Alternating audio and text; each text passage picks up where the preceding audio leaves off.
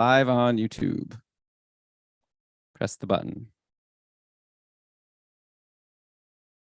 All right, we are live. Hello, everybody. Welcome to our, I don't even know which annual Tier 1 auction draft. This is the 2023-24 version. As you can see, we've got a bunch of anxious drafters in the room ready to go. And of course, we have Michael Clifford, our awesome guest. It's always awesome to have Michael on the show here. And for the first time ever, Brian and I are both not participating in this draft. So we're both going to be here as well. So we got 3 hosts, we've got 14 participants. It's going to be a wild show. We're going to start the actual show, I guess, now, unless Brian, you want to say anything? But yeah, just Brian has a quick pre-recorded intro. And so take it away whenever you're ready. Yeah, and I'll give full credit to if you like it, I wrote it. If you don't, Lewis did. Actually, Lewis wrote it, so either way, he gets the. Okay. Ready? Okay. Oh, sorry. Elon, do you want to record on Audacity? No, there's no way we'll be able Audacity. to do that. Okay.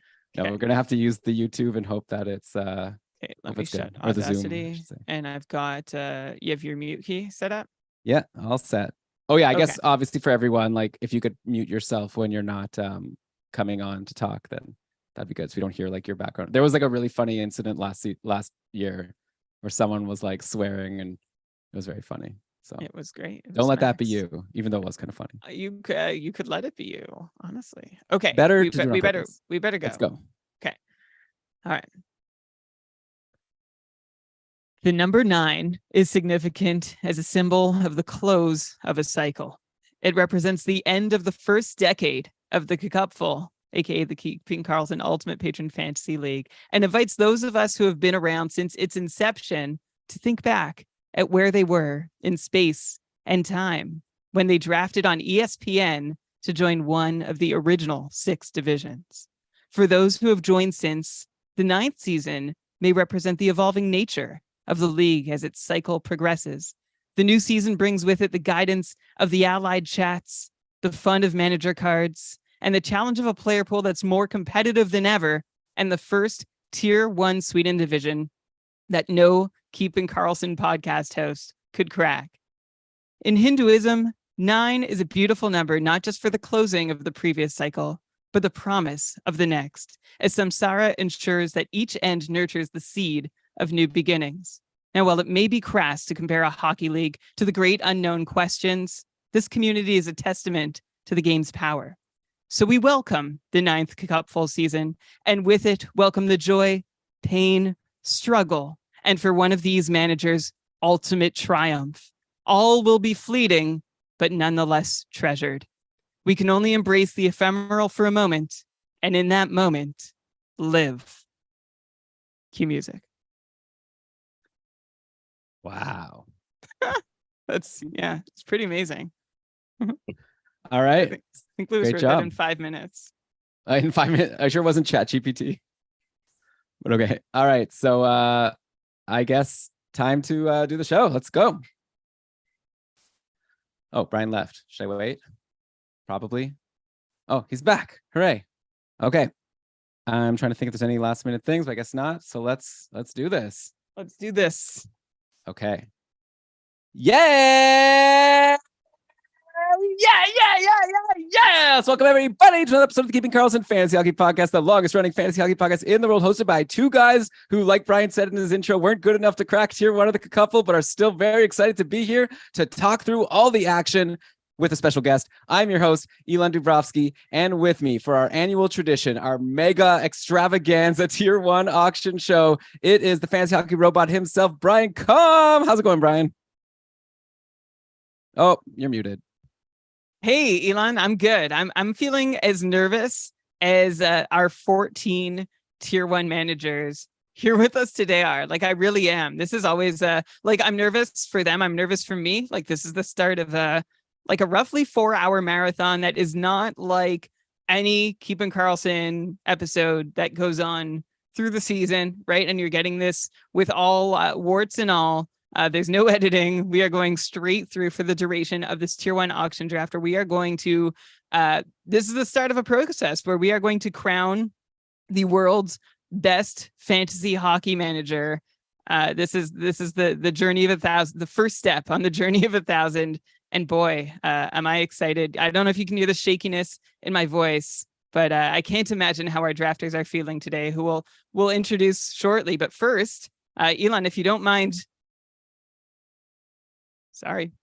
if you don't mind me going ahead and introducing our other guest who's been here with us annually for more years than I can count now. One of my favorite Keeping Karlsson annual traditions of the many that we have is having Michael Clifford, aka Mike, come from Dobber Hockey to come and join us and provide some excellent and insightful color commentary.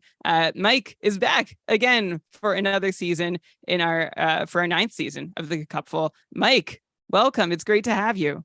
Yeah, thanks for having me. I think this makes at least 4 years in a row now being on here. Always a good time to come on here because there's just such a depth of player pool and such a depth of knowledge across all the participants that it's just great practice for me heading into the fantasy hockey season to see where everybody else stands on certain players, who's higher, lower, who's maybe falling off over training camp and things like that. So really, really excited to be here. I'm excited to just talk some hockey because I'm getting kind of tired of that preseason. Yeah, I hear you. There's so many, we've started retweeting lines over at gamedaytweets.com and it's exciting to see the different line combinations, but also should I care? I don't even know if I'm supposed to or not. Or are they just trying something out? So it will be really fun. But of course, we all have to just go on the information we have. It's funny. Brian said he's feeling nervous right now. I got to be honest. I feel great.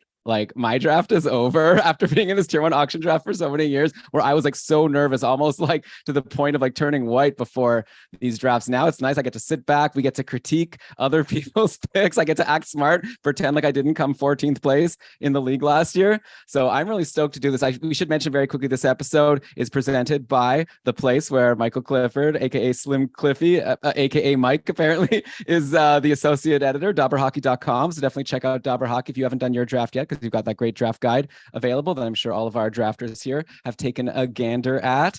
But yeah, Brian, I guess we've got 5 minutes before the draft starts. I guess the main person we need to call out here before we get started is our Cupful Tier 1 reigning ultimate champion. You heard him last year as a hopeful, someone who had won the fast track, which is a special thing we have in Cupful, where even if you're not in a league where if you win, you have the chance to get promoted to tier 1. If you get the most fantasy points of everyone in the entire league, 600 plus competitors, you just get a fast track all the way to tier 1. Ryan won it a couple years ago, got to tier 1, won that league. Just for fun, he also came second place in our playoff pool this past summer. So we've got a real winner here. Ryan, how are you feeling coming into your opportunity to be the first ever 2-time Cupful Ultimate Champion? I'm excited. I don't know. It's been a heater, and I hope that things keep up. But a lot of competition this year. Yeah, Ryan was also the first one into the chat room today. Ryan, if you have 30 seconds, if you want to share any insight or thoughts into your strategy today, trying to become the first ever repeat Cupful Ultimate Champion. So I don't know. I think I've sort of prepped a few different ideas depending on sort of how the draft goes. I'm looking forward to seeing how much McDavid goes for, hopefully early, so I can make some decisions easier. Otherwise, we'll see. We can check in as things are going to see. I guess McDavid, nominating him is good. In one sense, because it sets the market. In other sense, it empties someone's budget and maybe several pieces. I'm really we've worked so hard in snake drafts to make the 3rd round reversal balance out the McDavid impact. So I'm curious to know what we've basically found is you could reverse every round of a snake draft and it still would not necessarily balance out the impact that getting McDavid first overall. So we'll see how much someone today is willing to pay. I'm sure you all did your research. In season 8, McDavid went for $81. Season 7, $83. Season 6, $68. That was a bargain even back then. I can't remember if he played the full season, but that's let's talk about for a second who Ryan has to contend with to get his title. So a quick shout out to the names you'll be hearing on this episode, and we'll share a little bit more about them after they each win their first bid on a player. but contending for the championship against Ryan this year, we've got JPB, Mika, Brett, Marcus, Chris, Nolan, Jordan, Nimmer, Adam, Kale, Harrison, Nicholas, and PJ. Realizing, do we have 2 Nicks? No. I don't know about that, but also PJ can't make it today, unfortunately. Yeah. So we also have a sub for him, Dustin, a former couple tier 1 ultimate champions. So yeah, a lot of great names here in the chat, a lot of like longtime members of the community. So like appreciate all of you, including I got to make a quick shout out to Jordan, who's been the captain of my allied chat. So I know me and the rest of Team Jordan rooting for you a little bit. There's entire allied chats behind each of these mentors has like a 40 odd person fan club who have been talking snake draft strategy leading up to this. So I'm gonna, Elon, I can't just let you shout out Team Jordan without shouting out Team Kale and and saying like, honestly, Kale, a lot rides on this for me. You have to at least beat Jordan. If it's 13th and Jordan's 14th, that works for me. But that's all right, so that's all I need from you. One quick thing I'll mention, just for anyone who doesn't know how an auction draft works, let's see if I can explain it in 30 seconds. For those of you coming in fresh here, basically, there's just going to be every round, someone's going to be nominated. So everyone's going to take turns nominating a player for an amount. So let's say for $1, everyone has a $260 budget total. And then for each player, it's a bidding war, right? Whoever has the highest bid is going to get the player. That amount gets depleted from their budget. So really, like anyone could kind of get anyone. Their only constraint is that once they run out of money, they can't get any more players. So yeah, usually this takes around 3 to 4 hours. So we'll see how that goes. And it looks like we're 5 seconds before the first nomination is going to be made. Very exciting. I'm hearing Yahoo countdown in my ears. And here we go. It's up to Mark, our former KKUPFL Tier 1 President's Trophy winner from last year, maybe even a couple times in a row. I think he's done it. The best to never win is Mark. And that's a tough tag to carry around. But we'll see. I mean, I think he's the most experienced player in this draft, and a really incredible and entertaining first nomination choice. Connor Bedard is on the board first overall, which is a really neat way to set the market. I don't know. What do you think, Mike? Is this more likely to end in someone getting a deal on Bedard, like without knowing what a player should cost based on any other results? Or is this an easy way to end up overpaying for Bedard? Bids are already up to $21. Yeah, just trying to, gauge by what we think McDavid might go for. Obviously, Bedard will go for quite a bit less. I think it's a good opportunity to get him for a decent price because, if he's the 10th or 12th guy nominated, maybe there's a higher market set and you're paying, $4, $5, $6 more than you probably should be. So I think this is probably the best time to nominate him and hope that you can steal a good deal while everybody else has eyes on, the Draisaitl, McKinnon, and McDavid tier. And Elon, how many McDavids is a Bedard worth? Or how many Bedards equals one McDavid? I think it's like it might be not as many as we think. Like, obviously it's so hard to know in his first season. Bedard just went for $27, by the way. I think it's going to be a deal. Like, I don't know. I watched some highlights from that first preseason game. He just looks so good. I guess, we don't know for sure, but it just really seems like he's so good. So I'm very curious to see how the season actually turns out. I'm tired of talking about Bedard. I want to actually see these Bedard games, but the more I read and the more I see, the more I'm convinced. Matthews, by the way, has been nominated already up to 52. So already 2 Bedards to make up 1 Matthews, because Bedard went for 27. Matthews up to 53. So that'll be a fun thing to watch all throughout the season. Who got Bedard, by the way? Did we mark that down somewhere? I did. It's Nimmer. And I'm looking for some comps last year in the $27 range for Bedard. You had Zibanejad at 25, Nylander at 28, Kyle Connor at 27. That sounds about where Bedard has been going in the slow drafts. Maybe even this is like an overpay, because like Nylander was going and Kyle Connor, I think we're going ahead of Bedard. But yeah, it'll be so fun to see at the end of the year who turns out to have been better, because I could definitely see it being Bedard, but it's just so hard to say, especially with this Chicago team. All right, Brian, we're still going with this Matthews bidding war. Yeah, we're up to $60. I think I'll share historical numbers after a player's won, so as to not tilt anything at the table. But Matthews ends up selling for $60, which means to Ryan. So Ryan, our former KKUPFL champ, has his first, or defending KKUPFL champ, has his first player. And compared to last year, $60, bargain basement price for Austin Matthews. If you remember, coming into last year, Matthews had sort of performed in couple points right up there with McDavid. That was like the season where he was pacing for 60 goals. And then last year struggled. There might have been some injury problems. And he went for $81 at the draft last year, Austin Matthews, $69 the year before. So 60 seems actually, it's a low. I don't see a number as low in the last 3 years for Austin Matthews for Ryan. And I got to say, I think I like that. Like if I'm looking at the other players who are like locked into the top 6 or 7 in the KKUPFL ADP, I'm pretty sure that like you're not going to get one for less than $60. And I guess we'll find out. A big thing about Matthews too, everybody talks about the goals and the shots, but it's the hits and the blocks that really make, kind of top off his fantasy value, right? Like a guy at the top of the league like that can put up a hit and a block per game is pretty valuable when you look at some other guys that might only put up 30 or 40 hits or 30 or 40 blocks or something like that. Yeah, it's a really good point. I saw always someone like top up. Yeah, sorry. I'll throw to you in a second, Elon. I also saw like the excitement that Matthews is playing on a penalty kill this year. He's getting some time in the preseason practicing on it, which like on one hand, maybe good for some shorthanded points in a power kill situation. But on the other hand, a little like, I don't know if I want Austin Matthews blocking all those shots. Elon, what were you going to say?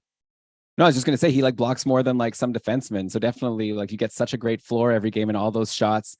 I think there's a good reason to expect him to really bounce back after last year. But yeah, since then, Clayton Keller went for 26. Michael, who would you prefer? Because basically for the same cost, you could have, I guess there is position eligibility to keep into account. Keller is left wing, right wing, and Bedard center only, which are a lot more plentiful. But who would you rather have between Keller and Bedard? I think I'd rather take Bedard. And that feels crazy to say, but I don't think there'll be that much difference in the, hot hits and blocks between them. Maybe Keller has a few more. I think Bedard stands a better chance for more goals and shots. And that's pretty valuable here. And, even if Keller has, 10 or 15 more assists or something, it might not be enough to make up the difference in value. Yeah.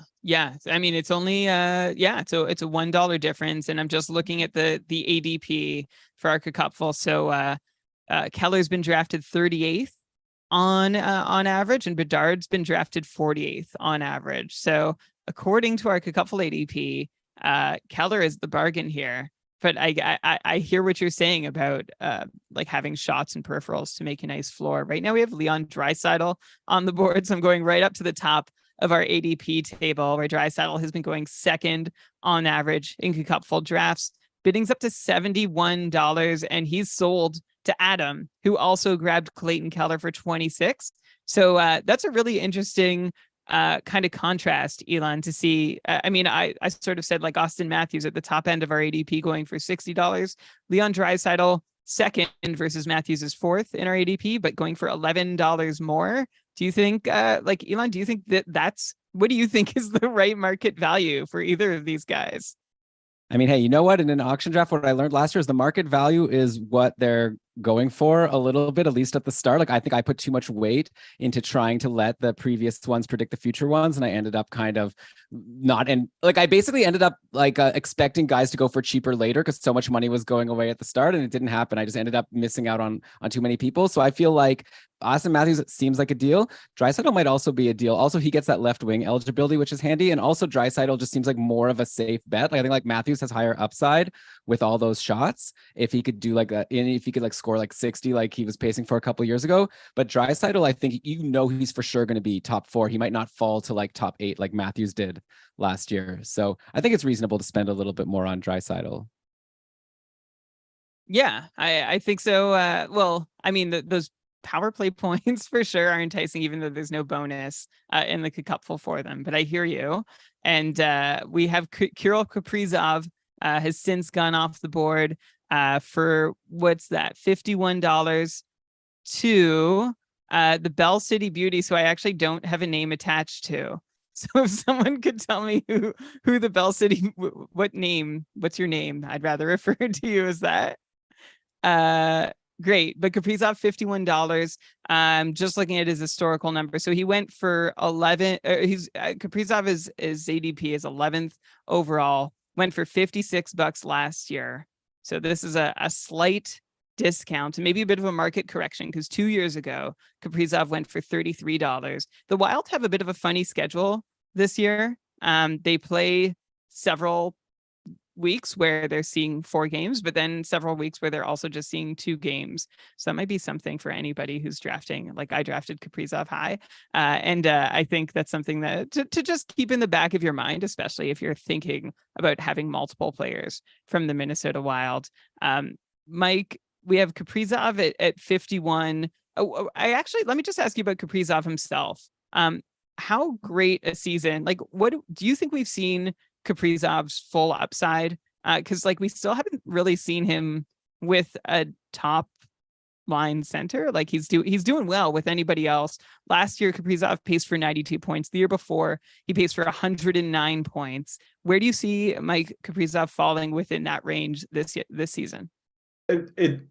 In the right situation, it wouldn't surprise me to see him finish third some year in scoring behind Draisaitl and McDavid. But like you said, he just hasn't had a center that can kind of fill the net. It was a couple of years ago that Ryan Hartman had that good season, and that's why Kaprizov got up almost to 110 points. It's because he cracked 60 assists. And if you look at the assists last year, he was hurt, but he might not have gotten to 40 even if he played 75 games or so. So it all depends on whether his line mates can score. And I'm honestly concerned about Zuccarello as well. Like I always say, it feels weird to talk about guys in their age. I'm 37. Zuccarello is my age, and there was some drop off in his play last year. Now, maybe there's some lingering injury. Maybe it was just, a rough year for him and he'll bounce back or something like that. But I think there's no question marks for me with Kaprizov. It's the center, and it's whether Zuccarello's starting his age-related decline.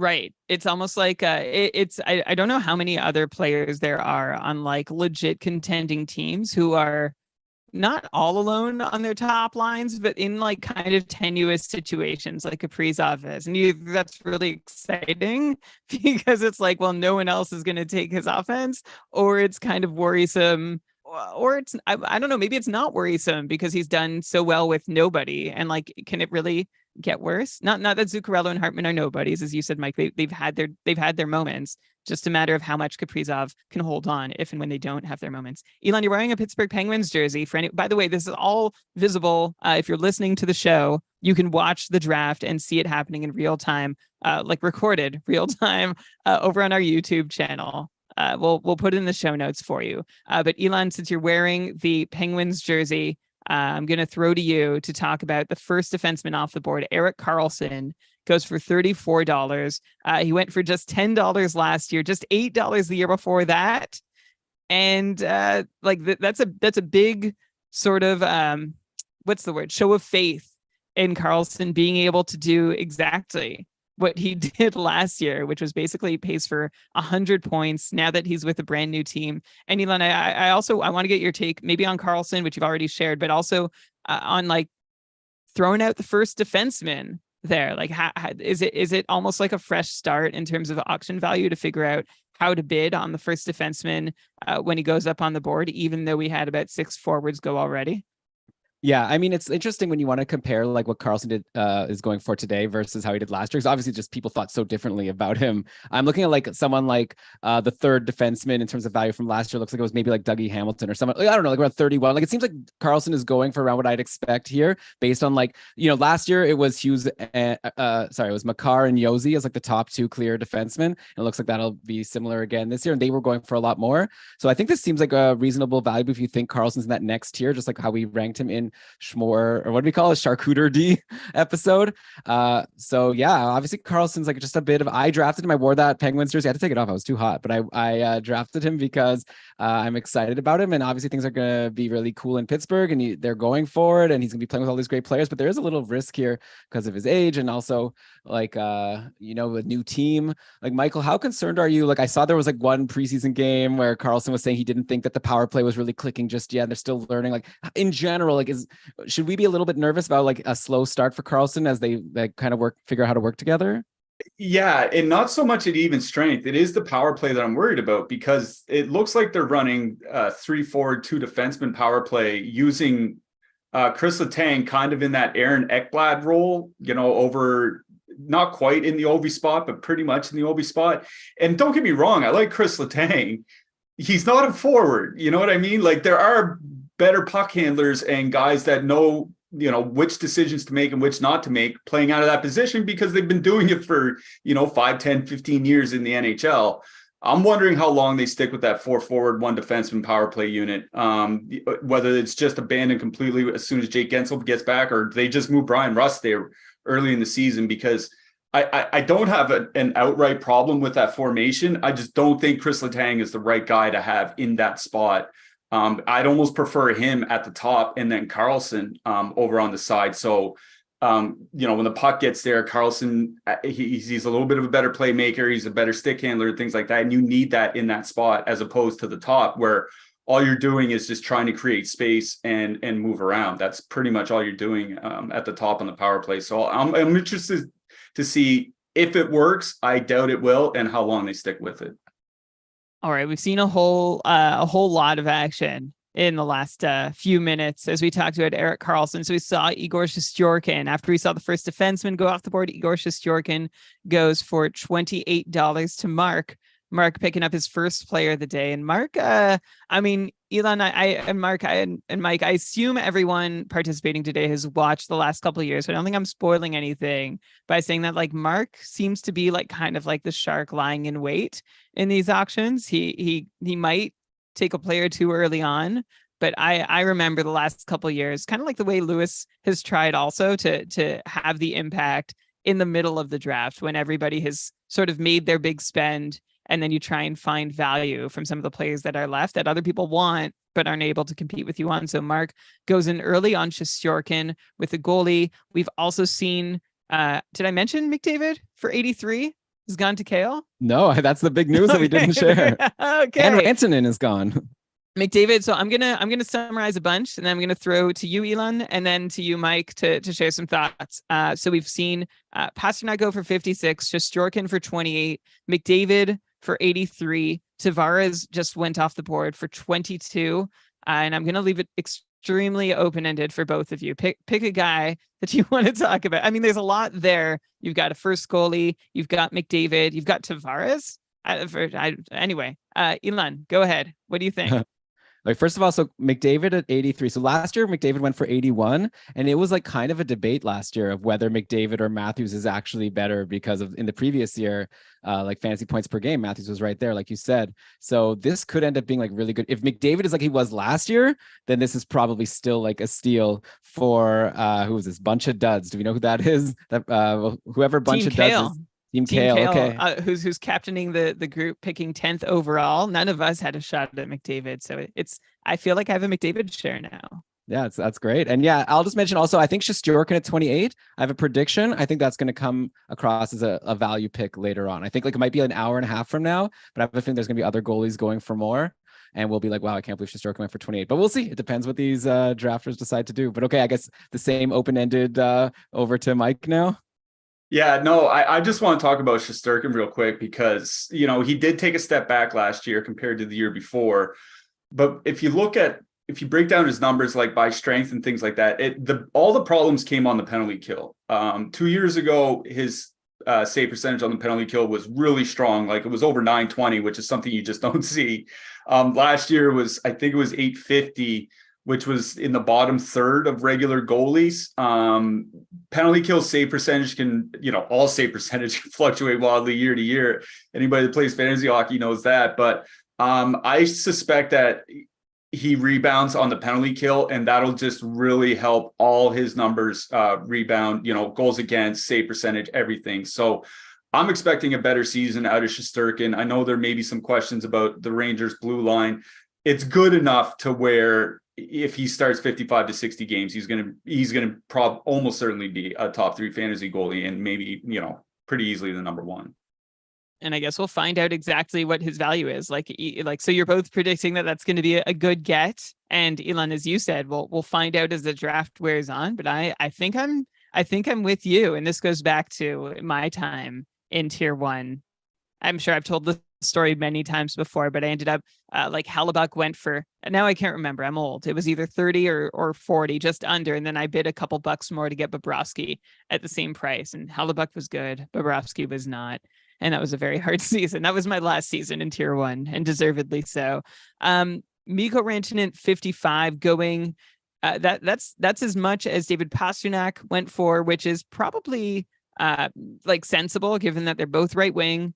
Which, by the way, is the lean position this year. If anyone has not figured that out, right wing. If you're not set, I don't know, by mid draft, then you are picking from the dregs and trying to find someone whose eligibility for right wing is going to be added at some point, or someone who's going to come out of nowhere, or like somewhere mid and come out and have a big season and be worth rostering all year long. So Rantanen and Pastrnak going 7th and 6th in KKUPFL drafts respectively, going for $55 and $56. We have, who else has gone off the board? Brad Marchand going for $20 to Adam, who now has collected the most players so far and accordingly has spent the most budget. Adam has Keller, Draisaitl, and Marchand drafted in that order. So Marchand for $20, just a couple bucks less than John Tavares. We've seen Jack Hughes go off the board for $55, right in that Rantanen Pastrnak range, which again makes sense given our ADPs, although of course Hughes is center only. And we've also seen Nathan MacKinnon go for $63. So that's $8 less than Draisaitl, who's above McKinnon in our KKUPFL ADPs, and how many dollars? $3 more than Austin Matthews, who's gone just after McKinnon in our ADPs. So with all that to chew on, Mike, if I can, maybe I'll throw to you. Like Brad Marchand is someone who having a bit of a hard time figuring out what to expect, right? Because he's older. He had a good start to the year last year when he came back from injury really early, and then he really trailed off towards the end. And now, like he's back, but so many other guys in Boston aren't. And I'm just not sure how to read into it. Like I kind of want a Marchand stock this season, but I also am happy to just sit back and let someone else take that risk. How risky do you think it is to roster Brad Marchand this year compared to past? I mean, fairly risky. And it's weird to say that because I wasn't super high on Boston going into last season. And, then they go out and have one of the best regular seasons in the history of the NHL, made me look pretty dumb. But the thing that really kind of concerns me, it's not that they lost Bergeron and Krejci, it's that they didn't replace them with anybody, right? Like nobody came in. It's not that they went out and made a big trade to bring in, let alone a big center or a big winger. They didn't. They're just kind of depending on guys replacing them internally, and there's just no way they can do that. Now, I think, Zacha and Pastrnak, I think will be pretty fine together on the top line. But if Marchand's down on the second line, it's like, who's he playing with, right? It's Charlie Coyle and Jake DeBrusk or something like that, which is a fine second line. It's a good second line, but it's, that's not the perfection line of, 2019, 2020, 2021 or anything like that. And Boston's power play wasn't very good last year either. It got worse as the season went on. And can we reasonably expect a rebound with Bergeron and Krejci gone? Like, I don't have a problem drafting Marchand, but I just think that there's just a lot missing, and a big part of it for me is the power play. If you look at Marchand's numbers over the last 3 or 4 years without Patrice Bergeron in the lineup on the power play, they're just bad. Like, not like a downgrade. It is a downgrade, but I'm talking like they make a Montreal power play look good. So as a Montreal fan, it's not easy for me to say that about Boston. So I have a lot of concerns about Marchand in particular this year. I'm not so concerned about Pastrnak and Zacha, but Marchand, if they don't put him on that line with those two, on a line with those two guys, it's just a question of who he's playing with. Ryan, okay. can I jump in now? Go ahead. There's so much happening so fast. There's like 15 players that have gone. I want to quickly mention that Ryan has just, he's the one who got Austin Matthews. This is Ryan, the defending champ here. And then he also just got Matthew Tkachuk for $55. So it's a $260 budget. He's used like over a third of his budget now on just these two guys, if my math is correct. But that's like quite a stacked team. And no one else in KKUPFL, except for in tier 1, are you going to be able to get Matthews and Tkachuk on your team. So I think that's going to be a fun thing to watch as we go. We'll see if Ryan like stacks any other first or second round caliber guys. But obviously the cost will be that he's going to be stuck with a lot of like dregs. He's going to miss out on, the middle priced guys. But man, I would be pretty jealous to have Matthews and Tkachuk on my fantasy team and just get going. And Matthew Tkachuk is like, also he's got a team name all set up. He can call himself Austin Matthews Tkachuk. And there you go. Kind of goes together. I don't know. He probably has something better. That's why he's the ultimate champ, but it's something to start with. Okay. Great analysis. No, I love that. What you were talking about with Ryan's roster building and how, in the auction, you have that kind of freedom. So we've now seen 9 of the first the first round picks from our ADP go. And of those 9, Ryan is the only one who's doubled up, who has 2 of those players. Not anymore. Now, all of a sudden, our Bell City Beauties, who I believe is Nolan. He just got Nikita Kucherov to pair up with Kirill Kaprizov. So that's another person getting 2 first rounders.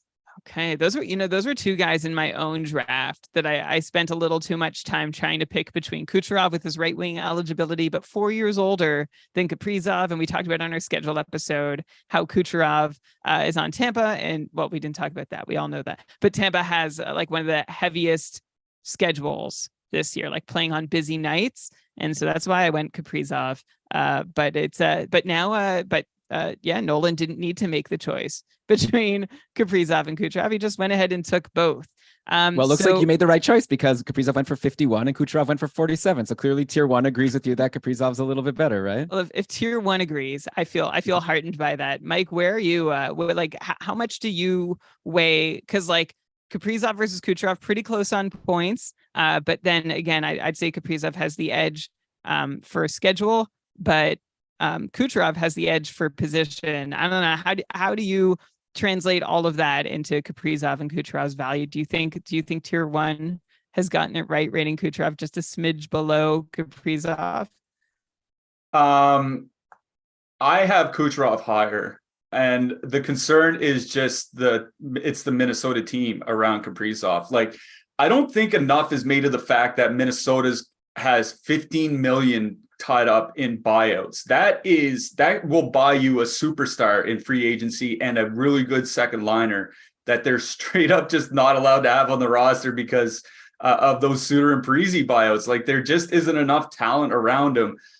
If Marco Rossi has some sort of breakout, October, whatever, and he's all of a sudden on the top line and playing like, a potential Calder Trophy winner, then I'd feel a lot better about Kaprizov. But until I see that, it's really hard to say that he'll do that. So I'd rather almost kind of take the security in the cheaper player in this instance in Kucherov. By the way, Tage Thompson just went off the board. That was my pick in the KKUPFL. I had 14th and 15th, and I ended up going Thompson and Ovi. Ovi's still available. Yeah, Tage Thompson for $46. It's a pretty big discount compared to who you're just talking about, Kaprizov and Kucherov. I guess Kucherov went for 47, so Tage Thompson at 46.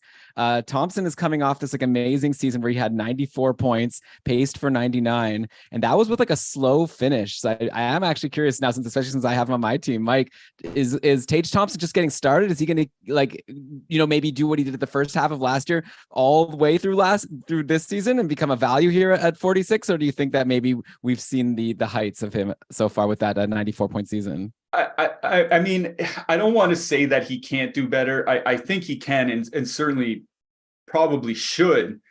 I'm just wondering how they're going to run the lineup, right? Because considering, Tage put up 47 goals and 94 points last year, he only played 18 and a half minutes a game. Like, a lot of the top guys, we were just talking about Kaprizov. Kaprizov will play 21 minutes a game. Obviously the top centers will play anywhere from 21 to 23 minutes a game. If Thompson's playing 18 to 19, it doesn't take a lot for his production to really go down because you lose a couple percentage points on your shooting. You don't have the volume of minutes to make up the difference, right? Like, you have to be very efficient with those minutes. So that's the one thing that concerns me about Tage Thompson is just if he's playing 18 and a half minutes and Dylan Cousins is playing 18 and Casey Middlestad's playing 17, like they're trying to spread it out a little bit. It might be good for the team at the professional level for the real team. I don't think it's good for fantasy hockey owners. And they seem, the second point is they seem pretty determined to leave Alex Tuch off that line. They've been doing it all preseason. They did it late last year. They want to try to balance their lines a little bit more. And I think it'll just end up making the top line a little bit weaker. So I don't think, I'm not expecting a big drop off from Tage. I think he had 94 points last year. I think my projection's a little over 92. So just about the same season. I would just like to see him start playing 20 minutes a game as opposed to 18 and 19. Yeah, I hear that. Okay, well, now you're making me a little nervous. I will point out, by the way, that Jordan got Tage Thompson in our allied chat of all the people who were drafting the same spot as Jordan. We had all agreed. Jordan put a poll to all of us of like which player are we going to like force him to have to get, and we picked Tage Thompson. So actually, I hope Jordan's happy spending 46 on Tage because I guess he didn't have a choice. He was going to bid up as high as he was going to go. That he pairs him with McKinnon, by the way. So another person who has two first round caliber guys. I had him $4 more than I paid, so I'm happy. Sweet. All right. Go Team Jordan. Okay. All right. Go Team everyone, by the way. Just because you don't have a host on your allied chat doesn't mean that okay. There's a few things have happened since we last checked in the big picture. So first we said Ryan was the only one with 2 first rounders on his team. Elon, you mentioned that Nolan does. So Ryan has Matheson, Tkachuk, who have been ADP 4th and 7th. Nolan has Kucherov and Kaprizov, who are ADP 10th and 11th. And it looks like I thought we had a third team. Oh, yeah, Jordan. Jordan has joined the first round party. He now has 2 first rounders on his team, in Tage Thompson, 14th overall, and Nathan McKinnon, ADP 3rd overall. So we've got 3 teams who are highly leveraged on the first round. And we did have a team that did not have a player yet, but that's been remedied. JPB went ahead and drafted Jason Robertson for $49, which seems, I'm just looking like he's sort of nestled between Kucherov and Kaprizov in our KKUPFL ADP. So that's kind of a similar area. We've had a few more defensemen go off the board, and Mike, I think I'll start with you just to see where you're coming in on these guys. So we have Evan Bouchard, who went for 30. So remember, Karlsson went first. Erik Karlsson for $34. Evan Bouchard has gone for $30. Quinn Hughes for $20. And Mark has, so Tamika, sorry, I should say some more names. PJ grabbed Evan Bouchard. That's PJ's one and only player being drafted by Dustin. And Mark grabbed Roman Josi, Tata Igor Shesterkin for $39. I'm just looking at Yosi's historical numbers. $47 last year, $34 the year before, and $39 3 years ago. So Josi, like consistent fantasy value. The fact that you don't have to pay like the most premium price we've seen paid for him has to be promising. But Mike, just taking a look at Josi and Bouchard and Karlsson, and I think Quinn Hughes is kind of in another level, so we can maybe leave him out of the conversation for now. But who do you see as the most valuable amongst that group? I mean, I think it would have to be Bouchard. One thing he'll do is he'll put up those peripherals, right? He is a guy that will put up some block shots. I kind of have the same concerns about him that I do with Tage Thompson, and it's the ice time, right? Like even when Bouchard, after the Tyson Barrie trade, Bouchard was still only playing 21 to 22 minutes a game. And when you're looking at those top guys like Josi, like Makar, basically everybody except Dougie Hamilton, they're all around, anywhere from like 24 to 27 minutes. So it's another case where you have to be really efficient with those minutes. And now he's running the Edmonton power play, and there's literally nothing on planet Earth more efficient than the Edmonton power play. So I really don't mind Bouchard there for 30. I just think that he can kind of bring a little bit more of a balanced approach, and you're not as concerned with him fitting in with Edmonton as you would be with somebody like Erik Karlsson. I do want to just touch on Quinn Hughes real quickly. And the reason is I just saw a tweet this morning that said he's leading defenseman in the preseason in shot attempts. Now, it's the preseason. There's only been a few games for each team, et cetera, et cetera. But I think it's notable because he hasn't shot a lot for his career. And that's one thing that's really, really held down his fantasy value. But they talked about that last offseason in 2020, in the summer of 2022, that they wanted Quinn to start shooting a lot more, and he just didn't. So if this is, maybe he's just a year late on making good on that promise. And this is the breakout year where you see him put up, 208 shots or something like that. He gets to 11 or 12 goals or 13 goals or something, and really starts to round out the fantasy categories to make himself a better fantasy asset. Elon, how about you? Are you buying that Quinn Hughes, that this is the year that he's going to follow through on taking those extra shots? Because if he does, I'm totally with Mike. Like that could be incredible value for $20 so far as he becomes anything more than just a power play assist machine. Yeah, I mean, well, the good thing is, you're getting his like 70 plus actual points. So then if he adds those shots, it's like a bonus, but you're still, you're getting consistent production from him. So for $20 compared to like double for the top defenseman, I think it's not bad. And like, why not? Why couldn't he do it? Like, he knows he has a thing he has to work on. He's an elite player. Maybe it is something that he's going to do this year. It definitely will be something fun to watch, but it's a risk. But now I'm curious if we're talking about more defensemen. So you mentioned Brian Yossi had gone for 39 while Mike was talking about Quinn Hughes. Cale Makar went for 45. So those are clearly going to be the top two defensemen that are going to go. $45 for Makar, Roman Yossi for 39. I saw in our couple drafts, like in my allied chat, there were some people thinking that maybe Yossi over Makar because of like the Makar like injury concerns. Yossi also, I think, averaged more points per game last year with all of his peripherals.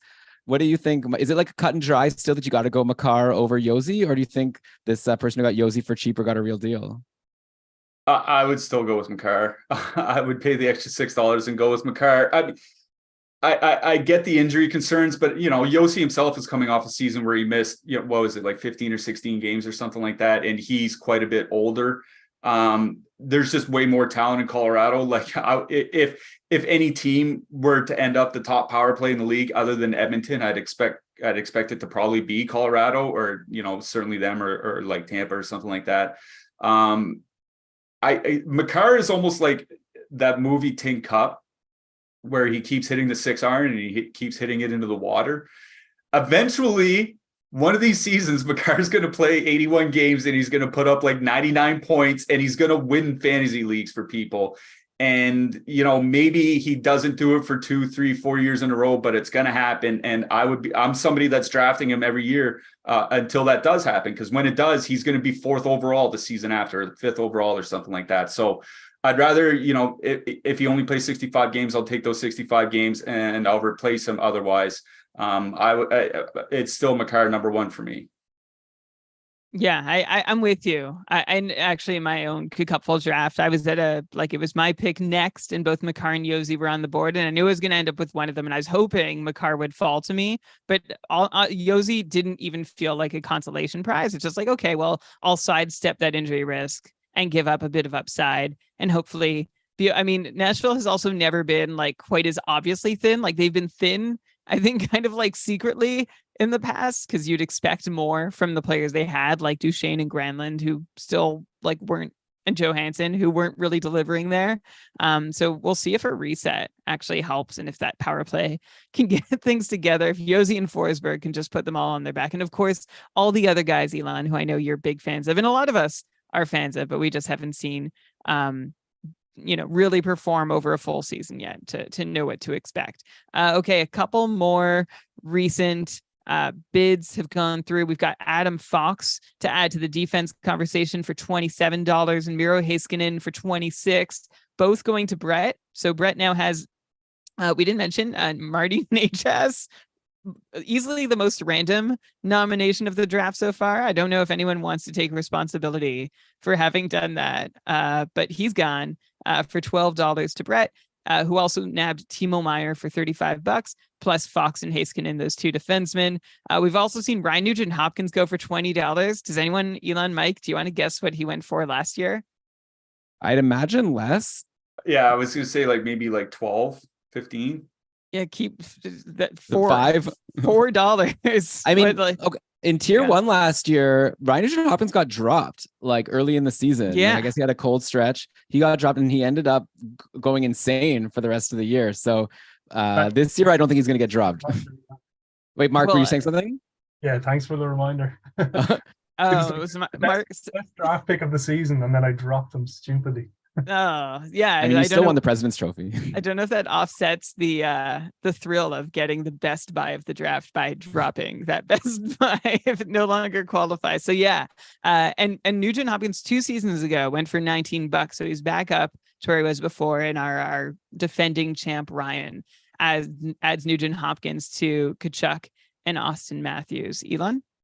I'm just curious. Brady Tkachuk is on the board right now. We're kind of running out of these first round caliber guys. Like, you were saying before, Brian. I'm curious if this is going to be a kind of thing now where he's going to go for more than the guys that were drafted in a similar place, just because people are feeling FOMO. So I'm really excited. It's $41 right now. It just went to 42. Like someone getting drafted in a similar place to him is like a Tage Thompson who went for 46. So I don't know. It'll be fun to see if Tkachuk goes for a discount or if he ends up 42. So less than Tage Thompson, even though he was drafted, I think, ADP higher than Tage Thompson. I feel like that's whoever waited for Brady Tkachuk seems like they got a bit of a deal, at least according to our ADPs, unless, of course, Mike's going to come in and say that actually Brady Tkachuk is about to have a terrible season. No, by my rankings, and my rankings have power play points instead of shorthanded points, but it's otherwise it's all the same. By my rankings, Brady Tkachuk's my number 1 left winger and number 2 winger overall. He's the number 7 forward on my board. I would have seeing what everybody else is going for here. I would have been fine paying, Mikko Rantanen prices for him. I think $42 for Brady Tkachuk so far is the buy of the draft. He just brings everything across the board. There are just really, shot blocks, but you're not expecting a lot from your forwards there anyway. There's just so much to like about what he brings in the fantasy game. As a true left winger, not a Leon Draisaitl left winger, but as a true left winger, he's my number 1. So whoever got him for $42, kudos to you.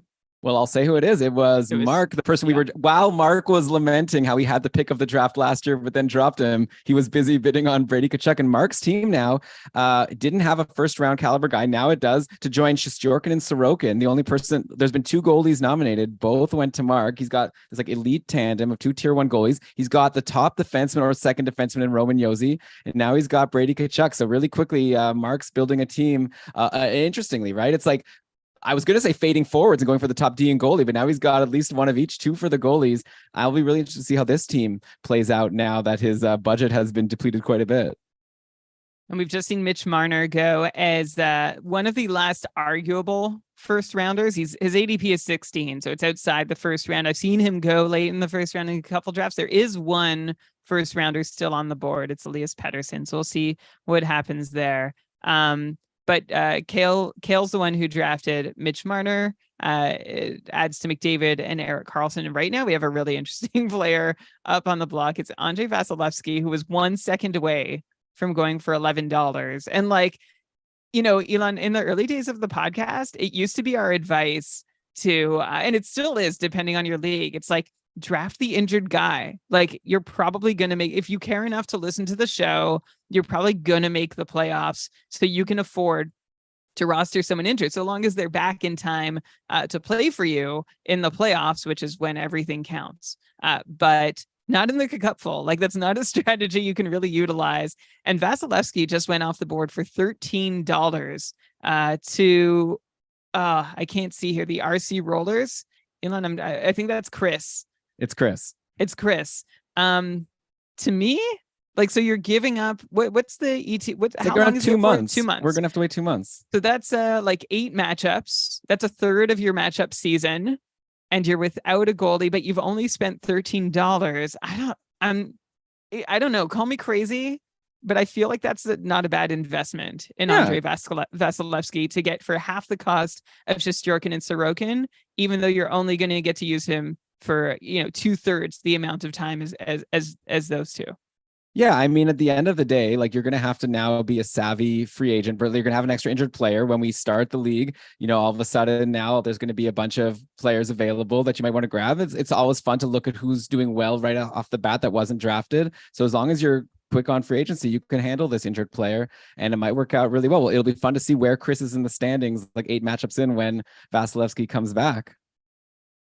For reference, Vasilevsky went for $28 last year, 34 the year before, 30 the year before that. And it would have been the same, right? If it wasn't for this injury, there was no reason why he was going to go down. Well, I don't think he would have gone for, I think he would have gone for the same amount as Shesterkin and Sorokin. So like the tier 1 goalie market has been set. But, one thing that I know we've seen in the past is as a tier gets depleted, the price can tick up right on the remaining players. Because if you're really committed to having a goalie of a certain caliber, and so are 3 other managers, but there's only one left to fight over, then it's sometimes easier to get in on the front end of that.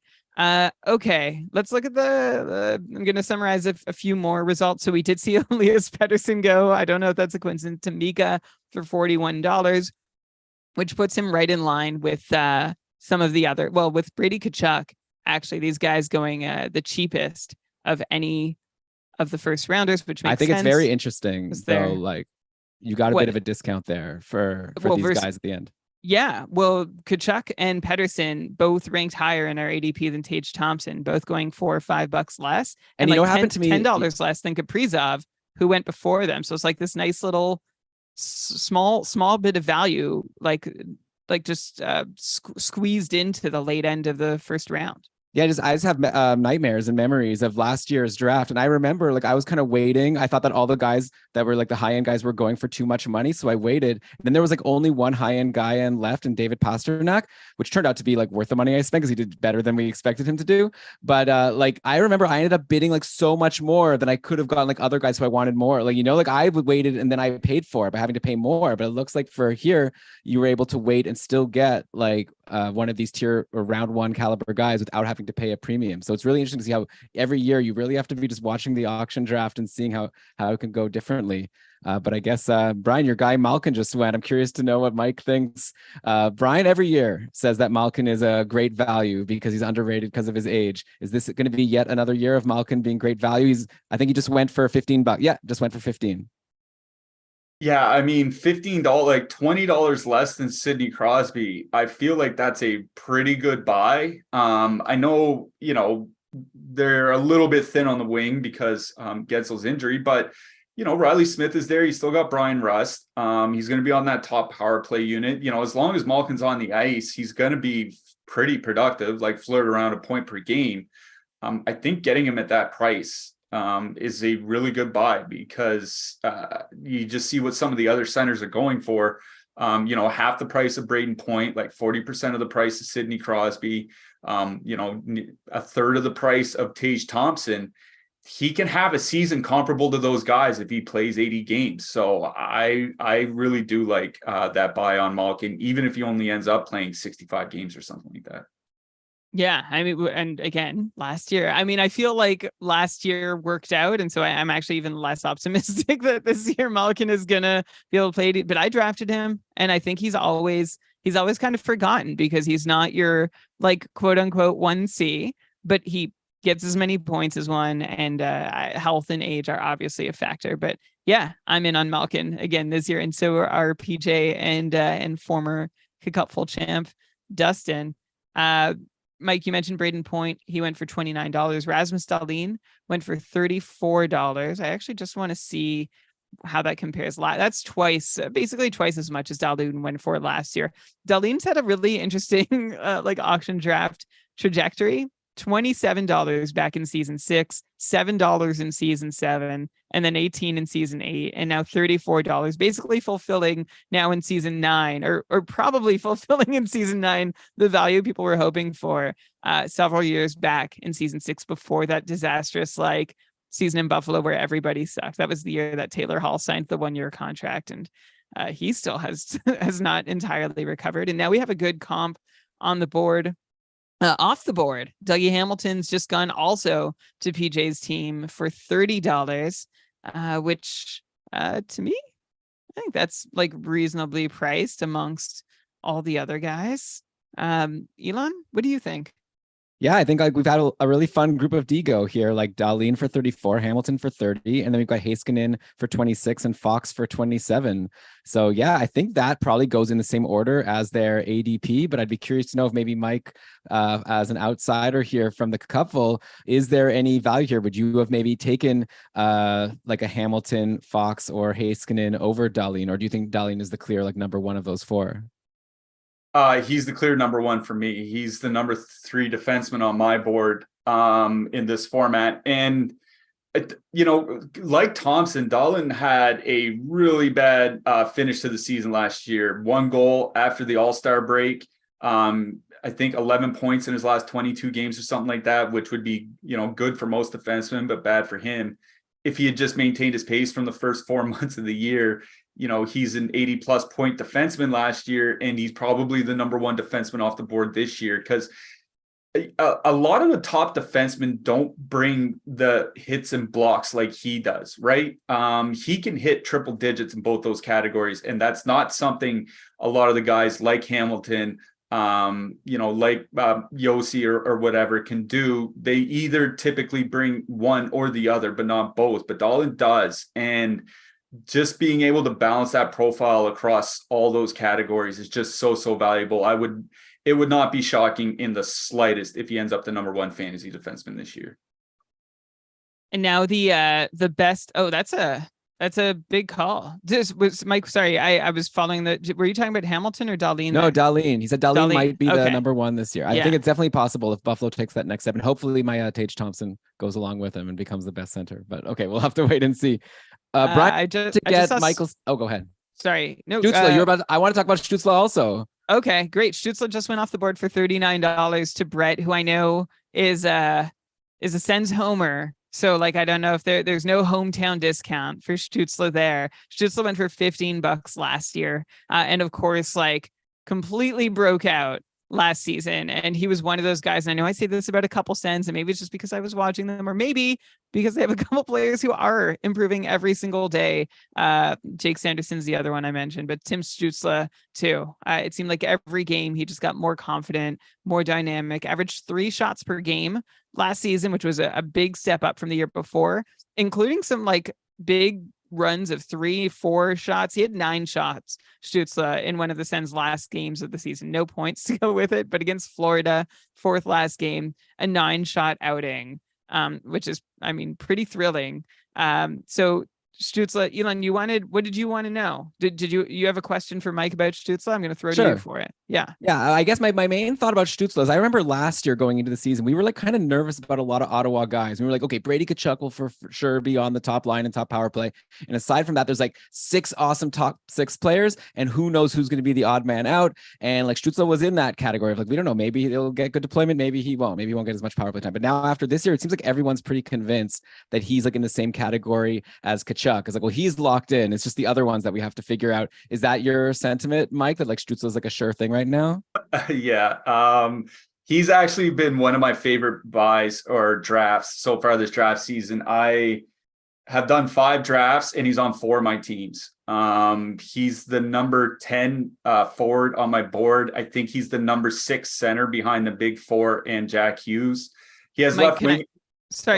Just to, if you don't mind, sorry, I just want to cut in because you said you had him on 4 of your 5 teams, Stützle. And I guess I'm curious, where were you drafting in those leagues? Like, what's the earliest in a snake draft, like say in a cupful like league that you would take Stützle? I think the earliest I have him is 15th overall. I took him, I was picking 13th in a 14 team league, and I went Pedersen and Stützle at 13, nice. 13 and 16, I guess. Okay. So I honestly wouldn't. I don't have a real problem taking him at the like 12, 13 turn. I think, especially where he can give you 125 hits. I think he's going to add to his shot total and get closer to 250, like 40 goals, 60 assists, 250 shots, 125 hits. Like those are all well within reach for him. I'm kind of like you, Brian. It's one of those guys, like you see his numbers and they look very impressive, but they're never as impressive as watching him at his best on the ice. When he's on the ice, he just controls games. And to see a 21-year-old player do that, he's just going to keep getting better and better. He is one of my favorite players to draft this, so far this draft season. And I think at $39, perfectly fine. Like I said, I have him right behind Jack Hughes in my rankings. So if you can get him for $16 cheaper, I think that's an excellent buy. Okay, so a unanimous. So maybe it is a hometown discount for Tim Stützle. And Brett, you're saying you want to jump on? Yeah, I was just about to say that as well. Like, that's no hometown discount. I had him as well quite high on my board. So to get him for 39, I'm definitely happy about that. And he was the one guy on my list that I was not going to let go by. So thank you for not continuing the bid process. Elon, you're muted. And I do think a big part is we've seen Claude Giroux on the right wing so far in the preseason. If he can stay there, I think that makes a big difference, because there was quite the rotating cast of right wingers on that line last year. Stützle is not that great on faceoffs either, so it gives them another faceoff guy they can use on the top line. If Giroux can stay there, I think it'll just only help Stützle even more to get to that 100-point mark. Yeah, and while we have Brett on the call here, I'm curious. So I'm looking at Brett's team. He's one of the people that didn't partake in getting any of the guys who were generally taken in the first round of the Cupful, but he made up for it by you got Timo Meier and Tim Stützle, both second round guys, and Adam Fox and Miro Heiskanen, who are probably third round defensemen taken. So it seems like your strategy was to stay away from the super high price guys, then get a bunch of guys from the next tier. Yeah, exactly. I mean, I figured that people wouldn't be as high on Timmy as I was, so I was hoping he would fall, and he's kind of my first round talent that I felt was going to drop. So happy that worked out. And then for the D, yeah, I wanted at least one of Heiskanen or Fox for around that price. And one of them I tried to bid up and ended up getting them, but I'm okay with that because still went less than what I thought they would. And then kind of the same thing for Meier. He was in that range of left wing, right wing player that I was targeting and felt like a good price at the time. And I didn't want to miss out on any of those high end guys. Mike, I know Brian has gone on record as saying that Timo Meier is don't worry about the fact that he had a really slow ending to last season and start to New Jersey because he was just having bad variance and stuff like that. Are you of the same mind, or would you have some concerns about Timo Meier repeating what he did last year? Oh, you're muted. Sorry, Mike. We're all being such good citizens, muting ourselves so we don't hear outside noise, and then look what happens. Yeah. No, I have no concerns. I think, getting traded late in the season and trying to figure out a new system, trying to figure out how to play with those players. Cause not that it's incredibly difficult for those players, but you do have to learn, how does Jack Hughes play? Where does he like to go when he carries the puck, on this side compared to this side? Where should I go, et cetera, et cetera. It's hard to pick that up on the fly. I think getting Timo Meier at that price is a fantastic price. I'm just looking at my rankings, and I have a glut of 6 wingers, all valued relatively evenly. I'm not going to mention them all because there's a couple. I think there's at least one that still hasn't been drafted.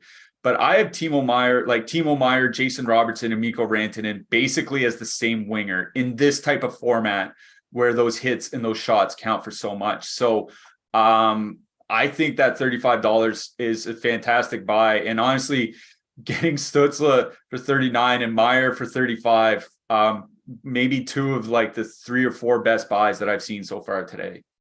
Wow. Not to mention that Jersey has that solid off-day schedule this season. Very true. Okay. Yeah. Yeah. But Ottawa's schedule isn't that great either. So maybe it'll balance out. But yeah, no, that adds to Meier's value. Speaking of value, I just saw Jack Eichel go to PJ for $27, which is the lowest buy within the top 35 of the Cupful ADP. Eichel went for $42 last season. So I'm just trying to see $15 less. I feel like expectations for Eichel this year aren't a whole lot lower than they were. I think just money came off the board. I just think that people are running out of money, or people already allocated their budget. He delivered a point per game pace last year, and which why not I think, do it again? And now he's got chemistry with Marchessault and Barbashev. It seems like they've got something going. I guess my wonder is maybe that $42 was Jack Eichel 100-point upside. $27 is maybe accepting that Eichel is going to settle into a point per game pace. Mike, I'm curious to know, like, let's assume, and you can tell me if you don't want to assume, if this is too dangerous an assumption, that injury troubles are in the past for Jack Eichel, or at least significant injury troubles. He played 67 games last year. If we can expect him to do at least the same this year, then we can shove it aside and say, does Jack Eichel still have 100-point upside, or is he going to settle into more of a point per game, maybe mid to high 80s guy at best? No, he still has 100-point upside. The problem is in Vegas is kind of the problem it's been in Vegas for several years. It's the power play. They just really, their power play's been good at times since their inception, but it was not very good a couple of years ago.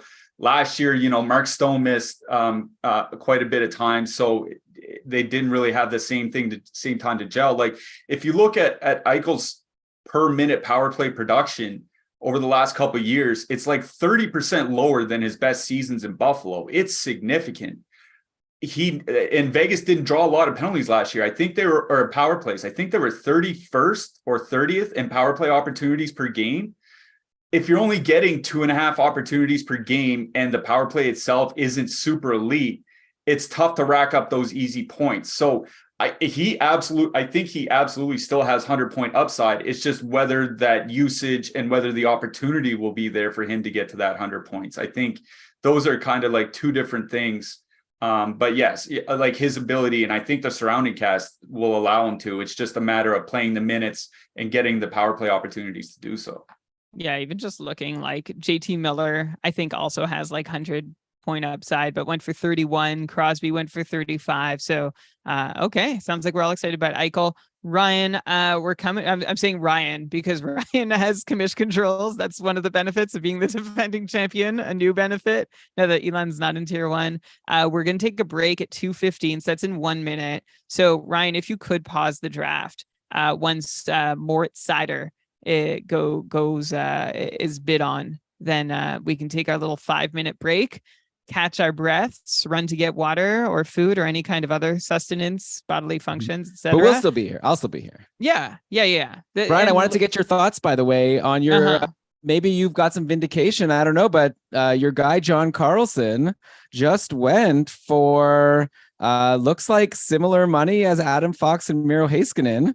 Yeah, Karlsson went for 26. Heiskanen went for 26. I remember when we had Dom on, he was like laughing when you were saying that Heiskanen and Karlsson. So I guess obviously maybe Dom didn't have the full like sense of like how much we give for blocks and shots or whatever. But I'm curious to know how Mike feels. Like in our format, would you have Heiskanen, Fox, and Karlsson the same, or would you have John Karlsson lower? Because I think there's a school of thought that says John Karlsson might be a little bit washed, and like pun intended, also with his team, maybe a little washed as well. Oh, and you're muted actually, Mike. Eventually, I'm going to learn to unmute myself when I start talking. I think it's the team is the biggest problem, right? Just look at they ran their power play in preseason the other day, and I think everybody on the power play except for Evgeny Kuznetsov was 35 years old or older, and Kuznetsov is like 31 or 32. At a certain point, it's not, veteran presence or veteran ingenuity on the power play. At some point, you're just old, right? So I'm fairly down on Washington as a team this year. I just don't think they're bringing up, or they have enough guys to kind of fill in for a Tom Wilson, who might not be the guy he was 2 or 3 years ago, for Nick Backstrom, who might not be the guy he was 4 or 5 years ago, for, TJ Oshie, who's 36 years old now and has his own injury history. I like Karlsson as a player. I still think he's quite good. And I still think he'll be a good fantasy asset this year. I just think we've kind of seen the best of him until either that team's prospects improve significantly or he moves on somewhere else. Yeah, so we'll see if Nolan ends up regretting this pick or if it turns out okay. So it looks like this year in KKUPFL Tier 1, it's going to be hard mode, harder than usual, because it turns out that even though I assigned commish access to Ryan so he'd be able to pause, he's getting an error and he can't pause. So that means if you want to be successful this year in Tier 1, you have to be able to survive a 4-hour draft with no pauses. Oh, Ryan, I guess bring your laptop to the washroom with you. I'm like afraid to suggest this and do it at your own risk, but if you see a player being bid or nominated that you're not, like, maybe refresh and see if you have permissions when you do. Oh, refresh the I screen. see like the Classic. participants like nervously like wiping their brows and really settling in for what's going to be a real long haul. Just if you bring your computer to the bathroom, as Elon has suggested, reminder to turn off your camera. And Mike, please. And my So, hey, Nico Hischier is going now, and he's a guy who's been drafted like super high. And I think, like Brett was saying, like New Jersey's schedule, a lot of people have been talking about how that's like going to be really sweet. You're going to be able to fit in a lot more flexibility if you get guys from New Jersey. And I guess Hischier is also coming off this career year, former first overall pick. And last year, I guess he really like finally hit that potential that people were hoping for with his 80 points. The previous high was 60 points, right? So I'm going to be curious to know from, I guess we'll throw it to Mike. We got our special expert guest here. What do you I know you just came back, so I'm not sure if you're up to speed. I'm talking about Nico Hischier. Do you see him repeating the point per game that he put up last year? Yeah, I don't have huge concerns about that for two reasons. One, he's a staple of the top power play unit. They're going to keep him there for face-off ability, for his playmaking ability. And two, it's the surrounding cast, right? There's just so many talented wingers on that team, whether you're talking about Jesper Bratt or Timo Meier, Alex Holtz has looked really good in preseason. It looks like they're going to maybe give him a shot in the top 6. They brought in Tyler Toffoli, so on and so on. There's just so much talent there that it would be disappointing if he's not an 80-point guy. So I'm still in on Hischier quite a bit.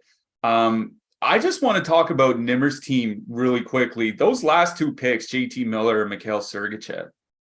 JT Miller is a guy, I talked about having Stützle just behind Jack Hughes in my center rankings. I have Miller right behind Stützle. So getting him for $8 less than Stützle and, $24 less than Hughes, especially in a league where you count shorthanded points, like 7 last year, 8 the year before. Like Miller's one of those guys you can actually kind of rely on for 5 or more shorthanded points per season.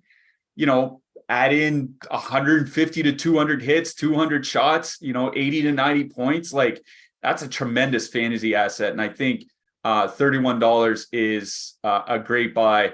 And Mikhail Sergachev. It's fun to watch Mikhail Sergachev where him and Victor Hedman go in drafts, because it seems like a lot of people still aren't quite sold on Sergachev being the number 1 power play guy all season. I am. I think the keys to the kingdom have been finally turned over to him. I don't know if he's going to outright play more minutes than Hedman, but I feel pretty confident saying he's going to play most of the season on the top power play unit. I think, this time next year, we're going to look at Sergachev the way that we look at Rasmus Dahlin right now, which is, a guy that can score 15 goals, put up, 70 to 80 points and bring triple digit hits and triple digit blocks. I think Sergachev, among the, not super elite, but next tier of defensemen, is one of the top guys. And he's another guy that I'm trying to get in as many drafts as I can. Okay. All right. So there you have it. I've been honestly, Mike, I've been scared of drafting. No, maybe not scared. I've just been wary.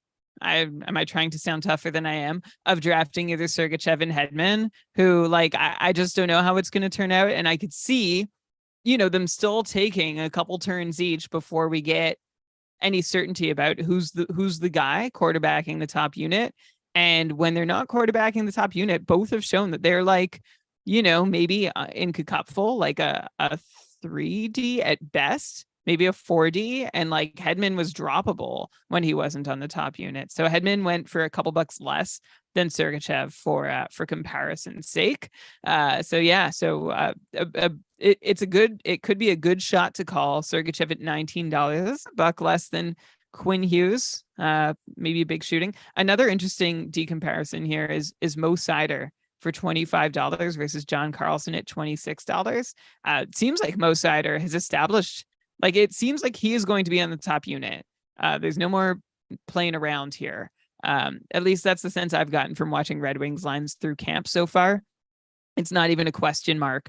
It's the question mark is Gostisbehere going to be the second defenseman on the top unit, or is he going to just work on quarterbacking the second? I'm leaning towards the latter being more likely. How about this one, Elon? I'll throw to you for this one. We've got Connor Hellebuck who's just gone off for $21. Georgiev went for 20.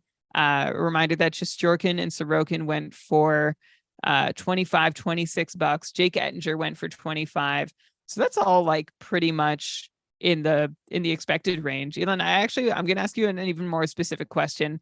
Philip Gustafsson, who is gone for $8. You're throwing me through the ringer here. I'm Sorry, like looking at Connor Hellebuck stuff, and you're like, actually, no, okay. We'll talk about all of it, but as part of this package, Philip Gustafsson is like a big sleeper for me this year, and like he's a loud sleeper. We've talked about how there's no such thing as sleepers anymore, but I still don't think he's getting the draft capital thrown at him that he deserves. I was hoping he'd fall to me in the Cupful. He didn't, but he goes for $8, and for someone who I think could start 55 games at least, possibly 60 on a good team, and has shown like a lot of upside and potential. I think Gustafsson at $8 like is a shot worth taking. Elon, where are you at with Gustafsson? I mean, look, like it kind of reminds me of when there were all those years where Sorokin and Varlamov were kind of like splitting games on the Islanders, and we knew at some point like Sorokin was going to start getting more, but we just didn't know exactly when. And so like last year, Sorokin went for a value because last year was the year that Sorokin finally did it.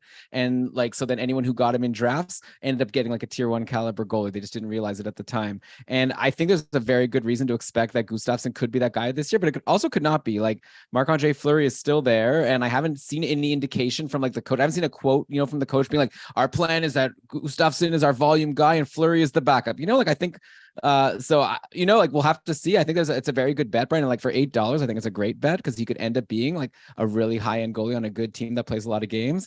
But yeah, I don't think it's as sure a thing, but I guess that's why you don't have to spend as much money, like compared to these other guys, like you said, Hellebuck and Georgiev went for like 21 and 20.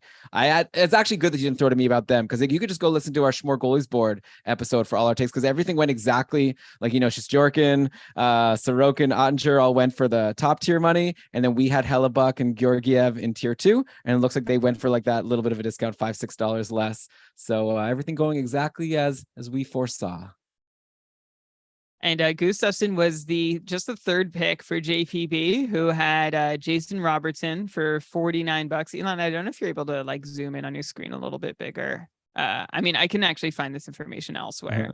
It's okay. I could zoom. It's tricky. At some point, I'm gonna have to zoom out so we can see all the picks. But for now, I guess I could still zoom a little. It's okay. bit. I have another sheet that Kevin's thrown together. By the way, a quick thank you to Kevin Hebert for creating a draft sheet that we could use for this and all his work coordinating the Cupful, and to Louis Ezekiel for writing the opening, dramatic opening for the show.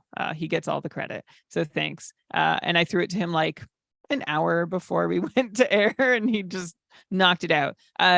While I was talking about JPB, there's no time for this. No time to thank anybody. Okay, sorry. I didn't want to forget. JPB has drafted a fourth player now. Steven Stamkos for $29, which Stamkos was like standing out amongst the top 35 as the only top 35 ADP player still undrafted. He goes for $29, which it's a couple bucks more than Eichel, but outside of that, it's basically as cheap as you could get within the top 35. And that's to pair with that JPP's team name is the DeBrinkets, and he drafted Alex DeBrincat, really called his shot there. No one wanted to bid him up just to see what would happen. DeBrincat for 28 and Robertson for 49. I don't know if I have a question. Let's ask about DeBrincat. His team name is DeBrincat. Mike, would you name your team the DeBrinkets? How high are you on Alex DeBrincat this year on his new team? I'm glad you asked about him because I actually just had a write-up about him this week over at Elite Prospects and how his production drop last year kind of masked some improvements that he made to his game. Assuming he's not going to turn into a David Pastrnak, Austin Matthews 60 goal scorer, assuming that he's, a 40 or 45 goal guy, you want some more assists from him to kind of balance out that fantasy profile, right? He hasn't reached 40 assists yet in any single season. If you look at some of the tracking data from last year, his assists on teammates' scoring chances were by far the highest of his career. It's just that a lot of his passes went to Drake Batherson, and Drake Batherson shot like 4% at even strength. And, and what I mentioned in that piece is you could say it was bad passing from DeBrincat, but Batherson's shooting percentage barely moved when he was playing with anybody else. So whether he was playing with DeBrincat or not, Batherson just had a terrible shooting season. And if you look at DeBrincat's time away from him, his assist rate was pretty close to what it was when he was in his heyday with Patrick Kane back in Chicago. So I am buying a DeBrincat bounce back. My concern is the team that he's going to, right? Like Dylan Larkin is a very good center, but he's not an elite, super high end center. Detroit typically doesn't have a great power play. Detroit typically doesn't play their wingers 20 to 21 minutes a night either. So if he's playing 19 to 20 minutes on a middling power play with a pretty good but not elite center, even if he's better, do his numbers get a lot better? That's kind of the question that I have. And I have him improving on last year. I just don't have him, quite attaining what I think his fantasy ceiling is. And I'm not sure he'll get there in Detroit, at least not this season. Yeah, so I share a lot of the same thoughts with you, Mike, that DeBrincat's improvements and like quality of his game was masked by a lot of bad luck that showed up in a variety of forms. And so I think there's more to see. And we've all wondered just how high Dylan Larkin's ceiling as a 1C is, and whether he's better off as a 2C. But I think Prashant Iyer was always the one who started off saying he's your 2C on a cup winning team, and then Prashant was open to the possibility then that maybe Larkin actually could be a 1C. So we'll see what he does, because I'm trying to think of who Larkin's best line mates have been. It would be Tyler Bertuzzi. Yeah, and Anthony Mantha. That's as good as it's gotten. And sorry for throwing Mantha back in there, but in Detroit, at that moment, he was someone that we were still kind of interested in. So it's it'll be interesting to see what Larkin does now that he's got a top talent with him. How about we've just seen another couple defensemen go. Mike, Elon and I have talked a lot about Brent Burns and Tony DeAngelo, and have not really landed anywhere decisive about how DeAngelo being in Carolina impacts Burns and just how good a season DeAngelo can have. So Burns went for $14 for reference. Brandon Montour went for $13 immediately after. Brent Burns, this is the cheapest he's been for a long time, clearly in tier one. He went to Mika. Tier one seeing him as having or just being another year older. But last year, Burns went for $21. The year before, $33 last year, 21 the year before, 33 the year before that. So this is a pretty marked step down. Do you think Brent Burns is up for a season, is coming into a season where his production is going to be such a notable step down, or are we overcorrecting for what we expect the presence of Tony DeAngelo means for Brent Burns? I think one thing that's kind of getting overlooked is Brent Burns had his lowest shot blocking total, I think, since his first or second year in San Jose last year. He didn't even get to 90 blocks. And he's not a guy that typically hits a lot. So if he's only putting up 125 hits plus blocks, it won't take a lot for his fantasy value to be completely nuked if he somehow moved to the second power play unit or something like that, right? And the point about DeAngelo, a buddy of mine who's a big fantasy hockey guy kind of crystallized this for me with the Sean Durzi, Juuso Välimäki dilemma in Arizona. And he said Arizona didn't pay a second round pick to bring in Sean Durzi to anchor the second pair and play 20 even strength minutes a night. They brought him in to run the power play. And I kind of view that as the same thing in Carolina. Maybe they go with a 3-4-2 defenseman, top power play unit, and try that for a while. But if things don't go well, I still think DeAngelo is going to be the guy to run the top power play unit. They didn't bring him in to run the second power play unit and play a bunch of minutes, right? They brought him in to score on the power play. So I think he's going to be given every opportunity to do so. At $14, I think Brent Burns is a fine buy. He's not going anywhere near the top prices. He's not even going $6 cheaper than Quinn Hughes. I don't think you can really complain about that. I just think, in a nutshell, if we're looking at ADPs, generally speaking, I would probably rather draft DeAngelo in this kind of format than I would Burns. But at $14, I think that's perfectly fine. Mika, I see you have your hand up. Do you have is there a direct? Mika's one of our drafters. For anyone who's not, has the Hughes brothers, Pettersson, Georgiev, Fiala. Oh, and Brent Burns. Is that why you're jumping in here, Mika? Yeah, that's why. I just want to say that I think that Burns just need to be about 0.5 points per game player that he will give me those $14 auction value. So it's not high bar for Burns to get over. Yeah, no, Okay. definitely. No, for that price, Also, just Brian, like Jack Mike said. Hughes is center left wing, not center only, as you said. Brian, come on. Sorry, what did I say? Jack Hughes is not center only. He has a left he's wing. center left wing. I don't know why. Yahoo sometimes just does things, and I guess sometimes they decided that Jack Hughes also plays left wing sometimes. So yeah, no, it's a great. Also center left wing. Two center left wings. Yeah, so Mika just needs to get a. Oh, and he has Fiala, who's got your right wings. You're pretty well covered. You got Georgiev and net. I like it. I think Georgiev. I made a pitch, Mike. I made a pitch to put Georgiev in a higher tier in KKUPFL in our like goalie tiers. Like Brian and I put him in tier 2, but once the injury news came about Pavel Francouz, I figured like Georgiev is just as good a chance as any goalie. I think to have the most points in our format. But Brian was like, we haven't seen enough from Georgiev to be convinced that he belongs to be there. But I just feel like if you're Colorado's top goalie, like I'm curious to get your thoughts on how much of a risk Georgiev is at this point. Yeah, I'm still not 100% sold on Georgiev, but I'm not 100% sold on 90% of the goalies in the NHL, right? Like there are maybe 5 goalies that I would feel comfortable saying, yes, they're an excellent goalie. And then everybody else, it's, what's the phase of the moon this month? You know what I mean?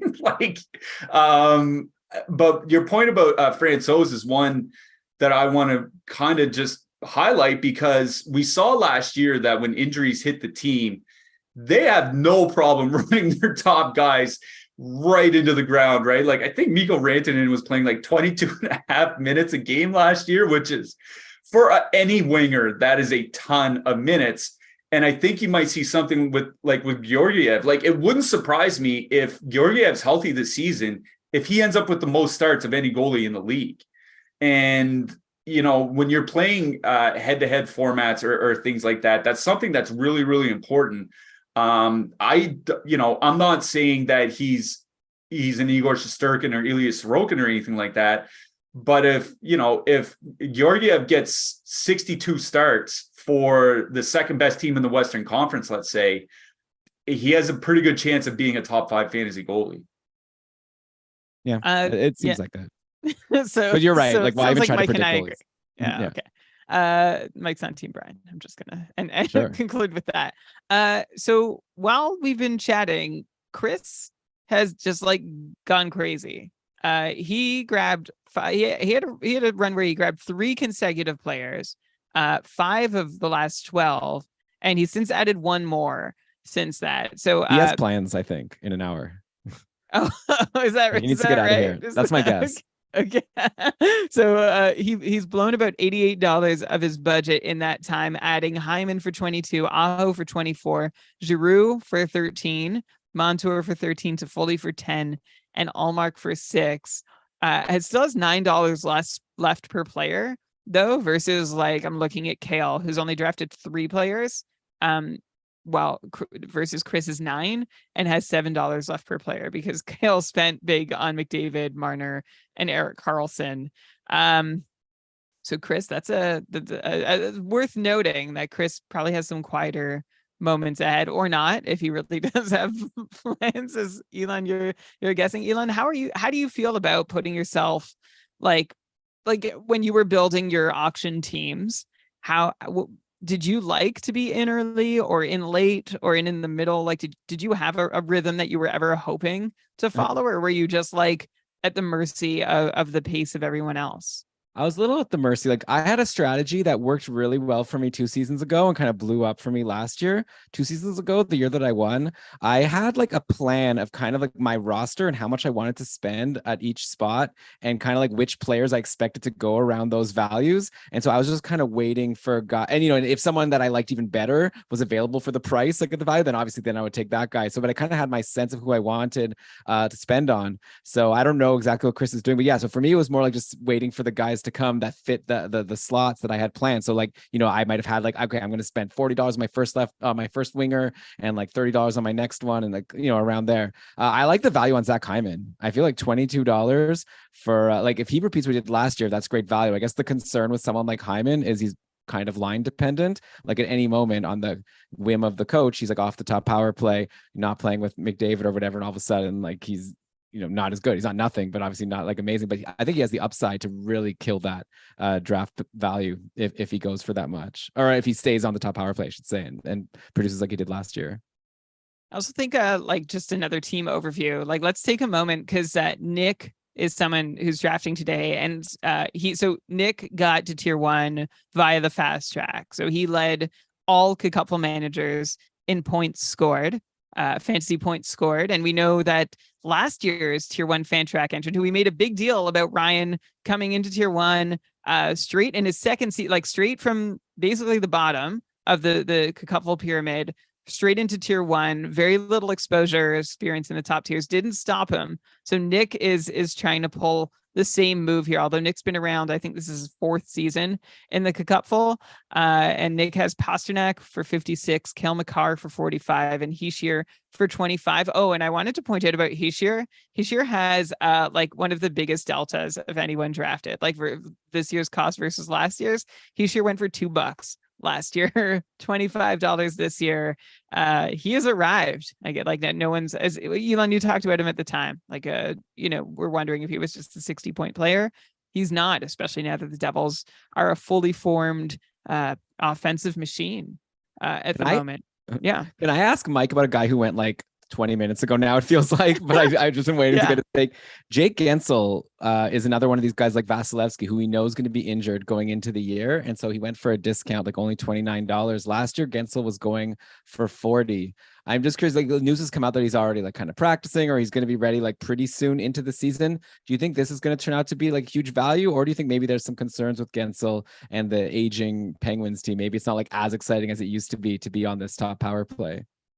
I mean, those concerns are there because it feels like, as good as Crosby and Malkin and Letang are and have been, it feels like the bottom's going to fall out some season, and they're going to go from cup hopefuls or playoff hopefuls or whatever to the basement. But assuming that all the reports that we've seen are correct, and he'll be back before probably before Halloween, I think that's a really good buy. Like, he's not a guy that I'm super concerned about playing well, just because we've seen him and Crosby do it so well for so long now. I don't have any real concerns about him just, showing up in game 6 or game 7 and pretty much picking up where he left off last year. So at $29, I think that's a pretty stellar pickup. All right. I wonder if we're getting to like the moment in the draft. Elon, we've had 77 out of 252 players drafted. So we're just, about a third of the way through, if my math is right. We should stop trying. We should stop trying to do this. What? Work out if it's a third or a quarter or a half. Oh, sorry. We always pause for too long here trying to figure it out. But sorry, what's your point you're trying to make? Whoa, all right. No, because I made that mistake. Notes being right. No, I'm making a joke, Brian, because I before also made the same thing where I was trying to figure out if it was a third or not. What are you trying to say? I'm wondering if we're starting to see some of those discounts come out that you find in the middle. So like I'm seeing Giroux at $13. I'm seeing Drake Batherson at $16, who Nick picked. And that actually makes me nervous because I took Batherson over Giroux. Just because the projectors said so. Like I was not sold on that pick, but I needed a right wing, and boy, like in retrospect, I really needed that right wing, and I just hope I chose the right one. There haven't been, I guess, too many other, like Morrissey at 18 seems like, and Werenski at 17 seem like I guess compared to like Sergachev at 19 and Hughes at 20. Maybe I'm jumping the gun here at seeing that there's these discounts are. Well, I don't know. I think Morrissey at 18 versus Quinn Hughes. I guess if like Mike is right and Quinn Hughes takes a bunch more shots, then maybe Quinn Hughes ends up. But we don't need to talk about Hughes more. But Morrissey was insane last year, and I don't see much reason to expect him to slow down. Oh, yeah. Mike, you're muted. Sorry. Oh, well, third time's the charm, right? Josh Morrissey in this format is my number 4 defenseman on the board. He's behind only Yossi, Makar, and Dahlin. It's just because He's going to play so many minutes. He can bring all the peripherals, and he doesn't need an 80 or an 85 point season to be a top 3 or top 5 defenseman. He can put up a 65, maybe a 70 point season, but the peripherals will bring up his value enough to where he can be a top 5 fantasy defenseman. I think that's it. I think that's just a tremendous buy. I have him ahead. These are just my rankings. Like, I'm not trying to slag anybody. I'm just going by the way I have them personally valued. Like, I have him ahead of Fox. I have him ahead of Heiskanen. I have him ahead of Cedar. I have him ahead, certainly ahead of Hughes. I think, looking at all the defensemen, him and Sergachev are probably the 2 best buys I've seen so far today. Okay, yeah, both are in the same amount. And well, I guess Burns at 14 is arguably, and Mika said, like, Burns doesn't have to do that well to be worth 14, which is also a decent argument. Elon, what were you going to say? No, I'm just interested right now. Bidding war was going on for Adrian Kempe. He actually just went for 23. I'm curious, Brian, when you picked Drake Batherson, was Kempe still available or was he long gone at that point? I'm going to need a minute to find out. I have a feeling he was already gone, and that I could have taken Kempe earlier, but I you know what, I like Kempe. I've always said that, like, you're just really close to seeing Kempe not deliver on what you want him to deliver. Like, he doesn't seem like comfortably like in the place where we value him. Like, he just seems still a little tenuous, but I wonder, I'm open, and I think towards the end of the season I was very open to that take being outdated. Like, he looked very legit. Yeah, Kempe in my draft went at the end of the 5th round, so that's like 75th overall, roughly. And I took Batherson in the middle of the 7th round. So that's 21 picks later. I just wonder, because like Kempe, to me, I get what you're saying, Brian. Like, it kind of feels like he's still underrated. Like, no one talks about Kempe as like a super high end guy, but he's coming off like his 2nd year of being like a 40-ish goal scorer, like 41 goals last year. And I don't see any reason why he won't get the same deployment and do 3 shots per game. Like, maybe his shooting percentage was a little higher, but not that much. Mike, like, are you sold on Kempe at this point? Like, can we just set our watch to another 40 goals this year? I mean, it's always tough to say, hey, this, unless it's a Matthews or a Pasternak, hey, this guy's going to score 40 goals again. But I certainly I don't have my projections in front of me right now. I'm pretty sure I have him for around 36 goals. And the thing is he's another one of those guys that brings it across the board, right? Not much in blocks, but like I said earlier, don't expect a whole lot from most of your forwards. But triple digit hits, and like you said, like Brian said, 3 shots per game. So, if he can put up 35 goals, 60 points, 110 hits, and 250 shots, like, I think you're definitely going to take that at his price in this draft. So I'm sold on him. I still think there's more to give. It's just that Los Angeles kind of splits their power play units, so it's gonna limit just how many power play points he can rack up. And that affects his overall production. But I feel pretty comfortable saying that he should be like a 35 goal, 60 point guy, and then add in those peripherals, and he's just a really, really good winger. Yeah, that's it. And like, you want someone steady, especially in a year where finding a right wing is not an easy proposition. Like, the guys who went right after him, who were right wing eligible, were Nichushkin, Jesper Bratt, who I might have preferred over Kempe. We'll see how tier 1 feels. Konechny, Reinhardt. So, like, still a decent tier of player, but Kempe feels at home around those players. Let's take a look back at our recent bids. So going back to Batherson, well, we saw Demko go for 22 to Adam, who, by the way, is also like our resident journalist, our KKUPFL journalist. So thanks, Adam, for all your service there. I don't know, like, you're okay. You can take a break this year if you need to focus on winning tier 1. Batherson for 16, Larkin for 23, Alex Tuck for 25 at right wing, Johnny Gaudreau at $20, Svechnikov for 28, which is one of our bigger spends lately, dual eligible on the wing, Kempe at 23, Lehkonen at 11, who, Mike, I want your thoughts on, but only after Elon raised his hand. Elon, did you raise it when I said Johnny Gaudreau? No, actually, I've been wanting to talk ever since you started talking, just as Tristan Jarry went for $11 to the same manager who got Kempe. This is Harrison's team. Tristan Jarry for 11 when Thatcher Demko went for 22. Seems good. So It seems good. I'd be curious to know, like, because Brian, you and I both have Jari in the cupful this year, correct? I don't have Jari. I was a pick. So I was a pick away from getting Jari. Ended up with Kemper. Well, I know like some of our the short shifts hosts, someone else has Jari with me. I want to get Mike's take on, like, was this just amazing value, or are we all just in for a world of hurt here, all of us Jari managers? I mean, hopefully not in for a world of hurt, because, the big thing is just health, right? It's, can he stay on the ice enough to get to 55 starts or whatever it might be? At $11, I think that's a really, really good buy. And the other thing is like, there's nobody really pushing him, right? It's similar to the Georgiev situation in Colorado, where if Jari can stay healthy and play reasonably well, he might get to 60 starts this year. It's just whether he can stay out of the trainer's room. I think that's really the only issue, beyond, the issues you would have for most goalies. Like, does he get unlucky this year? Does he, is he bad on the penalty kill, et cetera, et cetera? Other than what you would say for, 95% of the goalies in the NHL, the question is, can he stay healthy enough to where he can play a full season? For $11, I would pay that to find out the answer to that question.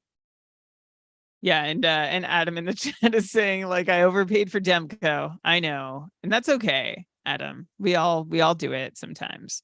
I mean, I like Demko. We'll have to wait and see. I actually wonder if he might be like, I think he could very much be worth the $22. Although I was concerned, like Rick Tocchet said, that he was going to try and ease up on Demko's workload. But the thing is, like, I know Vancouver's not trying to win this year, but I don't know who else. It's basically an empty net if Demko's not in it. They traded for DeSmith. Okay, hold on a second here. Rick Tocchet came into that team in February last year when they were already out of the playoff race, and he jacked up the ice time for the skaters. So I don't think, if they're in a tight playoff race, he's not going to be like, oh, sorry, Thatcher, it's your turn to sit. Like, he's going to play him as long as he's healthy and they're in anything approaching a playoff race.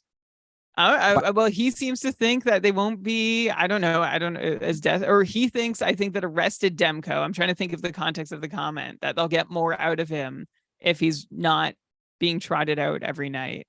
But I hear you. Yeah, it's a tale of two Tocchets. There's always things coaches say in the media, the way that they'd like to run their team. And then once you get behind the bench for a game and you need to win that game to stay afloat in a playoff race, the equation changes completely. Unless Vancouver has one of those magical seasons where, they get out to a 13-2 start or something like that, and they don't really need to win, I don't see any situation where Thatcher Demko only starts like 48 games, even though he's healthy all year. Like, they're going to have to lean on him. There's a really interesting bidding war happening now for UC Saros, who I think is the last goalie left of the people we had in our tier one. So I'll be curious to see if he ends up going for value. And no, it was close. Okay. It was 1 second for going for 17. Remember, Shesterkin and Sorokin went 28-25, not to put more pressure on the people making their picks here.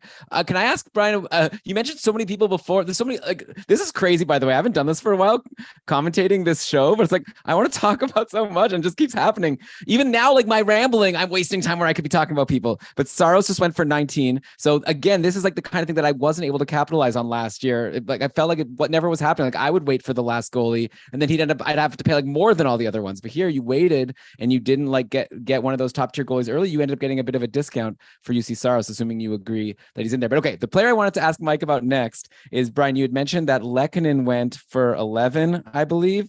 And we see Valerie Nichushkin went for 15. And I think Colorado is interesting because we've been looking at their top power plays.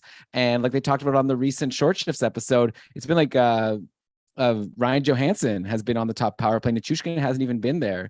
And I just think, and the lines are kind of interesting with Drouin on the top line. I just wonder like what we should be doing with this information. Like, obviously, McKinnon and Rantanen are gold, but everyone else now feels a little bit in flux to me. Like, we don't know, like Lehkonen, I guess I like the top power play, but if he's not going to be playing with McKinnon and Rantanen, even strength, but of course it could all change. So how have you been like working through all of this Colorado information, Mike, to value these guys? Yeah, I've definitely been moving Nichushkin down my draft board with the power play news. It's something that you kind of expected. I think it's going to be similar to Tampa Bay last year with Hagel and Killorn, where, one game Hagel was the top power play unit, and the next game it was Killorn, and then Hagel for 3 or 4 games, and then Killorn for a couple games. I think Colorado's probably going to end up doing something like that with Nichushkin and Lehkonen, and it's a question of both guys staying healthy as well. In a nutshell, I would rather have Nichushkin. I think he can bring more across the board, but just where things stand today, I think you have to lean Lehkonen, right? Just you have to go with the guy that's getting the opportunity first, because if he makes the most of that opportunity, he's going to keep it. And that's just kind of the whole problem here with Nichushkin. And I've always loved, I'm a Montreal Canadiens fan, so I've been a big Lehkonen guy for a long, long time now. Nice. It's good to see him thrive. And underratedly, he can bring it across the board. He can probably flirt with 2.5 shots per game. He can give you over a hit per game. He's not empty in those peripheral categories. So I've been moving Nichushkin down and Lehkonen up over the last week, the way the preseason has gone. Yeah, I think Nichushkin is like a sneaky too. Or sorry, Lehkonen is sneaky too, because he is potentially going to be right wing eligible. Like, I know it's not great to try and project eligibilities, but at the same time, Lehkonen was dual eligible last year, and I'm not sure why he would be confined to just one this year. So that'll be an interesting side plot to watch. And I let me bring up another. So UC Saros ended up going for $19, which seems like a pretty decent discount. I mean, we have upped the value of a win in the KKUPFL this year, so that's one thing to keep in mind. At the same time, volume still can be king, and volume for a goalie that can handle it, like a Hellebuyck or a Saros, even if they're not on a great team, that can be pretty valuable stuff. So I think Saros at 19 makes sense. It's not quite, Shesterkin or Sorokin value, even though they're in the same tier. But it is sort of hedging against the possibility that Nashville is just really bad. Nashville's like a big question mark. Like, I know they're not going to be great, but I feel like I just don't know how significant their downside is, or I know how far down, how significant it is. I just don't know how likely they are to reach their full downside. But I want to, I'm saying all this to highlight Kale, who just picked up Sergei Bobrovsky for $8, which so that's Philip Gustafsson money. Gustafsson might be the better goalie for my money, but also Bobrovsky is more assured, or seems more assured, of starts. And Kale needs to find these bargains, because remember, he bid big on McDavid, Marner, and Karlsson early on, and has added McAvoy for $16 and Bobrovsky for $8, which both seem like good value adds. Mike, what's your read on Bobrovsky this year? Like, we saw him like reach the heights that we hadn't seen him play so well for and of course the joke is that to see Bobrovsky play that well, it was Alex Lyon who took the team into the playoffs. But then we actually did see Bobrovsky, and then the redemption articles came. Oh, Bobrovsky's never been this healthy in his life. Here he is. He's fine now that he's up here. He's never coming back down. How confident are you that Bobrovsky is for sure the number one in Florida, and actually half decent at that? Oh, I'm glad you added that second part, because I feel pretty confident he's the number one in Florida. I have zero confidence that he's going to be good. I appreciate he was excellent for most of the playoffs, basically until the final. I think a lot of people are forgetting he lost his job at the end of the regular season because he was playing so poorly. He had a bad year last year. He was not a good regular season goalie. And on top of that, Florida's missing their two best defensemen, and maybe for a while. So the team's missing their top pair defensemen, and the goalie is coming off a bad regular season, and he's 35 years old now. At $8 in this draft, I think that's fine. I think it was Elon that said it with Gustafsson. I think I would kind of prefer to have Gustafsson. I have some concerns about that Florida defense, because they were not a good defensive team last year. They took quite a few penalties, and they're missing both Ekblad and Montour to start the season. I'm not very high on Bobrovsky. I haven't really been since he left Columbus. I don't know why he would get a lot better behind a team that should be worse defensively, coming off a bad year itself. We talk about Jordan Kyrou, who just went off the board. He went for $27, which, alone doesn't sound like that bad for a guy who just put up like a 75-point pace season. But you compare to some guys who went right before him, like other wingers, Patrick Laine for 22 and Philip Forsberg for 24. Like, am I just kind of behind the times and not realizing that Kyrou is like clearly like better than those guys? Or do you think that this was like an overpay for Kyrou or an underpay, or like, I guess not underpay, value pick for a Laine or a Forsberg? And I guess like just to throw it out there so that everyone knows my biases, I have Laine and Forsberg. I think that Kyrou had been taken though when I picked those guys. I mean, you're kind of asking the wrong guy here, because I'm the conductor of the Jordan Kyrou hype train, and I have been for a good 4 or 5 years now. I've just been waiting for him to get healthy and kind of show his upside. His assist totals went down last year, and that's why his overall points per game went down a little bit last year. I think last year was a lot about St. Louis kind of figuring out which direction they wanted to go in as a team, and it looks like they're kind of hoping to get back to being a playoff team. A big thing for Kyrou is getting more minutes. He's been increasing his minutes basically every season that he's been in the NHL. And it's kind of like we talked about earlier with Tage Thompson, is you don't want Tage Thompson playing 18 to 19 minutes. You want him playing 20 to 21.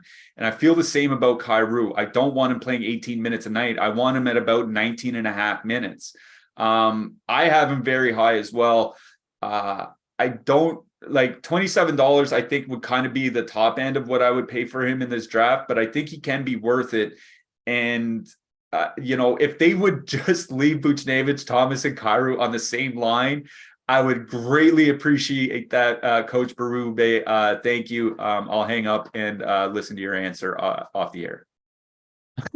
Yeah, well, Berube seems to like hate his whole team all the time, and I also don't know like how much more shelf life he's got there. Like he's played all his it's the player's fault cards, so we'll see if he's changed. But also expectations seem low for St. Louis. I don't know exactly the dynamics of how that'll all happen.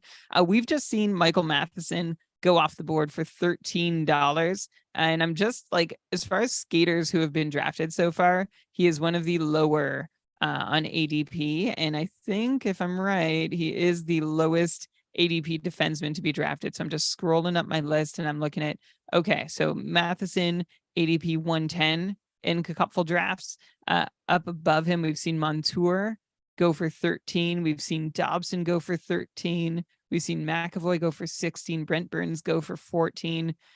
So Matheson at 13, like, honestly, I like it. And I actually think he's probably being drafted too late. Like in the KKUPFL, I think he's being drafted where you can wait to get him. But I know that he's already like bumped a whole bunch up in the actual KKUPFL ADPs versus our mock ADPs. And I just like a power play 1 quarterback for $13 on a team that has enough personnel to staff a power play quarterback seems pretty good to me. I think a fun comparison would be like Matheson and Dobson, who went for a similar amount of money, both power play 1 quarterbacks on teams where you're like, but how good is that power play? Like, so Mike, like if you were choosing between those two, like how do you kind of differentiate them? My rankings have Dobson slightly ahead. I just want to say it's a little bit surprising to see Matheson go for 13, not because I think he's worth it. I think he's worth well more than that.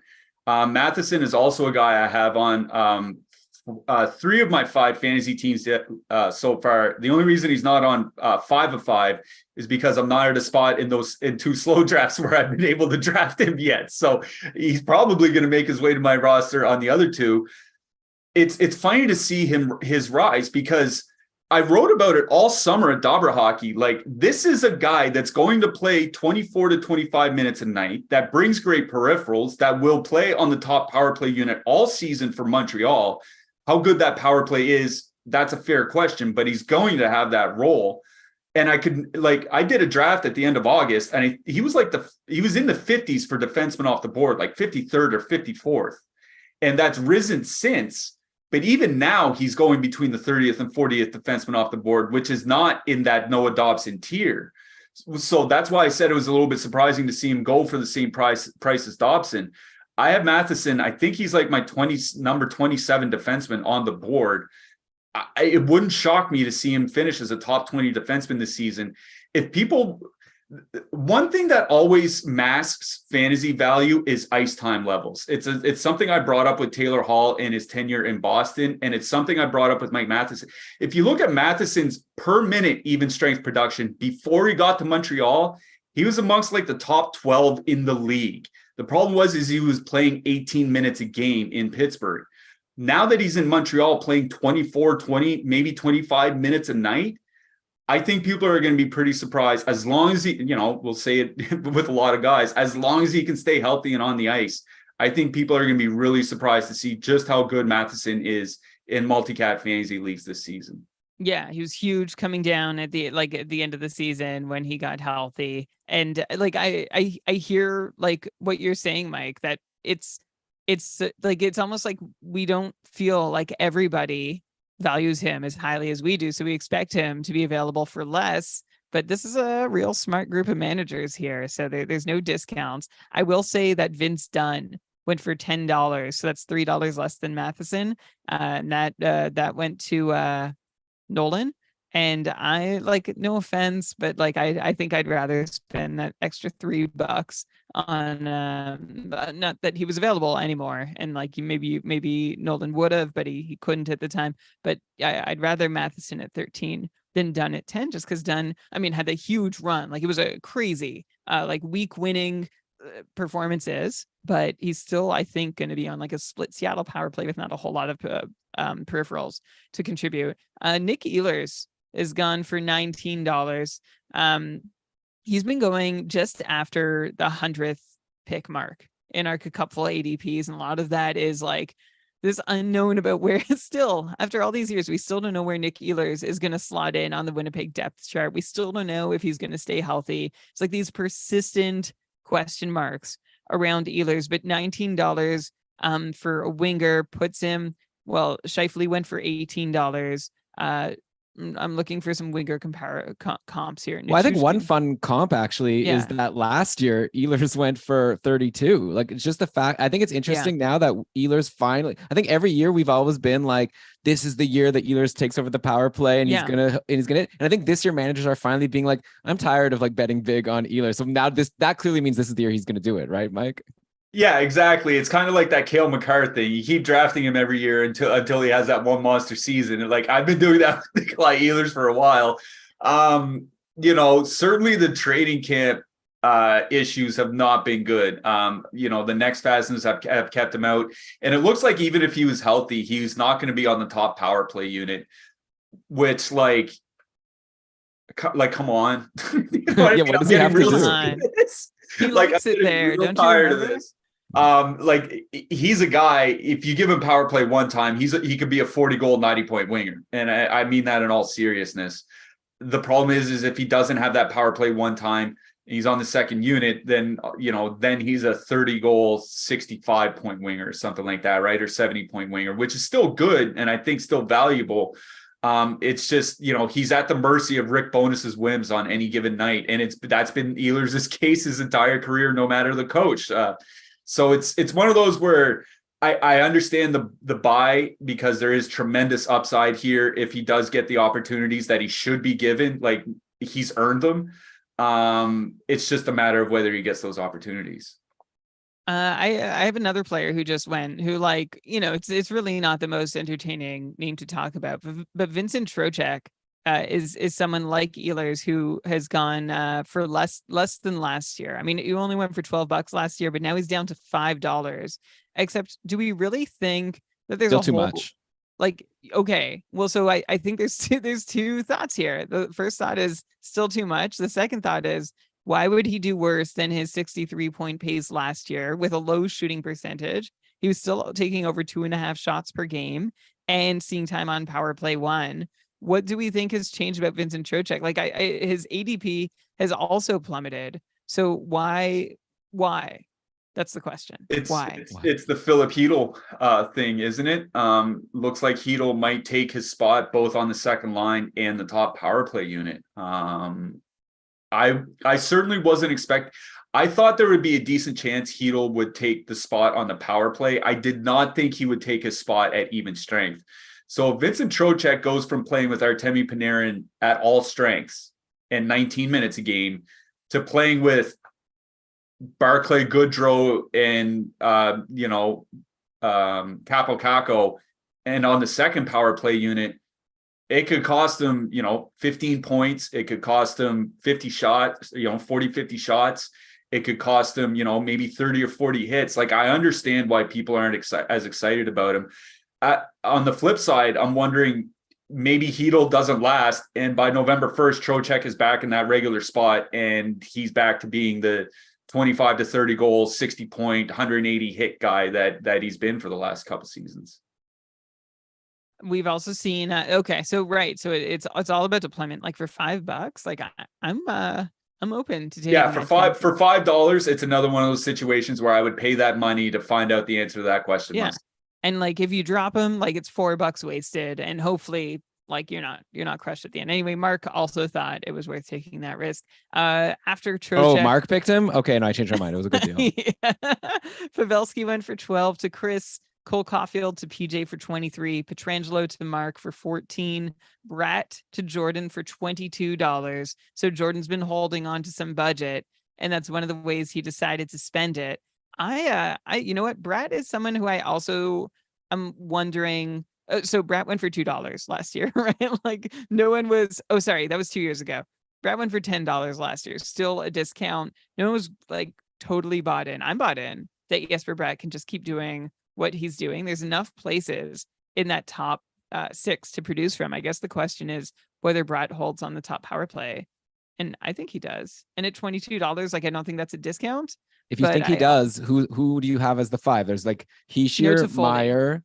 So no Toffoli. So it's Hischier, Meyer, Hughes, Bratt, and a defenseman. Yeah. And so no Mercer, no Alex Holtz, who's been getting tried. Like, Toffoli. I think that there's a good chance it could be Bratt, but I just feel like there's a lot of options. Sorry, there's like Mercer. I said Hischier, but I feel like there's a lot of options that could like bump him from time to time. Maybe like he'll get a decent number of shots on the top power play, but I don't think he's like a lock for like the whole season.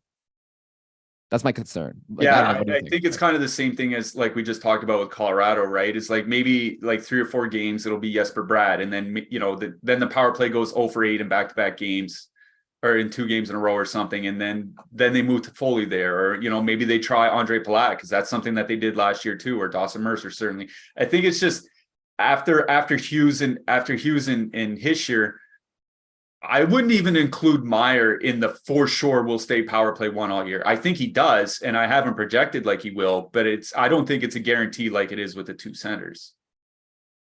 Actually, right. Brian, I wanted to point out something interesting that happened in the draft here. Our first $1 player went. Hampus Lindholm was brought up by your team Kale, and no one took the bait. And so now a bunch of duds has Hampus Lindholm for $1. I'd be curious to know if Kale wanted to jump in at some point. Like, did you hope that someone else would bid on Lindholm, or were you trying to, just get him for cheap because you like him? Because actually, I'll say, like, for my draft, I had the very last pick of the draft, and I was trying to pick a defenseman, and Lindholm was out there. I ended up taking Jared Spurgeon, but who knows? I'm curious to know if there's any value in Lindholm now as a free agent to me. I would have taken Lindholm over Spurgeon at the end of the draft. Yeah, yeah.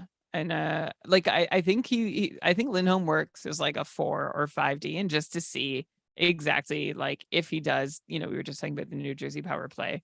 Lindholm got some looks on. But how long would you wait? Like, we've been seeing in training camp, they've got McAvoy on the top power play. I'd be okay to spend $1 though and find out. So what, Kale, was that your plan? It looks like Kale was about to come in. Oh, okay. It was meant as bait, if I'm being totally honest. I'm the McAvoy owner as well in this in this league. So I don't know, insurance policy. I'm happy to have him for $1. Sure. Okay. For $1 doesn't matter. And how long do you think to Elon's question? Like, is this like, are you planning on staying invested in him long term, or is this just like, let's see what the power play setup is for the first couple games, and then you'll cut bait? For $1, I won't hold on to him very long if he's not getting good deployment, for sure. Yeah, I did notice that you had McAvoy. If you want to draft a third Bruin defenseman, Kevin Shattenkirk's on the team for anyone who forgot. Could do. He's run a power play before, so we'll see what happens. I don't think anyone will take that bait either, though. So maybe I don't think so. To not try. All right, we have Buchnevich off the board for 19, to Nicholas, and Cousins off the board for 18. So Nicholas, how many players? I'm looking at Nicholas's roster. Okay, yeah, he's just filling out. Can I talk about some big value that just happened? In my opinion, go for it. I'm lost in my spreadsheet. Go for it. Okay, Mike. Brandon Hagel just went for $8. Isn't he like locked in to be top line, top power play with Kucherov and Point? Yeah, it's funny he's mentioned because I had a buddy of mine just ask me just this morning. He's in a salary cap league and he gave me a list of names. And I said, I don't know why you gave me any more names after Brandon Hagel. It's Brandon Hagel. If you look at the way Tampa ran the power play last year, I think I mentioned it earlier in the show, Hagel took half the power play time and then Alex Killorn took the other half. And then they had Stamkos, Point, and Kucherov there. Killorn's gone and they don't have anyone else to come in and do the job. They don't seem keen on using Anthony Cirelli on the top power play. Ross Colton's gone. Maybe Alex Barré-Boulet finally has that breakout year, but I think it's kind of tough to call it, to say that he will. Hagel's going to be on the top line. I have Hagel projected for over 70 points. So I think that's a tremendous buy. So kudos to Nimmer again. It seems like I'm always bringing up Nimmer for having really good what I think are really good value buys, but it's only Tampa Bay guys. You also complimented his Sergachev. Yeah, that's another one. Well, JT Miller too. Oh, and Miller. Yeah. Former Tampa Bay Lightning. Yeah. I'm wondering though, I'm not wondering actually. I am. I'm wondering if you both agree with me too that Nimmer also just before Hagel for $8 got Kadri for $6. Which to me sounds like really enticing. I know Lindholm's in the picture and I know things are still very active in Calgary, but to have somebody who has the potential to be playing on a line one or at least a line 1A-B situation and a top power play for Kadri, I think that's pretty exciting for him. I think there's a lot of upside for Kadri at $6. So getting Kadri and Hagel for $14 combined could be big value. Am I alone? I'm thinking that Kadri is worth more. Yeah, I think he's worth a little more. I would have bid up to 7 if I were in this auction. Yeah, I mean, I'm just looking at some of the other centers real quickly, and one that was in that price range was Trocheck. I think they're kind of similar players. Kadri will bring more shots, Trocheck will bring more hits. I feel better about Kadri's role on Calgary than I do about Trocheck's role with the Rangers. So Kadri is a guy I started a write up for my next ramblings over at Dauber about good player values, and Kadri is a guy that I have as a good value depending on where he's being drafted this year. So no, I agree. I think that the concerns about the wingers he's going to have are more than fair. Toffoli's gone. They're really relying on the young guys to step up and take a step forward. Whether that happens or not, we'll see. But if Kadri if he has 25 goals, 55 points, but he's 3 shots per game with, pushing 100 hits, I think for $6, that's more than worth it. And I guess part of the question too is where does because Backlund's in the picture also. So where does everyone slot in? And I'd to the point about wingers, Mike, and Pelletier was someone who we thought might be someone who and he's out for a while now. But Calgary has one really good winger, and that's Jonathan Huberdeau, and even that's questionable. And then they have Mangiapane, Sharangovich, Blake Coleman, and then a bunch of guys, and even those guys are guys. So I think Kadri, from when he was in Colorado, I'm actually trying to remember who he played with. When he had that, maybe that it was Landeskog and Nichushkin, if I'm not mistaken. No, it was Burakovsky and Saad. Does that make sense? Am I looking at the wrong season? I was in St. Louis by that point. I think it was Landeskog. Oh, Landeskog and Burakovsky would make sense. Burakovsky was definitely in the mix there. In his 100. Oh yeah, sorry, I'm looking one season too far back. Okay. Yeah, when Kadri didn't do well, that would make me nervous. Like, I don't know how much more time you want to spend on Kadri, but these guys getting older. He's had a down year. Like, I just don't know how much you want to be like, oh, but now he's getting to play with Peltier or whatever. Like, we should be too excited. But yeah, maybe good value. Okay, can I do another one that was like a guy who oh my God, I'm blanking. The Winnipeg Ehlers went for a lot less than he did this past year. Evander Kane went to Team Jordan for $19 when Kane was at $37 in last year's auction draft. So like Ehlers, I guess a lot of managers have decided to kind of give up on Evander Kane. It's not like he had a terrible year and he's still so great for the peripherals, but I guess now it's like we're more certain than before that he's not like first in line for the top power play.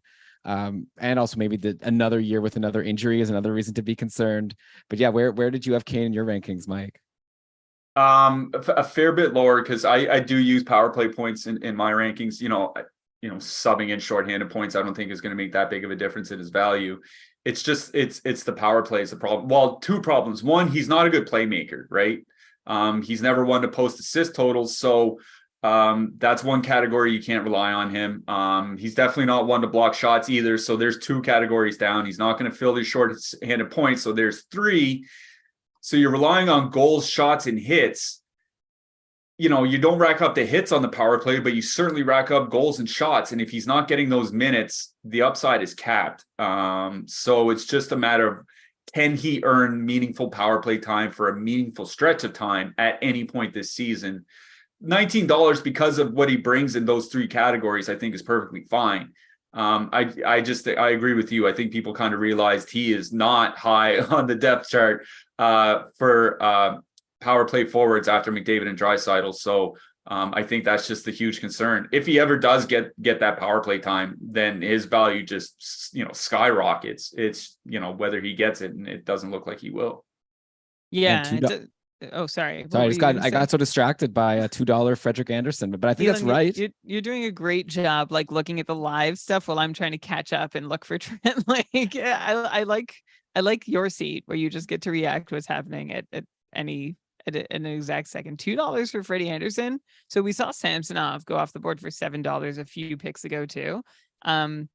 I think those are two really great value picks. Like Anderson, of course, in KKUPFL, like volume is low even when he is playing. So that's your concern. But with the little bump we've added to wins, that's fun too. Huberdeau, while we were talking about Kadri, went for $14. Brock Nelson for $8. And I was going to chime in on Evander Kane that $19 is a little too rich for me because he does seem like a step away from being on that top power play unit. But if he does ever get there, if you hang on long enough, and maybe if the hits and shots give him a solid enough floor while you wait, maybe you'll be rewarded. But it's not someone that I would be super patient on. I feel like if you draft Evander Kane, you're forced to be patient. And that's not something I want to do. But hey, all the best to Team Jordan and your $19 Evander Kane. I hope I hope everyone here proves me wrong anytime I offer any kind of critique. Seth Jones goes for $16, which I think makes sense. Of course, like getting to quarterback a power play with Connor Bedard that is missing every other piece. But we'll see how everyone else. I mean, Taylor Hall's in the mix, and I think he is a piece, but I don't know that he's necessarily up to being like the second key piece up front. I'm looking at what's happening now. Philip Grubauer is at $5, which is up above Freddie Anderson.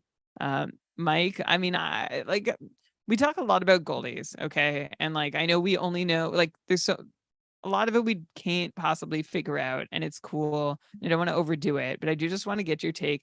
I think Grubauer is a pretty sneaky value pick late in drafts this year. I was talking to someone else who was drafting in the KKUPFL. They gave me a slate of goalies, and I'm like, you've got, you could choose this goalie for volume, but on a team that's not going to get a lot of wins, or you can choose this goalie for wins, but not a lot of volume, or you can try and thread the needle with Philip Grubauer, who I think has the upside to get both wins and volume. But of course, we've thought that for the last few years. Do you have any faith that the Grubauer we saw in the playoffs for Seattle last year could return for enough of a season to hold on to decisively to a number one job? Well, I mean, no, but I don't have any faith after the fourth goalie off the board. So yeah, okay. You know what I mean? but he is one of the guys that I am draft because I'm not. I mean, I will draft goalies early. I'm not somebody that's like, no, I'm waiting 8 rounds to get my first goalie or something like that. I will, Shesterkin's there in the second round. I'll take him, but I'm not somebody that makes a point to go out and get my goalies early. So I am left with a lot of those goalies in that 20 to 30 tier.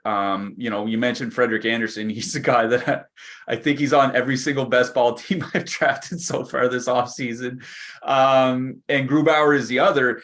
And the thing is that there's nobody really pushing him. Like the only way Grubauer loses starts or loses his role or anything like that is if he's absolutely terrible.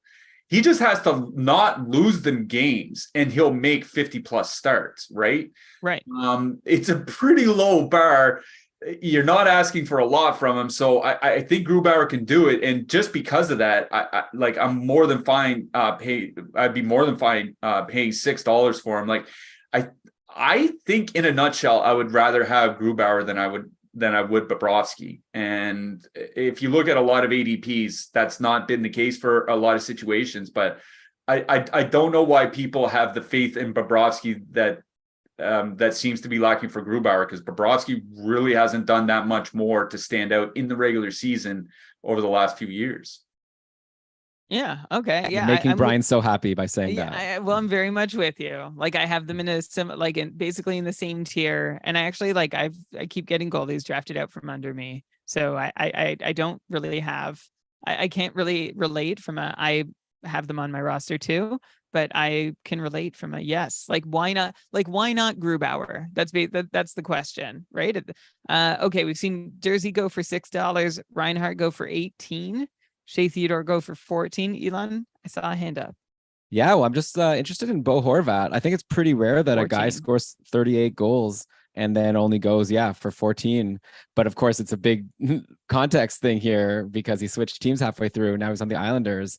But yeah, also in my couple draft, Barzal went super late. I think no one has faith in any Islander except for we all just know that Brock Nelson will get 70 points, but still no one's going to want to draft him anyway. But Mike, where are you with Bo Horvat now that he's going to have a full season of being the top line center over there on the Islanders? And sorry, you're muted. Yeah, well, it was going to happen again, I suppose. It's funny because I'm looking at some of the other centers, and Pierre-Luc Dubois also went for $14, and I have him and Horvat right next to each other in my rankings. So it seems, things are kind of lining up pretty well. I will say this. I don't want to mention a name right now because the draft is still going on, but I'm doing a draft with some other fantasy writers, some pretty smart people, people whose stuff that I read basically on a daily basis. And in that league, 14 teams, Bo Horvat went in the 6th round. And that kind of took me by surprise because I don't think I'd ever seen him go in the top 100 in any of the drafts that I had done. And I think it's fair, because, yes, Horvat and Pettersson did play together, numerous times over the last 4 or 5 years or whatever. But I think it would be fair to say that Matt Barzal is the most talented player that Bo Horvat will have next to him regularly ever. And we've, like you said, Horvat scored 37, 38 goals last year. He didn't click with Barzal right away, but, full off season of training for both of them, full training camp. Both getting, back acclimated, Horvat getting acclimated to the offensive system that they run, which is, shooting a lot from the point for some reason, but, it's what they do. But if him and Barzal can kind of find that chemistry, the big concern is with the Islanders is always ice time because they tend to kind of keep everybody at moderate levels. But Horvat wasn't playing moderate levels when he came over from Vancouver last year. He was still over 20 minutes a game. So if he's over 20 minutes a game, playing all his minutes with Matt Barzal, I think, we could see excellent seasons out of both of them. And I seeing Horvat go in the 6th round of that draft kind of made me do a double take. Okay, maybe I'm missing something here. And the thing I'm missing is that Matt Barzal is... Not only is Matt Barzal getting the best goal scorer that he's played with, but Bo Horvat's getting the best passer that he's played with. And I if they can kind of somehow find that chemistry, I think they could have, pretty special seasons with each other.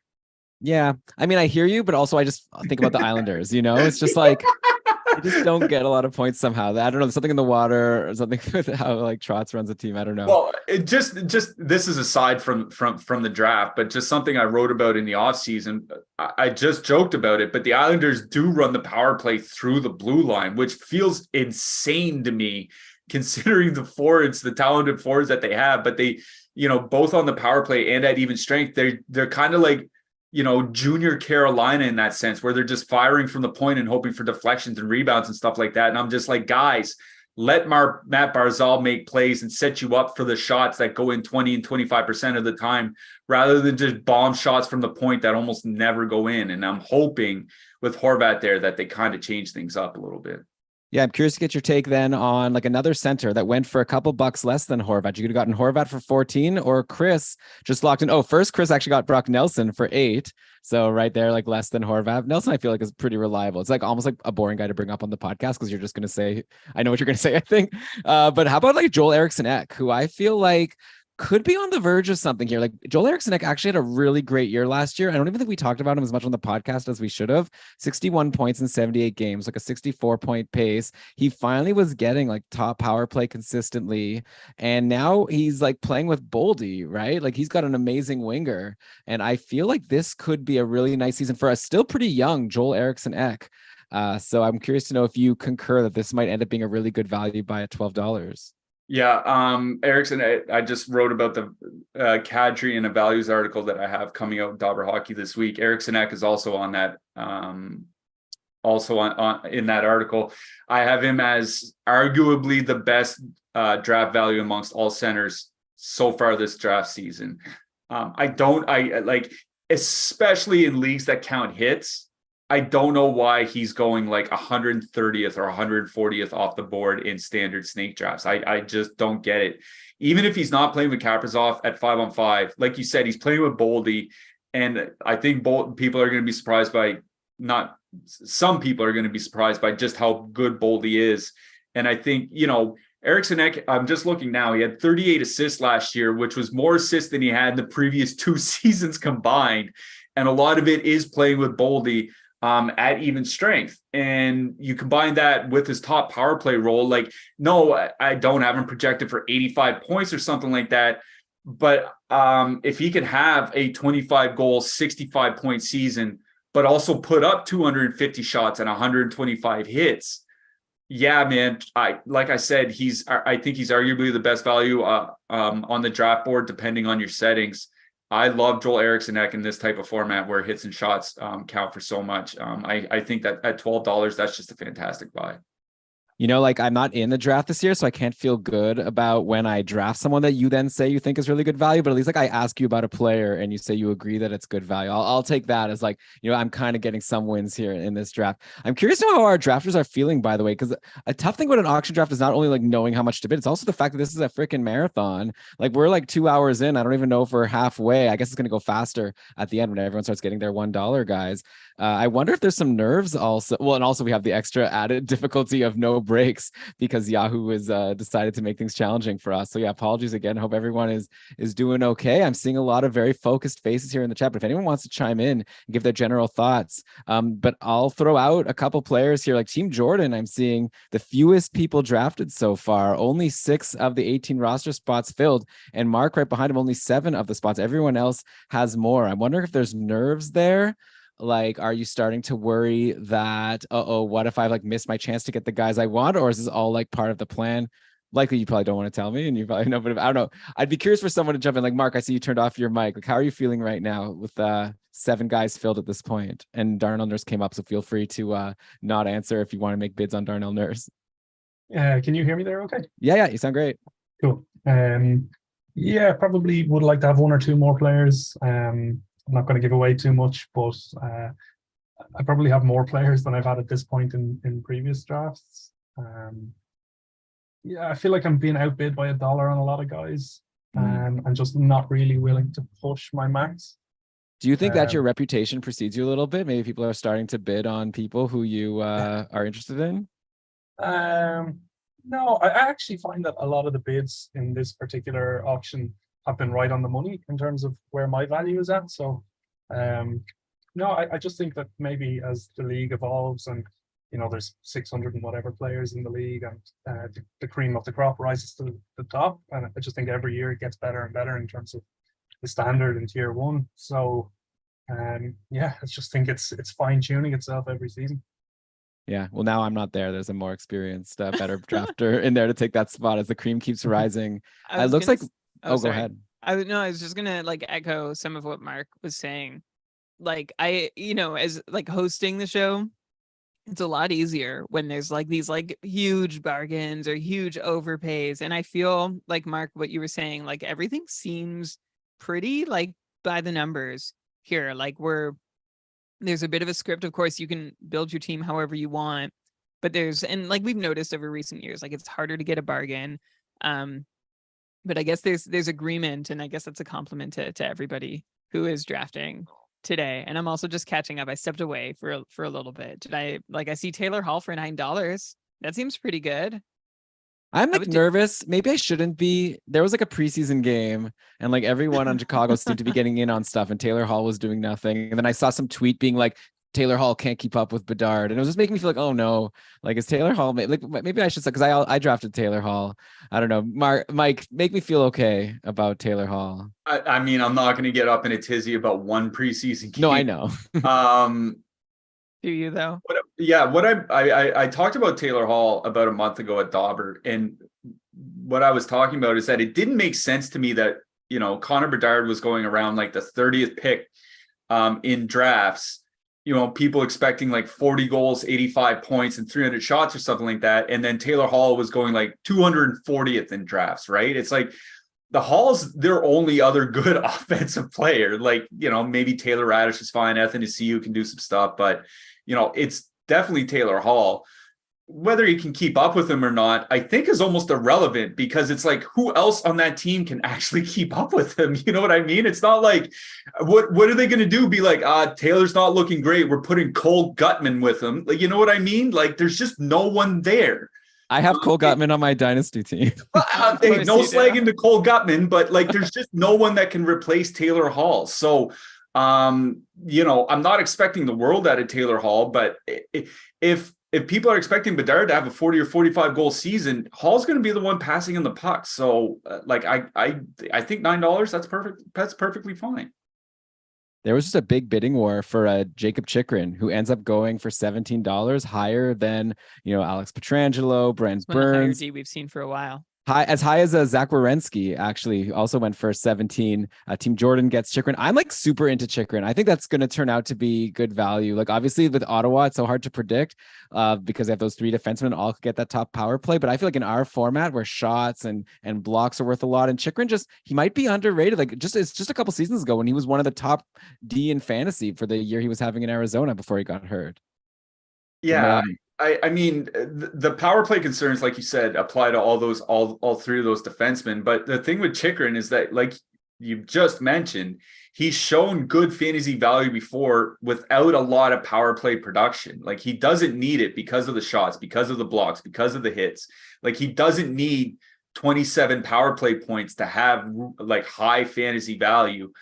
He just needs to stay healthy. So as long as he does that, it's just fine. As a quick aside, I think in the most recent preseason game, Jake Sanderson was running the top power play unit, and Shabbat and Chychrun were on the second unit. So I think that is going to be a nightmare for fantasy owners this year. And it almost makes me wonder if they're going to not necessarily split the power play units, but kind of have them more even in ice time. Not 75-25, but maybe something closer to 60-40, which I think would just be a disaster for everybody all around. But it just kind of gave me that, that feeling that maybe that they're going in that direction. I could see it being 60-40 split between the two power play units and the quarterback rotating as well. Look at what they've done with Shabbat, right? Shabbat has not even really been needed in that role. So I feel you can sort of share the wealth and let them cycle through, because the front end of that, the front side of that power play is so strong with Tkachuk, assumptively Tkachuk, Batherson, Norris, and I guess DeBrincat's not around, so we'll see who takes the other spot. McCann goes for Elon, you want to talk about McCann? I actually just want to have a quick chat about Darnell Nurse before that. So Darnell Nurse goes for $8, which like isn't much. All right. Like it's nothing to get all excited about. He went for $20 last year, though, $28 the year before. That was when like everyone's like, oh, maybe he can score 60 points. He couldn't. But now that Nurse is, at $8, which is less than half his value last year, the only thing that's changed, Mike, is that Matthias Ekholm, and Evan Bouchard are in. And do you think that Nurse can continue? Like, how much do you think the presence of Matthias Ekholm is going to negatively or positive, I'm assuming negatively, impact Darnell Nurse's fantasy value? Like fewer minutes, fewer blocks, fewer hits, or is Darnell Nurse like available for a bit of a discount this year because of this maybe a false assumption? Oh, you're muted. Oh, muted. Yeah. Yeah. Oops. I mean, I'm going to hit double digits before we're done this. Maybe just stay unmuted. I don't even know what your ambient sound is like. Maybe it's fine. I have it muted because, there's people typically mow their lawns on Sundays, but nobody's mowing today for some reason. So like it's actually been pretty quiet. It's been nice. He doesn't need like a power play production to have a lot of value, right? Like he can have like 2 power play points and still have a 40-point season. He did that last year, actually. So that's kind of number one. Number two is his ice time already got nuked last year, right? He only played, I'm looking at it right now, 23 and a half minutes. That was the 3-year low for him. And the first time in 3 years, he played under 25. I don't think it gets much lower than that. Like, I don't think they're going to play Darnell Nurse like 21-45 a night or something like that. I just can't see it. I think if anything, maybe you see a rotation kind of like Colorado does, where like the top pair guys play like 24 to 26. The next guys play like 22 to 24. And then the third player plays like 12. You know what I mean? Like, I think that's kind of what you're going to see in Edmonton. And it's going to be Nurse, Ekholm, Bouchard, maybe Cody Ceci or whomever is going to be the fourth guy. The top 3 guys, I think, are just going to play, like Nurse and Ekholm are going to play heavy minutes. I think Bouchard's probably going to be, right around 22. And then, it's going to be everybody else in the teams. I'm not really concerned about a nice time drop. I still have Nurse as a top 30 defenseman in this kind of format, even without any power play role. Perfectly fine by. Oh, Brian's muted. Sorry. Yeah, sorry. I guess I was on the whole time. Okay, so that means that so Darnell Nurse maybe a nice little discount for Team Jordan. Also, I didn't name Tim Stützle as one of the players on the top Ottawa power play, so calling myself out on that while I blanked on a fourth Ottawa player.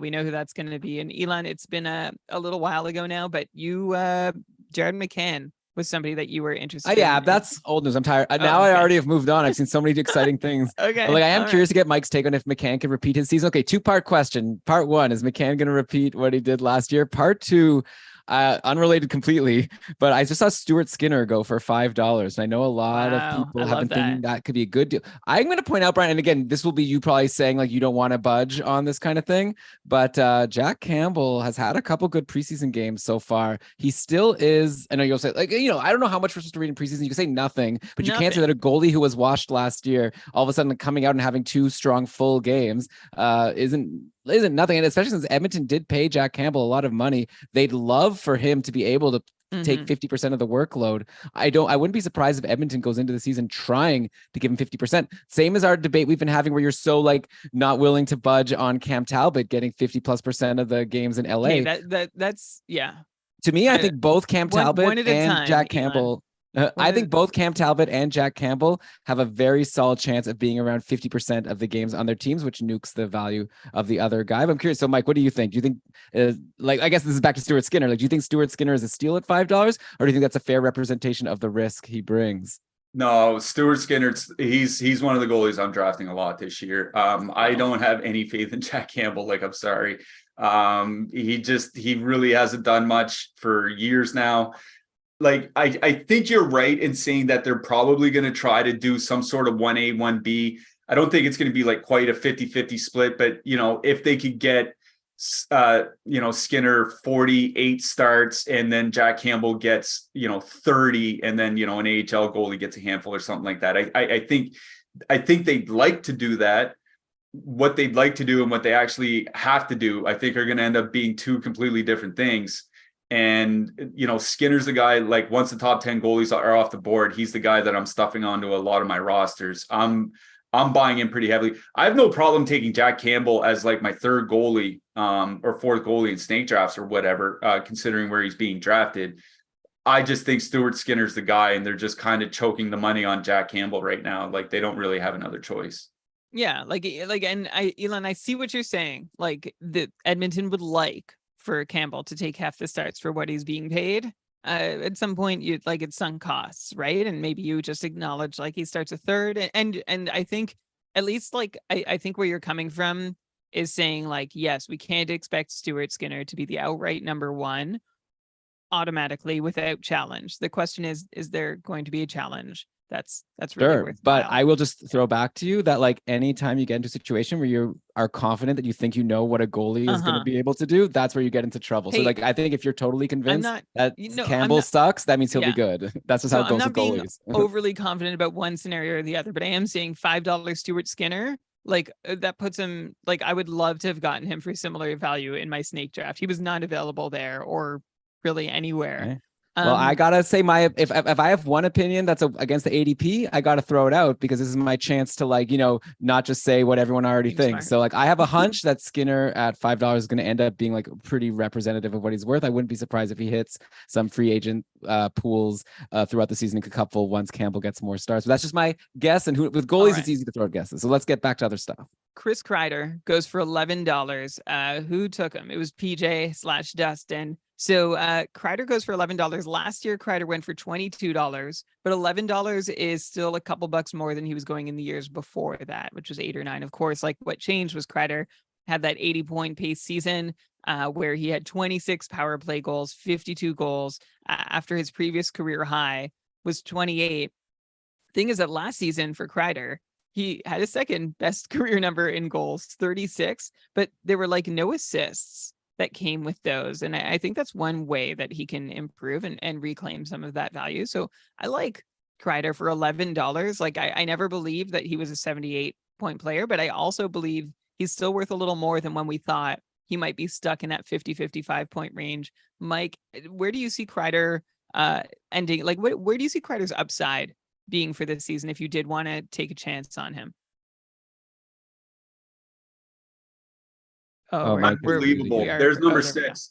I just glanced at my own rankings, and I have Kreider right in a tier with guys like Alex Tuck and Travis Konechny, who went for more than double the price that Kreider just did. Guys that can put up, you know, 3 shots per game or close to it, guys that can put up 1.5 hits per game and also score 35 goals. Like, I really don't care if he only has like 10 assists. Like, I honestly don't. Like, yes, I would like to see him get back to like a 25 or 30 assist mark. I glanced at my projections. I only have him projected for 19 assists.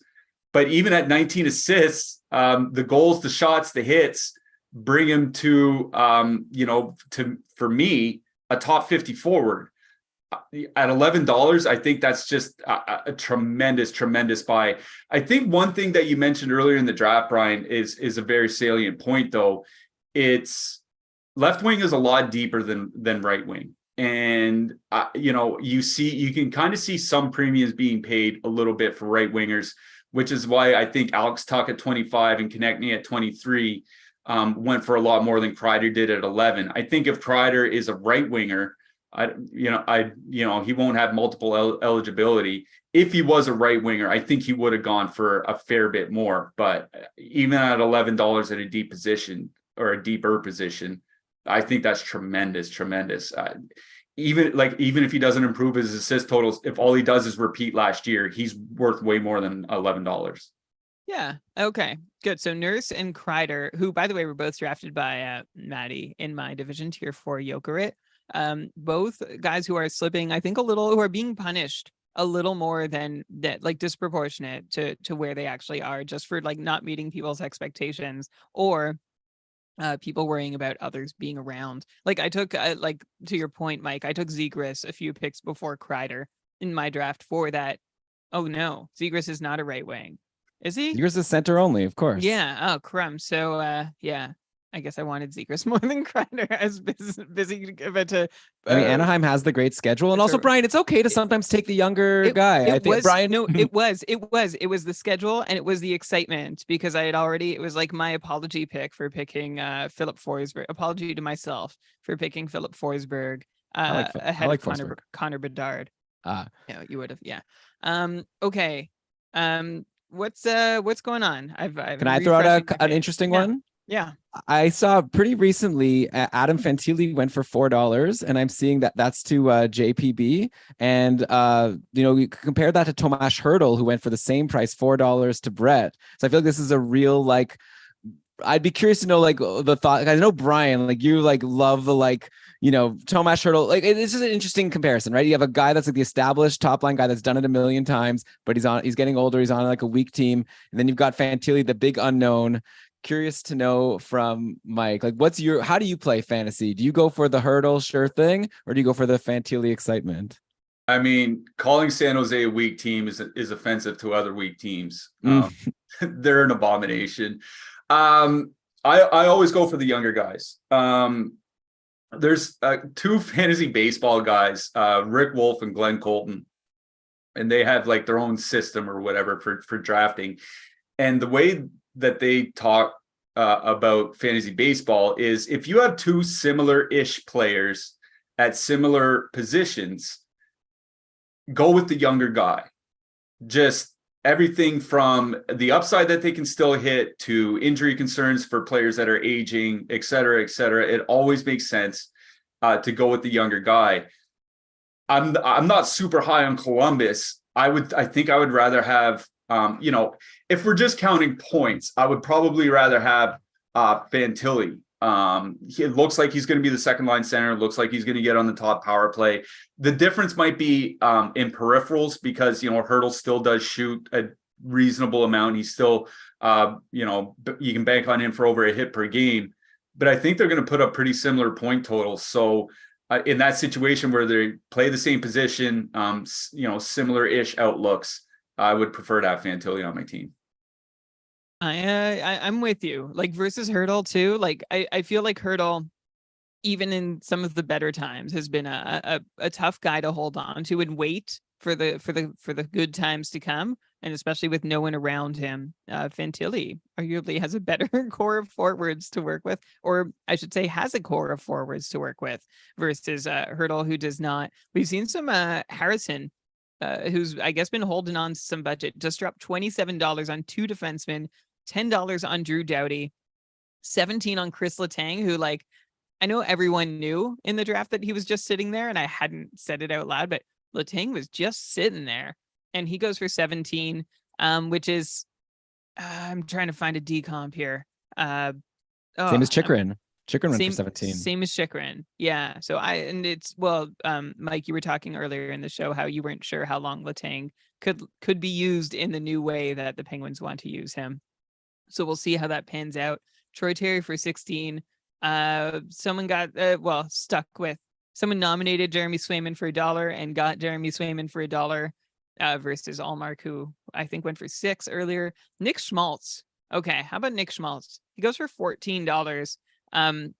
He's playing with Clayton Keller, who, like, has just, like, so, like, Keller's had, like, such a crazy ascendance in drafts this year. Like, his ADP this year, 38th overall. Last year, 129th overall, and that was an improvement over the year before. Now, I think the right wing eligibility helps. I think obviously the finish to last year helped. Like, people saw Clayton Keller beat them or win them weeks when it counted, and so Schmaltz presumptively gets to play with Clayton Keller, although, like, there's so many possible iterations too, with Logan Cooley and Barrett Hayton in the picture. I guess the thing with Schmaltz is the peripherals aren't always there. So Mike, Schmaltz at $14. I'll give you just a reference point, like, as another center who was drafted, like, sort of in the same neighborhood. Schmaltz is right wing, though, by the way. Oh, right. Schmaltz is right wing too. Okay. So scratch that and tell me what you think of Nick Schmaltz. Yeah, I think the fact that he can play right wing is very, very helpful here. I don't think he's worth that price as a center. as a right wing at this point in the draft. I think it's fine. The problem with Schmaltz, like you mentioned, the peripherals. He's in this format. He's basically a 2-category guy. He won't give you shorthanded points. He won't hit. He won't block. He won't bring anything in those. The shots ticked up a bit last year because he was close to 20 minutes a game, like almost 20 minutes a game, and he was just over 2 shots a game. Like he still doesn't bring much for shots, which is why I said he's basically a 2-category player. That's just the concern here. But where he has that multiple eligibility and he can slide into the right wing, which we mentioned, is pretty thin, or thinner than the other 2 forward positions. I think it's okay, but I see Rickard Rakell go for $13. Like I would way much rather have Rakell at that price than Schmaltz, even with the multiple eligibility for center and right wing, just because Rakell can do more across the board. Schmaltz he's just too much of a hole in too many categories. Like, and it's weird. I don't want to talk too long about Nick Schmaltz here, but he's a guy I absolutely loved when he was back in Chicago. And when he got traded for Dylan Strome, it seemed like people were excited about Strome getting moved to Chicago. Oh, this is a chance for him to finally break out in Arizona. I'm like, no, the key piece of this trade is Nick Schmaltz. He is one of the best playmakers in hockey, and he's shown that alongside Clayton Keller. It's just I think his real life value diverges from his fantasy value because he just doesn't offer enough in the peripherals. Yeah, and I guess I'll just say one thing on Schmaltz. I don't love Schmaltz, but right wings were getting really thin. So I probably overpaid a few more dollars than I wanted to. And then I was noticing Marcus' team was low on right wings and he had a lot of budgets. So I just had to shoot my shot and get my guy before they're all gone. Yeah. So then Marcus got Tom Wilson for $11 right after. So Mike, who would you rather have between those two? I mean, I'd rather Schmaltz. Wilson was a really, really good fantasy player for a few years, but we know power forwards just dive once they get past the age of 30. And he had that knee surgery last year, came back last season. He's not been on the top power play so far in preseason. I am really low on Washington just in general. They have, a lot of wingers. Like they've been using Miroshnichenko on the top line. Anthony Mantha, I think, got some top line early in the preseason. It seems like they're like Wilson might be destined for a 3rd line role. And as a 29-year-old, 30-year-old power forward coming off that knee surgery, I just don't have a lot of faith. I would rather have Schmaltz.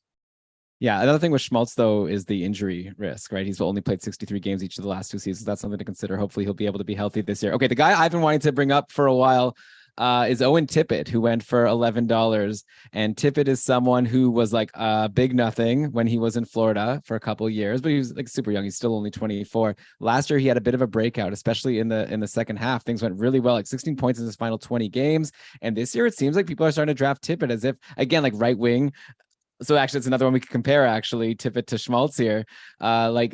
Schmaltz seems to be more established as like a sure thing guy to get the top deployment and get those points, but Tippett really showed some upside. And of course, he's taking a lot more shots than Schmaltz is. So, and actually I'm seeing Tippett at 69 blocks last year and 125 hits. So there could be a lot of value here if he could repeat what he was doing at the second half of last season.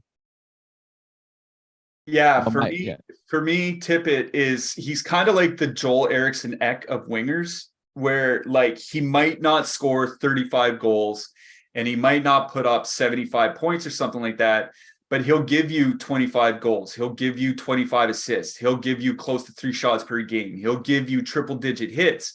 He'll give you all those things that can kind of float value week to week, even if he's not putting up a lot of points. And I think there are concerns in Philadelphia. There are concerns all over that Philadelphia roster.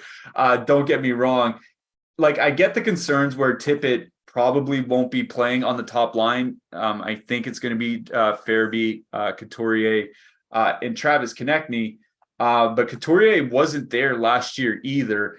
And Konechny and Tippett didn't play that much together either. And Tippett still had the breakout season that he had. So even if he's on the second line, it doesn't matter to me. I think Tippett's a 25 goal, 50 point, 3 shot per game, 100 hit type of winger.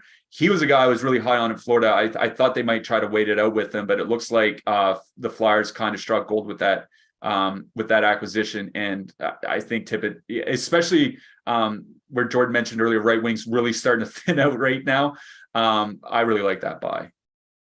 Okay. Yeah, Tippett is someone I'm really interested to see what happens. Like, I tend to like be a little overly conservative, like historically, with guys like him, where it's fun to be the first one in, but I don't need to be the first one in. And more often than not, avoiding being the first one in on a player has like worked out for me. Of course, at the same time, these are the sorts of like buys that could end up winning you your pool. So I have to do it in different ways, but I think it's a fun one to take, and I'm interested to see just how well. Like, I'm someone who took Kim Atkinson late in my draft, and I feel just more comfortable with that. And I think there's still upside, but he's old and broken. So we'll see. Speaking of, well, no, neither of these guys have terrible upside or are old and broken, but Morgan Rielly and Jacob Trouba just each went for $10. So actually, I'm going to just point out something about Mark's roster. So Mark's defense, he has Pietrangelo at 14 and Trouba at 10. And Josi at 39. So like paid big for the big one. And then I feel like Pietrangelo and Trouba are nice, like safe floor picks. Truba's upside is probably not that much higher than his floor, but Pietrangelo's is. But right after Trouba went for $10, Morgan Rielly went for $10 to Mika's team. And I want to compare Morgan Rielly to Drew Doughty, who also went for $10. And Mike, if you had $10 to spend, because like, we know Drew Doughty is going to be well. I'm okay. I should never say Mike, I think Drew Doughty is for sure the top power play. All right. Well, I always try and catch myself because I only know what I know. Okay, Doughty's the power play quarterback in LA, but like doesn't shoot the puck a whole lot and has been in that spot and had like one really great, exciting, productive season, and the rest have been like, yeah, he's there. Like he's not like as bad as Cam Fowler. Like he's still like enjoyable, but the upside seems limited. Whereas Morgan Rielly has also been quarterbacking a power play, but the Leafs seem to have tried a lot of different options in recent years to get him another job or to bump him off of that job, going 5 forwards, trying Tyson Barrie. Now with John Klingberg in the picture, Mike, do you think that Morgan Rielly at the same value as Drew Doughty makes sense? Or do you think he should be higher or lower? I would prefer to have Doughty, and for me, it's not even particularly close. Like you mentioned, John Klingberg coming in, and Klingberg has been running the power play in the preseason, but it's not like this is something new, right? You mentioned how they brought in Tyson Barrie to run the power play at times, there a few years ago, and they went to 5 forwards last year at times rather than use Morgan Rielly on the power play. It's like they're going to try everything they can to keep Morgan Rielly off the power play. And that has me greatly concerned because, you mentioned Drew Doughty's lack of shooting. Morgan Rielly's been under 2 shots per game in 2 of the last 3 seasons. And he doesn't bring the peripherals that Drew Doughty does. So if Drew Doughty's only going to put up, 130 shots, okay, that sucks. But he's also going to put up 225, 250 hits plus blocks, and he's a threat for 50 points. And if Rielly doesn't have top power play slotting, he's not a threat for either of those things. So I would rather have Drew Doughty. And like I said, I don't think it's particularly close. Now, I wouldn't give Drew Doughty the top power play role in Los Angeles. I also wouldn't play him 25 minutes a night, but I'm not the coach. All that matters is that somebody else is the coach and they're going to give him the top power play and they're going to give him 25 minutes a night. So that's why he's worth the $10. And I think he's worth more than that. Interestingly, Dustin, who's drafting for PJ's team, just grabbed Tyler Johnson for $1, which is like, I think that must have been, I'd be curious to know from Dustin, like, is that like a request from PJ from before? Like, I think the reason to draft a Chicago guy like that is just because Chicago plays the first 2 games of the season. So you're kind of locking in your first stream and then it's a sure drop. But yeah, Tyler Johnson, man, there was one season we were excited that he was potentially going to be playing with Kane. But this year, I guess you could be excited about him playing with Bedard, though it seems like right now, the current lines are like Ryan Donato actually playing with Hall and Bedard. So I wonder if I'm blowing up a potential future Ryan Donato draft. But you're right. I don't think we've gotten your answer on this. If you're taking your third Chicago forward after Bedard and Hall are off the board, I'm assuming it's not Cole Gutman. Who is it for you? I'm taking Taylor Radish. Who has gone actually? Radish went for $2. Yeah, I think, there's certainly, like you said, they're trying Ryan Donato on the top line. At one point, I was kind of high on Donato back when he was in Boston. I think there have just been too many stops where he's done very little.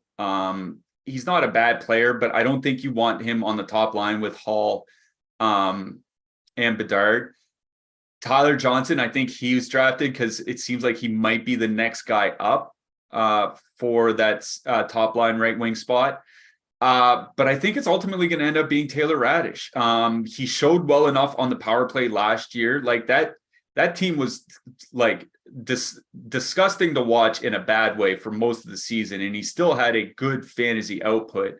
I suspect he's going to be on the top power play regardless. And I don't think it'll be that long before he's on the top line as well. I think the only reason they might keep him off the top line is to try to balance their lines, whatever balanced lines on that Chicago roster would actually look like.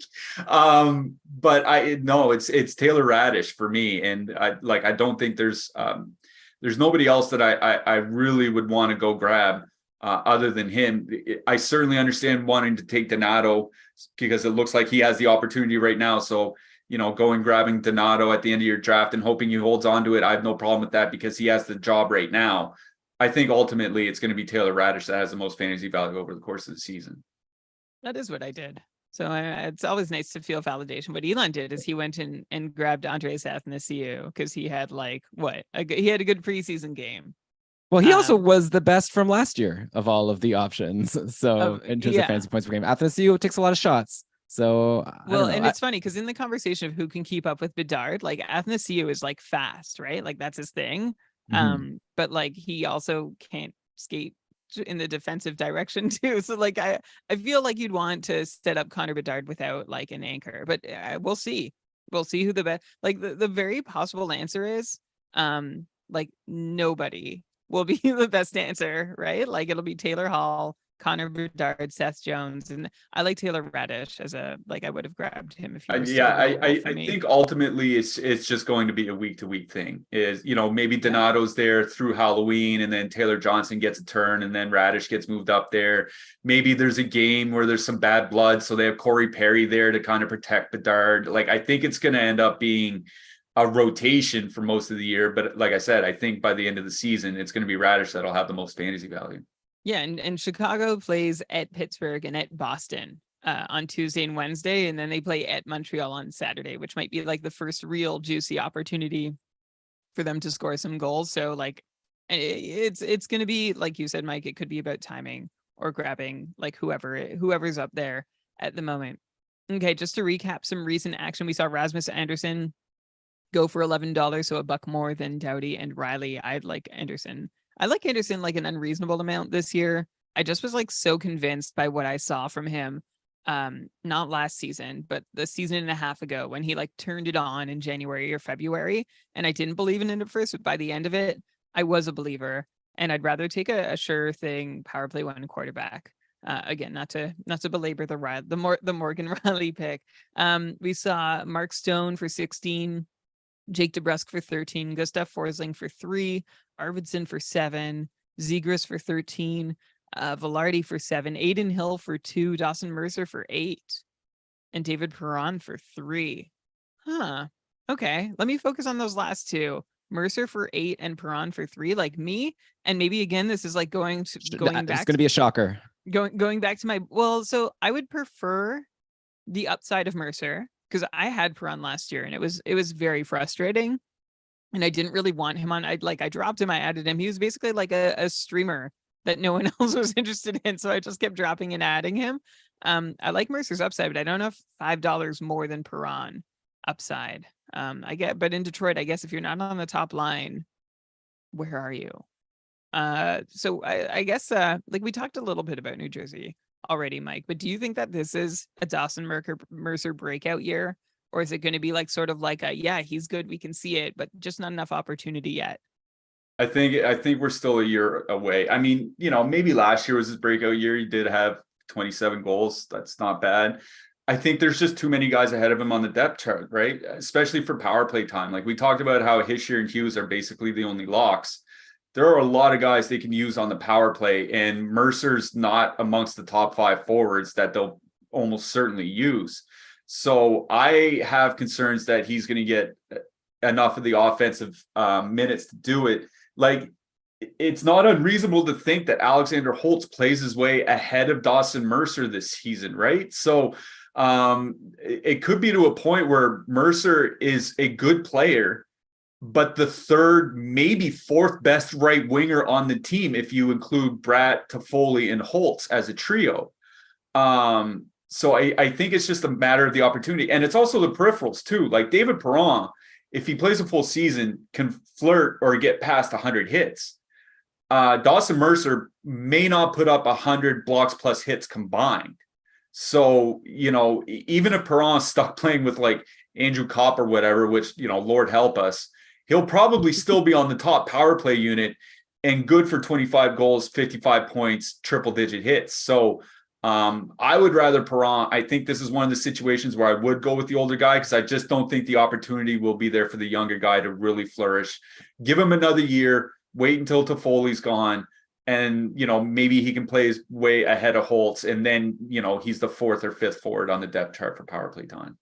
Yeah, I know I'm with you on that one. I said shocker just because it was like so obvious what Brian was going to say, but also I do agree actually with this take that I would take Perron over Mercer. Though actually the next player that got taken was also a right wing, and someone I think I'd take over both of them. Brock Besser went for $7. Forgive me for once again having my eyes opened a little bit by a preseason game yesterday, but a 4-assist game for Besser. But my eyes were more opened by the fact that he is getting, like, this is was already mentioned on actually the Short Shifts episode that just got released earlier this week by Shams and Jeremy. But yeah, Besser is getting top power play. He's getting, I guess, second line deployment, but it's like a second line centered by JT Miller, who, Mike, you've already lauded as being such a great pick. I feel like Besser is like, okay, like another comparison, like Vladimir Tarasenko went for $10, and I think that I'd take Besser over Tarasenko, over Mercer, over David Perron. Like, I guess there's some downside because we've seen Besser have his struggles, but word is he's like in good shape now. He's kind of past some injury issues, past personal issues.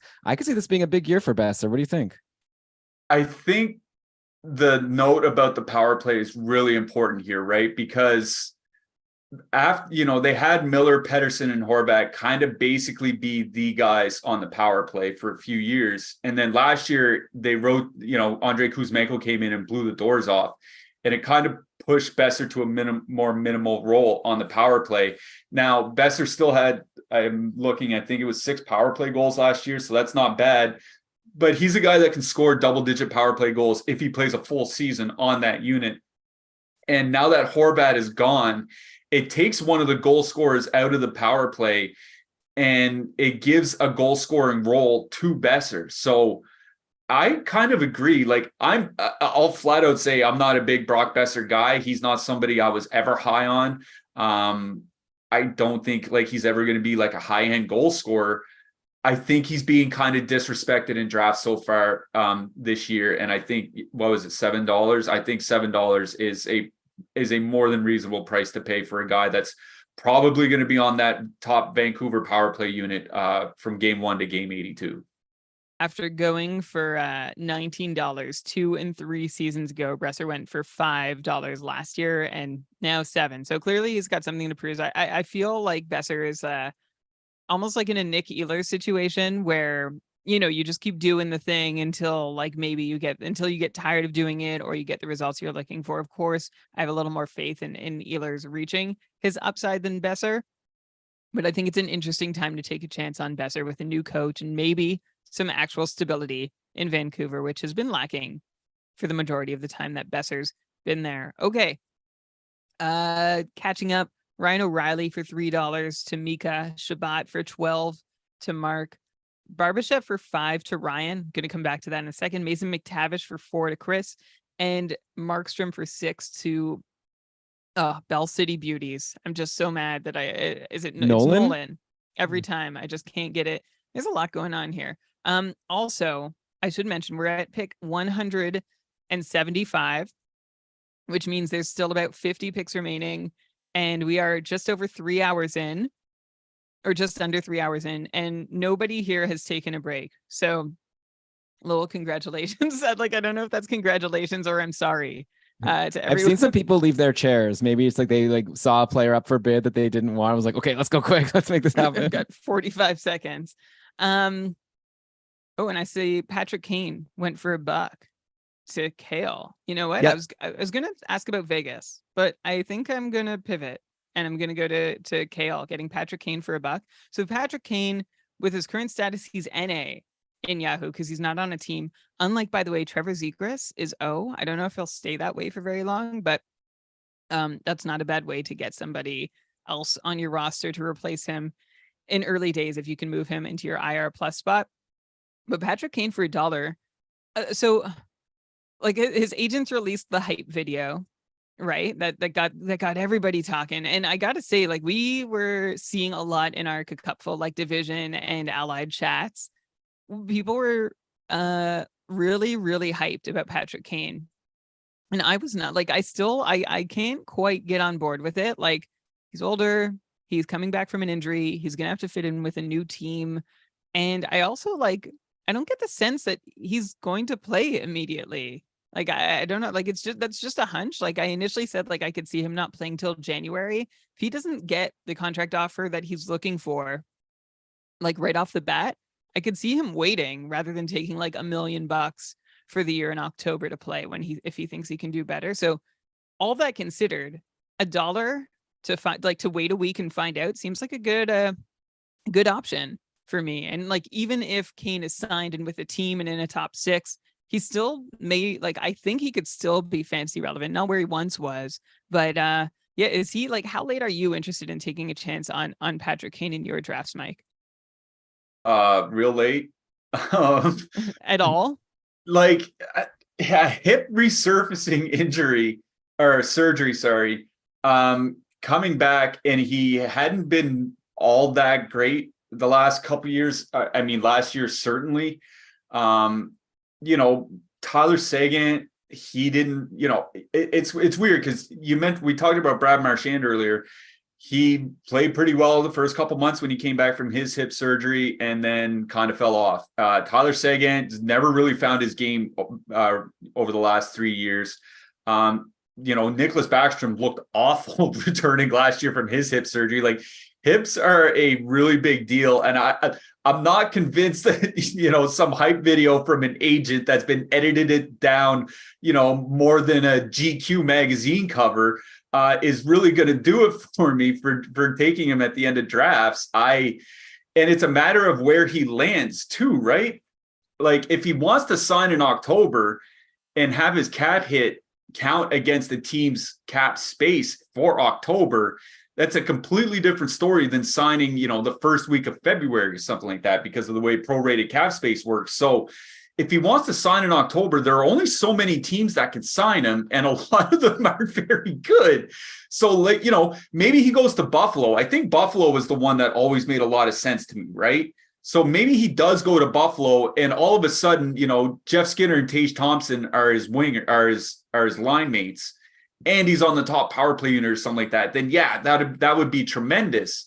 But what if he goes to Carolina and he's playing with Jesperi Kotkaniemi and getting 2 minutes of power play time, getting hit by 60-foot bombs by Brent Burns?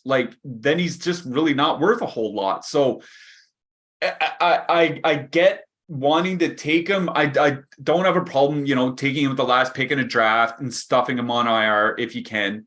$1 here, I don't have a huge problem with that, but he's certainly not a guy where I'm I think I would rather have Max Pacioretty, just to kind of give a little bit of a comparison. I think I would kind of rather have Max Pacioretty because we know where he's going to play when he comes back. How healthy he is, we don't know, but you can say the same thing with Kane, and at least we have some sort of timeline from when Pacioretty would return. So That's just kind of the way I'm looking at it. It's a gamble I have no problem with taking, but I think there are other gambles that I would rather take instead. Yeah, I wouldn't draft Kane with NA, and you can't even stash him in IR in our league. Like, it's just like not of interest to me. But we'll see if something changes before the season starts. There were 3 goalies that got taken recently. It'd be fun to get a power ranking from you, Mike. Markstrom went for $6. Devon Levi went for $5, and Eunice Corpusalo went for $4. How would you have those guys ranked? Would you have it also Markstrom, Levi, Corpusalo, or would you swap the order? It would be Levi, Markstrom, Corpusalo. I am really high on Devon Levi. Like we talk about how weird goalies are and how hard they are to project and all that. A big thing for me is the mental game for a goalie. And when I talk about the mental game, it's paying attention every single second that you're on the ice. And if you watch Devon Levi play, he doesn't take his eyes off the puck for a split second. He is crouching. He's tracking the puck to a level that you see very few goalies track the puck. He seems intensely focused every single game. And honestly, that's about the most that I can ask from a goalie. And I know people think that, maybe Ukko-Pekka Luukkonen takes starts. Maybe Eric Comrie takes starts. Here's the Buffalo is a team that wants to get to the playoffs. This is not a team content with an 89-point season and finishing 21st in the league. They want to be in the playoffs. Wild card spot, third in the division, doesn't matter. They want to get in. I don't think they're going to wait out UPL having 2 bad months or Eric Comrie stringing together 7 or 8 bad starts. It's going to be Levi, and unless he plays really poorly, he's going to be the guy. So it's Levi first. Second is Markstrom, because Calgary just mentioned it. I think Craig Conroy said it in a press conference or a media scrum or whatever. They're going to take advantage of the fact that Dustin Wolf is waiver exempt because they don't want to lose Dan Vladash for whatever reason to waivers. So Wolf might be stuck in the AHL for a good bit of the season again, and Vladash is not going to take starts from Markstrom. And I think Calgary is still going to be a good defensive team. So he's number 2. Ottawa. The problem for Ottawa with Korpisalo, I think Korpisalo will be good in Ottawa. The problem is Ottawa takes way too many penalties. I think they were either the most penalized team or the second most penalized team in the league last season. And shots against from the opponent power play are the toughest shots for any goalie to save. And if he has more than any other goalie, it's going to take a lot for him to have a tremendous fantasy season. So I'm drafting all 3 guys because they're going in the range where I typically take my goalies. So I have no problem with having any of the 3 on my fantasy rosters. But I would have it Levi, Markstrom, and then Korpisalo third. Yeah, well, that's why Ottawa has like some of the most power play opportunities last year, is because of the game management, right? It's a little hack that hockey teams can play, or you can look at for fantasy. It's like avoid the goalie, but go for the forwards, go for the top power play unit. We've seen just to recap some more action. Brian Rust going for $4 to Mark. Bit of a homer pick there, gotta say. But Rust is still like power play 1 days might be over, but for $4, he might make himself worthwhile, especially at right wing. Lucas Reichel, $2 to Nick. Michael Bunting for $1 to Mika. Jared Spurgeon for $2 to Chris. Sean Couturier for $2 to Jordan. Obviously, I love it. You want to stop down on Couturier. I'm not going to. No, that's all I'm going to say. I love it. I drafted Couturier with like a cheap pick. Like, why not? If for sure. It's a good value. It's crazy. Barrett Hayton for $10. And like, honestly, there might be as many question marks about Hayton's deployment than there are around Couturier's health. So that's to Harrison, and Bone Byram goes for $4 to Nolan. Elon, you wanted to do a money check.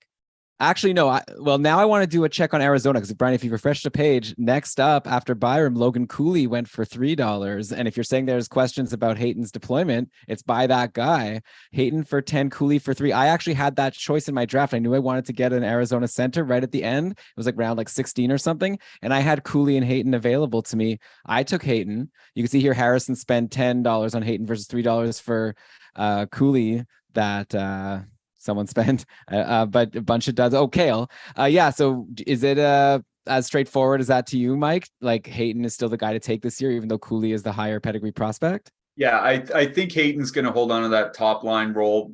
Whether he holds on to the top power play is another matter. I think Cooley's going to end up having a season like Fantilli, where he's going to be the second line center for most of it, but get top power play slotting. And I think Arizona's power play should be better this year, right? You have Schmaltz and Keller together for the whole season. You have Sean Durzi, who I think probably it might be the best power play defenseman they've had since Ekman Larsson's heyday. Like, I know Gostisbehere was really, really good, so maybe it was just the players around him.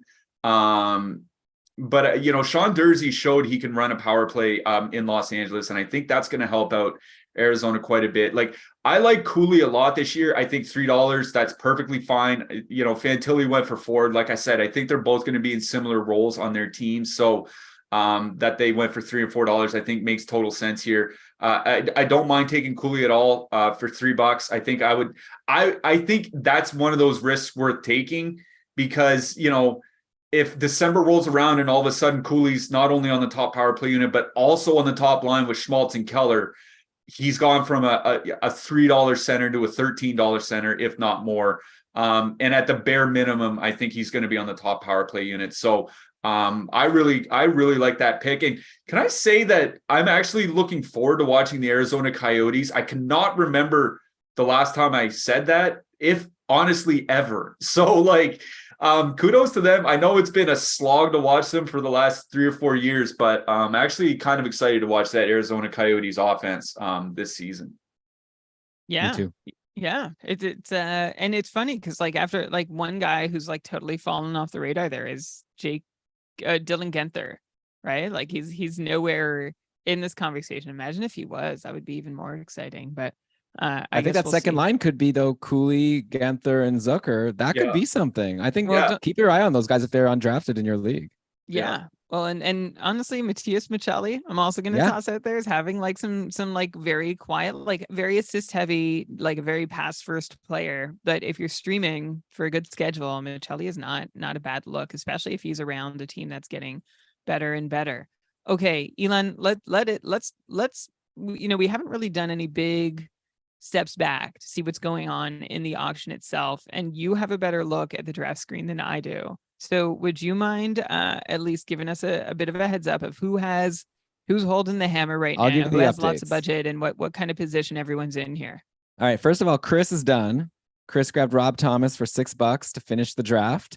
So that he also took Devin Levi, Mason McTavish, so some fun young players, some fun older players. He had that Joel Eriksson-Ek pick that we were lauding before. So congrats, Chris, on your first couple draft. As far as people still in this, interestingly, Mark has just picked up Seth Jarvis and Tony DeAngelo. He had the most budget left. It looks like he now is only behind Adam, but now Mark only has one spot left to fill. So it'll be fun to see. I'm knowing Mark, he's got someone in mind. He's not like one of these people who blew it and has $18 left, but no one to spend it on. So it'll be fun to see who fills that last spot. But yeah, if you look at Adam not only has the most money left, $27, but he also still has 1, 2, 3, 4, 5, 6, 7, 8, 9 spots to fill. So it will be fun to see what Adam does with that money. So those are the things I'm watching as Matisse Ekholm goes for $4, which I would have thought he would have been a $1 guy. Anyway, but Brian, there's the update. Let me know what you wanted to get into there. Yeah, no, I mean, what I want us all to do is make a guess, but I also don't want to blow up Mark. Although Mark can get whoever he wants, right? If the guy's nominated. Well, no, now Adam has more money, so Adam can take Mark's guy. Okay. All right, so I have a guess. Ooh, but I guess let us know when the person goes if it was your Okay, I want you to make a quiet guess too. I haven't been looking at the who's left. Sorry. Okay. All right. Fine. Lots to look at here. What about Ryan Hartman that just going? Or Brian, did you want to go to players? I always have a million players I want to talk about, but did you have a direction you want to go here? Hartman for $6 seems pretty good. Even spending 3 weeks centering Kaprizov, and I feel like I'd have my $6 worth. Well, especially because he has right wing eligibility too, so that's the little bonus with Ryan Hartman. But Mike, how confident are you that Hartman holds that spot versus giving it up again like he did last year to, who was it? Sam Steele took the top center for a while. I think that kind of highlights just how short the leash is on Hyman. But the question is, Hartman. We've been doing this for 4+ hours, 3+ hours. Yeah. the question is who would replace him, right? Because they seem very hesitant to use Joel Eriksson-Ek there, because Joel Eriksson-Ek is such a good shutdown center that they want to use him in that shutdown center role to take care of the opposing top line, so you can use Kaprizov and Zuccarello against the second and third lines from the opposing team. So it won't be Eriksson-Ek. It could be Freddie Gaudreau, I guess, but I don't think they want him as a top line center either. Like the guy to replace him would be Marco Rossi. So the way Hartman loses his role is if Marco Rossi takes a step forward that a lot of people are hoping that he takes. Doesn't look like it's going to happen in preseason, certainly. So you have to give the edge to the guy with the opportunity right now. He's probably not going to get top power play time, that much of it this season, but he doesn't need that much of it to have a lot of value.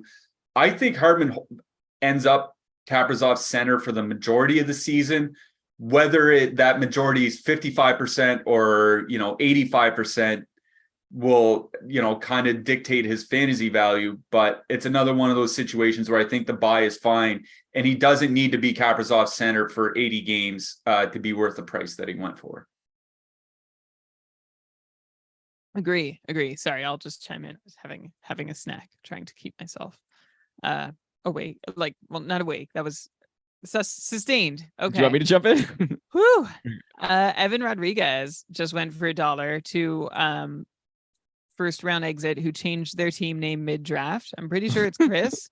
But no, Chris is done. Chris is done. Oh crap. So it's Nick, and our whole sheet is messed up then, because I've been tabbing every first round exit. But I had it right for a while.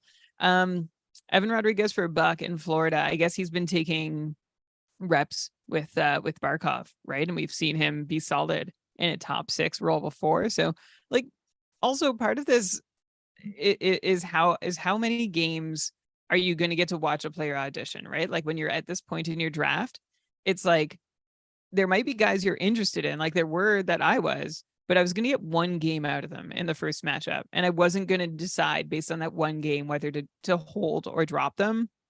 So I just decided not to draft them and save myself the angst. So I feel like I'm just looking at Florida's schedule. So Rodriguez, yeah, he'll play Thursday and then again on a busy Saturday. So you might only get one game from him depending on your roster composition.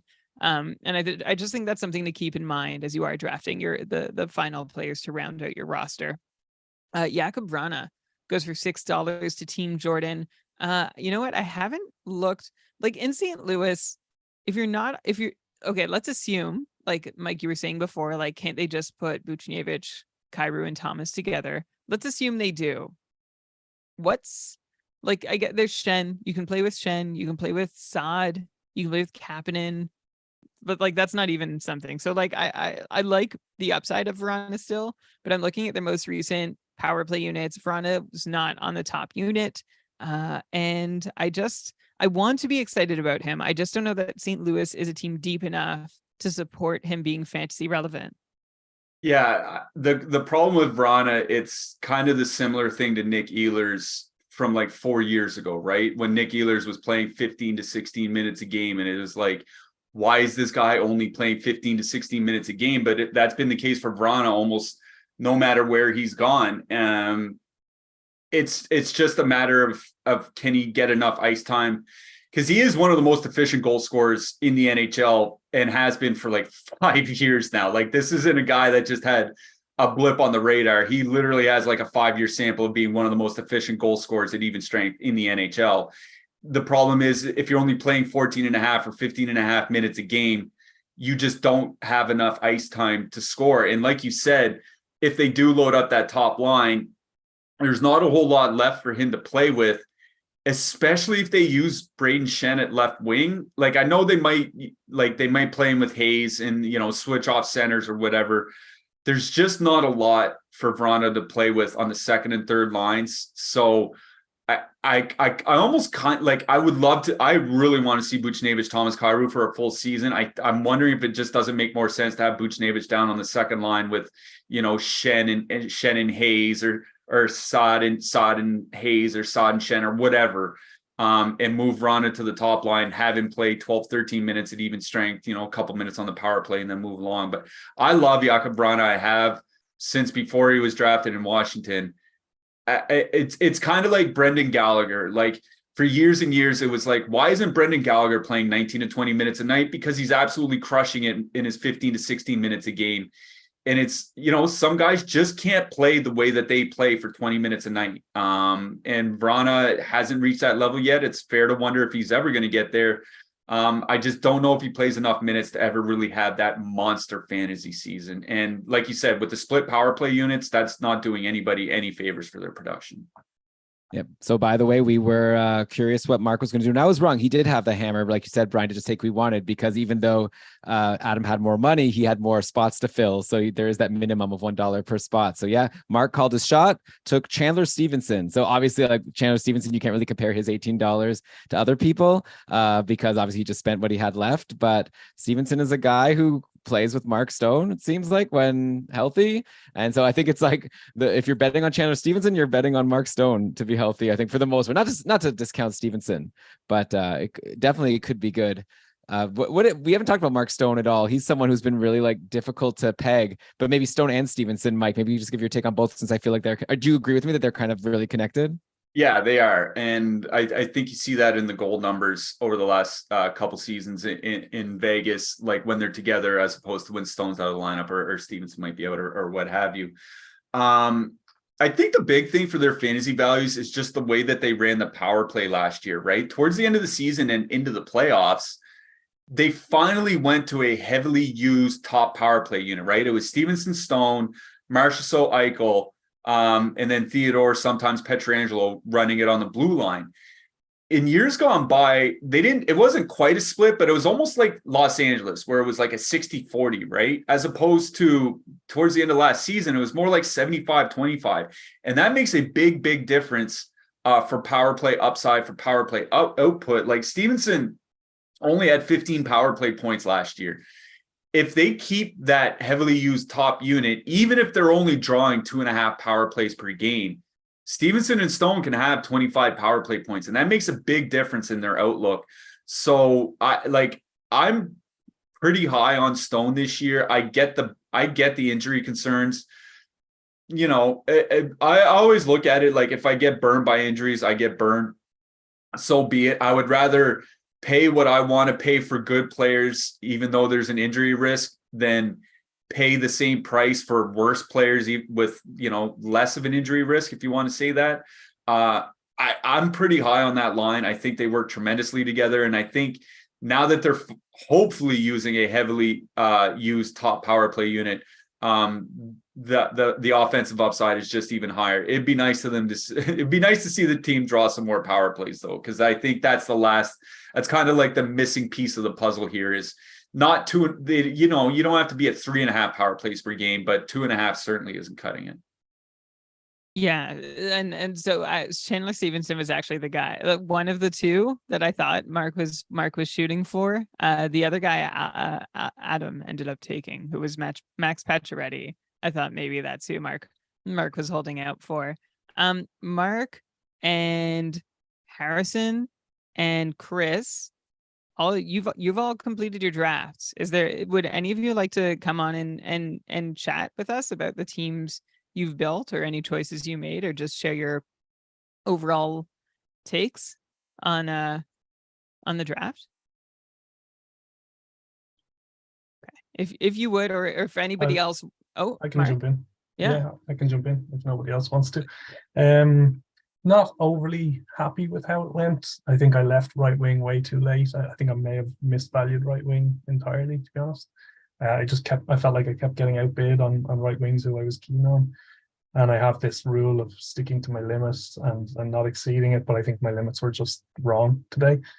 So I ended up, Tom Wilson was my top right wing pick. Totally get the negative feedback from Michael on that one. But I was getting a little bit desperate, and I guess he's safe enough in terms of his peripherals. But you'll always have the risk of suspensions or injuries or whatever else might come along with Tom Wilson. Outside of that, pretty happy with my D. Tony D'Angelo came late. My late guys, so Brian Rust was sort of a homer pick, but they also have a good schedule. They're playing Monday, Thursday or Tuesday, Friday rather, on the the opening week. Chandler Stevenson, I had $18 left. I think last year I left $19 on the draft table. I was the only team to leave money on the draft table last year, so I didn't want to do that again. But I probably could have got Stevenson for about $3, and I just bid 18 for him. But yeah, happy with D'Angelo, Trouba, and Pietrangelo as D-men. I had them last season as well. I drafted them in KKUPFL last season. I wasn't big this year on taking risks on players like Pacioretty. Not necessarily a risk, I guess, but I didn't want to stash anybody.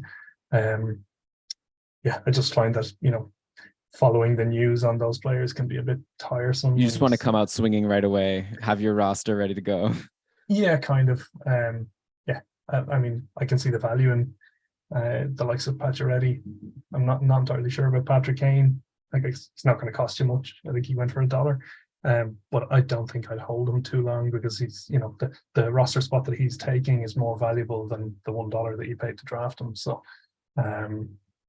but other than that, I mean, I kind of track things myself. I haven't tracked the last few picks, but I think Chris exceeded me in terms of his fantasy points and his VORP. Harrison was right beside me as well. So the other guys who have finished are very competitive draft. And like I said to you guys earlier, I was really impressed by the standard of drafting today. Every single player who went, apart from some people pay over the odds for the big guys at the top, like McDavid and Pasternak and those kind of guys.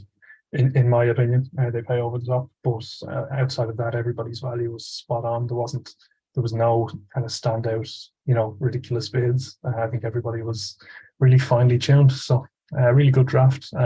It was, just to give my perspective on the lack of a break. It was tiring. Yeah, I'd imagine. I always say that these drafts, this is my 4th auction draft now. I always say that I'm, completely wiped at the end of them, and that's with the breaks. So I can only imagine how I'm going to be when I leave the room now. But yeah, I mean, it got us finished. It got me finished a bit earlier than I usually would anyway. So yeah, that's true. Yeah. Well, good job. And we were saying, Harrison, I think you were about to jump in. You and I actually have some players in common that we'll be cheering for throughout the season. So sorry, Mark, but I think I might be. And sorry, Jordan. I know I'm supposed to be Team Jordan, but maybe I'm Team Harrison here. We both have Barrett Hayton. We both have Doughty. We both have Gibson. We both have Jari. All right. Oh, we both have Ovechkin. Okay. So Harrison, you must be feeling great about your team, especially now, right? Now that you know that the 13th placer from last year has similar players. Well, you're a little bit better than a 13th place manager, so I think you can do better than that this year. But yeah, overall, I'm pretty happy with my team. I absolutely hated how it was going early. I thought all those first round guys who I hate drafting were going for so cheap, especially compared to last year. Like, it was really scaring me because I tried to get all my value from second and third round guys. So that had me nervous early, and it made me take Tavares and Barkov, who I wasn't really even targeting, but I just thought they were good value. So I sent it. But then through the middle and even how I ended my draft, I was very pleased. Getting Jari and Kemper, I think, for the values that I did. I'm not an anti-goalie guy. I like goalies. As long as I can get them cheap, I was very happy with them. Nice. Well, yeah, speaking of cheap goalies, if you don't mind, some guys that were just taken recently, you got Kemper for $6, which seemed cheap at the time, until now I see Merzlikins for $4, Carter Hart for $1. Mike, I'd be curious to get your take. Is there a big difference? Am I just overrating a Carter Hart and then Elvis Merzlikins at this point? I guess you were just saying that you don't trust any goalie anyway, so maybe it's not even fun to talk goalies that much. Yeah, I really don't. I think Carter Hart's kind of being a little bit disrespected in draft season. He's another one where we know the Flyers are at least going to preach and try to be better defensively. If Sean Couturier comes back and he's anywhere as close to the guy he was 3 years ago, you're adding one of the best two-way forwards in the NHL to your lineup. Hopefully, the defense should be better with Tony DeAngelo gone. It's one of those addition by subtraction kind of situations. And, he is the guy. So I don't mind Merzlikins either. But I'm going to be honest, when this draft was going on, I was looking at some Columbus line combinations. I was thinking to myself, yeah, they brought in Provorov and Severson, but that forward group sucks defensively. And that makes me kind of nervous for Merzlikins. I would rather have Carter Hart. And, Carter Hart's had one really good season, another good season in the fantasy game. Wins are probably going to be tough to come by because I don't think the Flyers are going to be very good. That Columbus probably should be the better offensive team, but I think Hart's going to end up with the better ratios. And, wins, like you said, you juiced up how much wins are worth a little bit, so that might matter. But, especially when I look at the forward group that Columbus might be running out, if you have Kent Johnson and Adam Fantilli on your second line, it's going to be amazing to watch as a fan, but it's going to be a horror show for the goalie. So I am kind of excited. I'm kind of intrigued to see how Merzlikins works out. I would rather have Carter Hart. Yeah, makes sense. Hey, can I ask you about a couple guys that a lot of people have been looking at as like late sleepers, and they went pretty cheap. I'm curious if there's one that you're more high on. Igor Sharangovich went for $3 to Mika's team. Sharangovich has been like playing on the top line and top power play with Huberdeau and Lindholm. Then Connor Brown, who is slated to be Connor McDavid's top line right winger, he went for $2 to Adam. So basically similar money. Are either of them players that you've been excited about going to drafts this year? I mean, not overly. Sharangovich is a guy I do like. I did notice, I'm not sure if you guys are checking Twitter during the draft, but they did have a regular-ish NHL lineup at practice today. Sharangovich was down on the second line with Kadri. So I mean, they're gonna that's a team that's gonna try a whole bunch of different things with their top 6 forward group. So I wouldn't be too married to one thing or the other. The problem for me with Connor Brown is peripherals, right? He just doesn't bring any. He, maybe he has like a 25 goal, 50 point season. He's not going to shoot a lot. He's not going to hit. He's not going to block, et cetera, et cetera. And if he ever gets moved off Connor McDavid's line, he loses all his value. I think in a nutshell, I would rather have Sharangovich, which feels weird to say. Like, I would rather have the guy playing on the second line in Calgary than the top line in Edmonton. I just don't think that Connor Brown brings enough to the fantasy game in things other than goals, really, if he's playing with McDavid, to have considerable value. And he, like I said, he loses all his value if he's moved down even to go play with Draisaitl. So I would probably rather have Sharangovich. It looks like Calgary's trying to do everything they can to make that work with him. And it's another one of those situations where I'll take the guy. It's, again, feels weird to say he's getting the opportunity, but it feels like he's getting the opportunity to really thrive, top 6, top power play, where Connor Brown's not going to come anywhere close to that power play unless, a bunch of guys get hurt. All right. Let's talk about, I'm reluctant because Elon and I have had some heated, quiet, like DM discussions about Cam Talbot versus Phoenix Copley. And we've already talked, I will say this about goalies from this draft. So Talbot was just taken for about, Copley's still on the board. But I don't think we've ever seen so little invested in goalies. Like our top 2 tiers, Shesterkin, Vasilevsky, Saros, Sorokin, Ottinger, Hellebuck, Demko, and Georgiev were all like, I think if memory serves, like $19 or more. And then that was it. Like everybody else was largely below $10. And there's some guys, like there's just a lot of guys underneath. Anyway, we don't need to talk about it. Let's talk about some of the other dollar guys going in at the end of the draft here. I'm just going to rhyme off a bunch of names and then we'll pick one to focus on. So we've seen Mangiapane, Larson, Ben, Pacioretty, Donato, Ekman Larson, Chandler Stevenson, Anders Lee, Ali Tolvanen, Ville Husso, Dylan Strome, Riley Smith, Elvis Merzlikins, Noah Hanifin, John Klingberg went for $8. And I think that was his last pick. That completed a team. Tanner Janot, Olin Zellweger, Brant Clark, Carter Hart, Sharangovich, Binnington, Eberle, Connor Brown, Tommy Novak, Lawson Krause, Keandre Miller, Oliver Bjorkstrand, Alexi Lafreniere, and Cam Talbot. So I actually, Mike, do we think Lafreniere is ever going to break out? Like, is this, like, I've seen some lines where he is in the top 6 and he seems to be in a place to succeed. Like I'm looking back from a preseason game. This is a couple days old already, but Lafreniere was playing with Zibanejad and Kreider. Of course, they were like the only NHLers in the lineup. Kako and Wheeler were on line 2 and 3, like helping out with some but other still, lines. they put that line together because they wanted them to see how they look together. Yeah, well, so that's it. So my question is, I want to read into this and say Lafreniere is going to get a legit shot, like playing away from like the quote unquote kid line or line 3, whatever. Like he's going to have a look in a meaningful place. Do we still think that there's a chance for Alexis Lafreniere? Yes, there is. I wrote it up. I wrote like a 5,000 word deep dive on Lafreniere's 3 years in the NHL so far. And two things stuck out to me. One, he played a lot better with Kreider than he did with Panarin. And it relates to the second point. It's because he's really good on the forecheck. And I think that's something that doesn't get talked about when we talk about Lafreniere, because, you think of a first overall pick, you think of somebody like Jack Hughes, a guy that can, kind of dance between the water drops, right?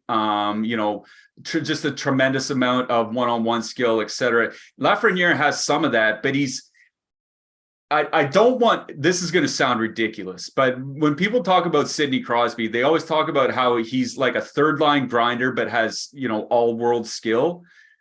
I kind of see Lafreniere in that mold. Not that he's as good or will be anywhere near as good as Sidney Crosby was, but I see him as a third line grinder that has first line scoring skill. The problem is like, he's not a guy to play pitch and catch in the offensive zone. It's more like get in on the forecheck, create a little bit of chaos, funnel pucks to the net, look for rebounds, look for redirections, that type of thing. That's not the way that a Panarin line plays, but it is the way that Chris Kreider plays. And if you look at goal scoring numbers, point production, et cetera, Lafreniere and Kreider have done pretty well together at 5-on-5 over the last couple of years in whatever minutes that they've been given.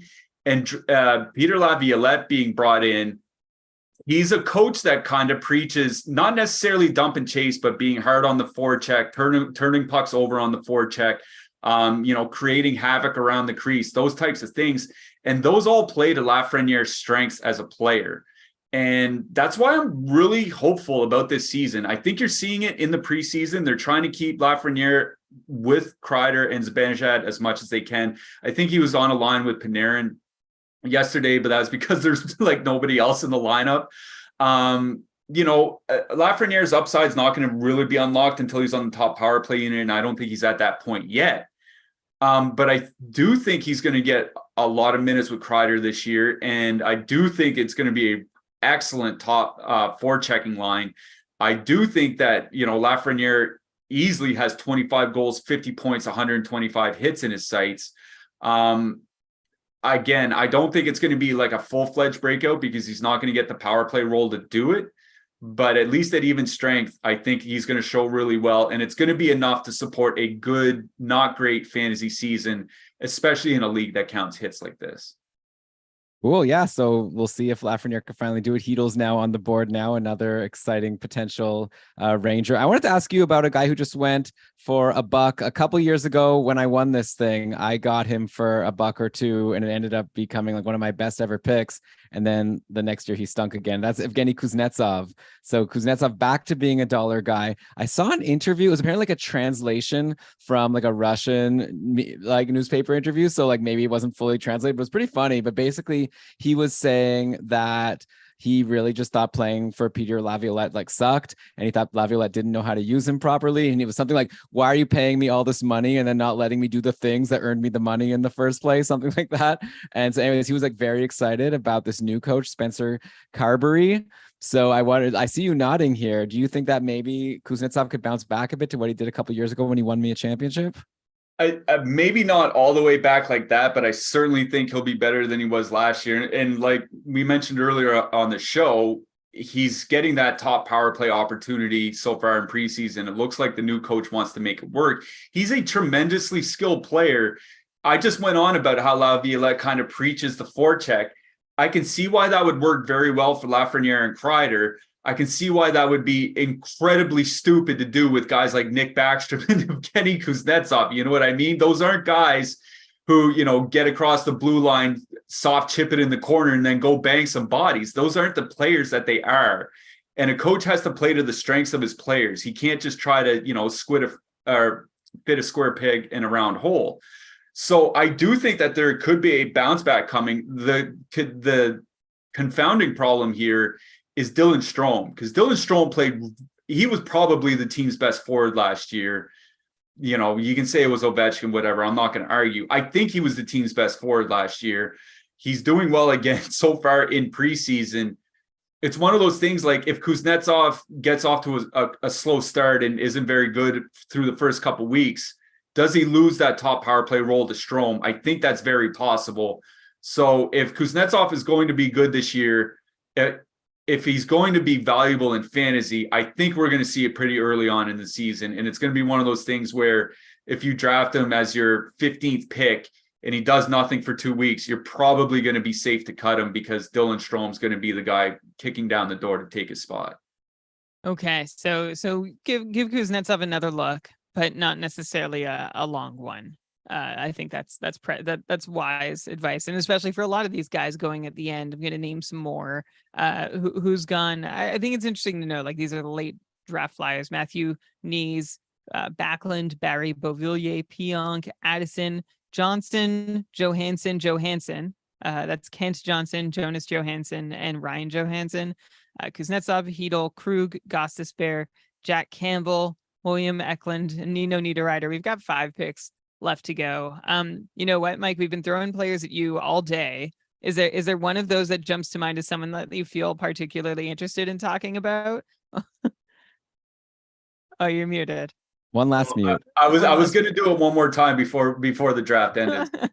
The one guy I really want to talk about is Michael Bunting in Carolina. I don't think that's a signing that's really getting enough notice here, because what Michael Bunting did in Toronto a couple years ago was have like a 64-point season with very little power play production. And Carolina is a team that doesn't quite split their 2 power play units 50-50, but it could be like a 60-40 split. And the guys on the second unit can get 10, 12, 15 power play points. And that's the unit Michael Bunting is going to be on. And he's, you give him 12, 15 power play points, plus all that even strength time, almost certainly next to Sebastian Aho for the entire season. Like Michael Bunting, and he's a guy that can put up over 2 shots per game. He's a guy that can put up over a hit per game. So it wouldn't surprise me to see him have like a 25 goal, 55 point, 180 shot, 90 hit season, and getting that for $1 at the end of the draft. I think that's just tremendous. And I think because he had a down year in Toronto last year, people are just kind of assuming it'll just transfer over to Carolina. I think he's going to be in for not a big year, but certainly a valuable fantasy one, a fantasy relevant season, and one that'll be worth way more than the $1 that he just went for. Nice. Well, with that, Michael Bunting, someone I'm going to go and check and see if he's available in free agency in my league or not. And this draft is over. The Tier 1 couple auction draft, less than 4 hours. I guess not having that break finally brought it lower for the first time. How is everybody doing? I'm looking at these tired faces here. Congratulations. One of you become the ultimate. What? Yeah, it's just Wheeler, Duchesne, Duran, Gordon, William Karlsson. I think these are fun names. Okay, that finishes it. Oh yeah, for sure. That's especially interesting to note Ryan, our ultimate champion. He, like I said, had a lot of spaces left, and he ended up filling it with like Fowler, Pionk, Krug, Niederreiter, Duchesne, and Yanni Gourde. Those are his $1 guys. So if you want to follow in the footsteps as our ultimate champion, those are your free agents maybe to look for in your league. But yeah, one of you is going to be the ultimate champion this year.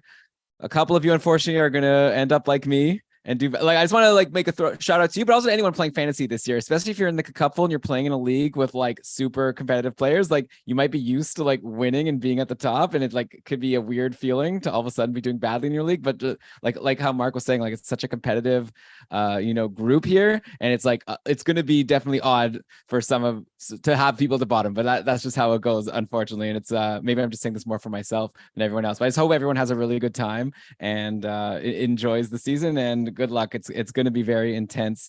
We definitely will want people to chime in on the Discord. Let us know who you think did well in the draft. You didn't. We'll post a link to the final draft results in the show notes, and you'll be able to find it or just ask us. We'll put it in. We'll put it somewhere where it's easy to link. But Mike, now that this draft is over, do you have any like final takeaways you want to throw out there? And after that, maybe you can let people know how people could find all of the great work you've been doing, all these articles that you've been talking about. Yeah, I think the one thing to note is just something we've already mentioned a couple times, is that if you're in a league that is splitting up the forward, center, left wing, right wing, that right wing spot is incredibly valuable. And once those big four centers get off the board, going with a Pasternak, going with a Kaprizov, going with a Rantanen, even if I think Rantanen's being a little bit overvalued, might be the approach to take, as opposed to going in almost any other direction, because, or Matthew Tkachuk obviously as well, just because once those big guys are off the board, you're not really looking at a whole lot in the rest of the draft. So if you are in a league like that, definitely watch out. The other one is watching ADP movements is absolutely bananas, because like I said earlier about Mike Matheson, my first draft, he went like the 52nd defenseman off the board. Lately, he's been going between like 30 and 40. A slow draft I'm doing right now, he just went ahead of guys like Noah Dobson, Thomas Chabot, Rasmus Anderson. So the juice on Mike Matheson is really starting to heat up. I think people are kind of realizing, like, the top power play defensemen are starting to get solidified with training camps, and it's starting to inflate some values. So where guys were valued even like in the middle of September, especially amongst those top power play blue liners, is definitely not where they're being valued here in early October. So just make sure that you're not overpaying for a defenseman that's quote unquote on the top power play. Just because, some guys do have particular upsides just based on where they play. Like Mike Matheson's not having an 80-point season and playing on that Montreal power play. I feel pretty safe about saying that. So just make sure you're not overpaying for guys whose values are really starting to get inflated through training camp. But yes, thank you as always for having me. It's a blast to be here. Always a blast to talk hockey. Obviously, like so many, this room is filled with smart drafters. I might criticize a pick here or there, but like, let's be honest, these are very smart guys. They're in this league for a reason. So, congrats to them on a very fun draft to commentate. Good luck to them all here this season. Yes, you can find me at Dauber Hockey. I write there 2 or 3 times a week, Tuesday, Thursday, some Fridays. So that's when I write. My articles go up in the morning. I am also doing daily fantasy hockey, DFS, over at Stochastic. Once again, we're going to be Tuesday, Thursday, Saturdays. We're going to sprinkle in some Mondays and Wednesdays as well. It's a YouTube video show breaking down that night's games. And I'm starting this season at Elite Prospects. I'll have a couple articles a week, usually Tuesdays and Thursdays, over at Elite Prospects. I think it requires a premium subscription, but for anybody that might be listening to this that might have one, my article started there last week.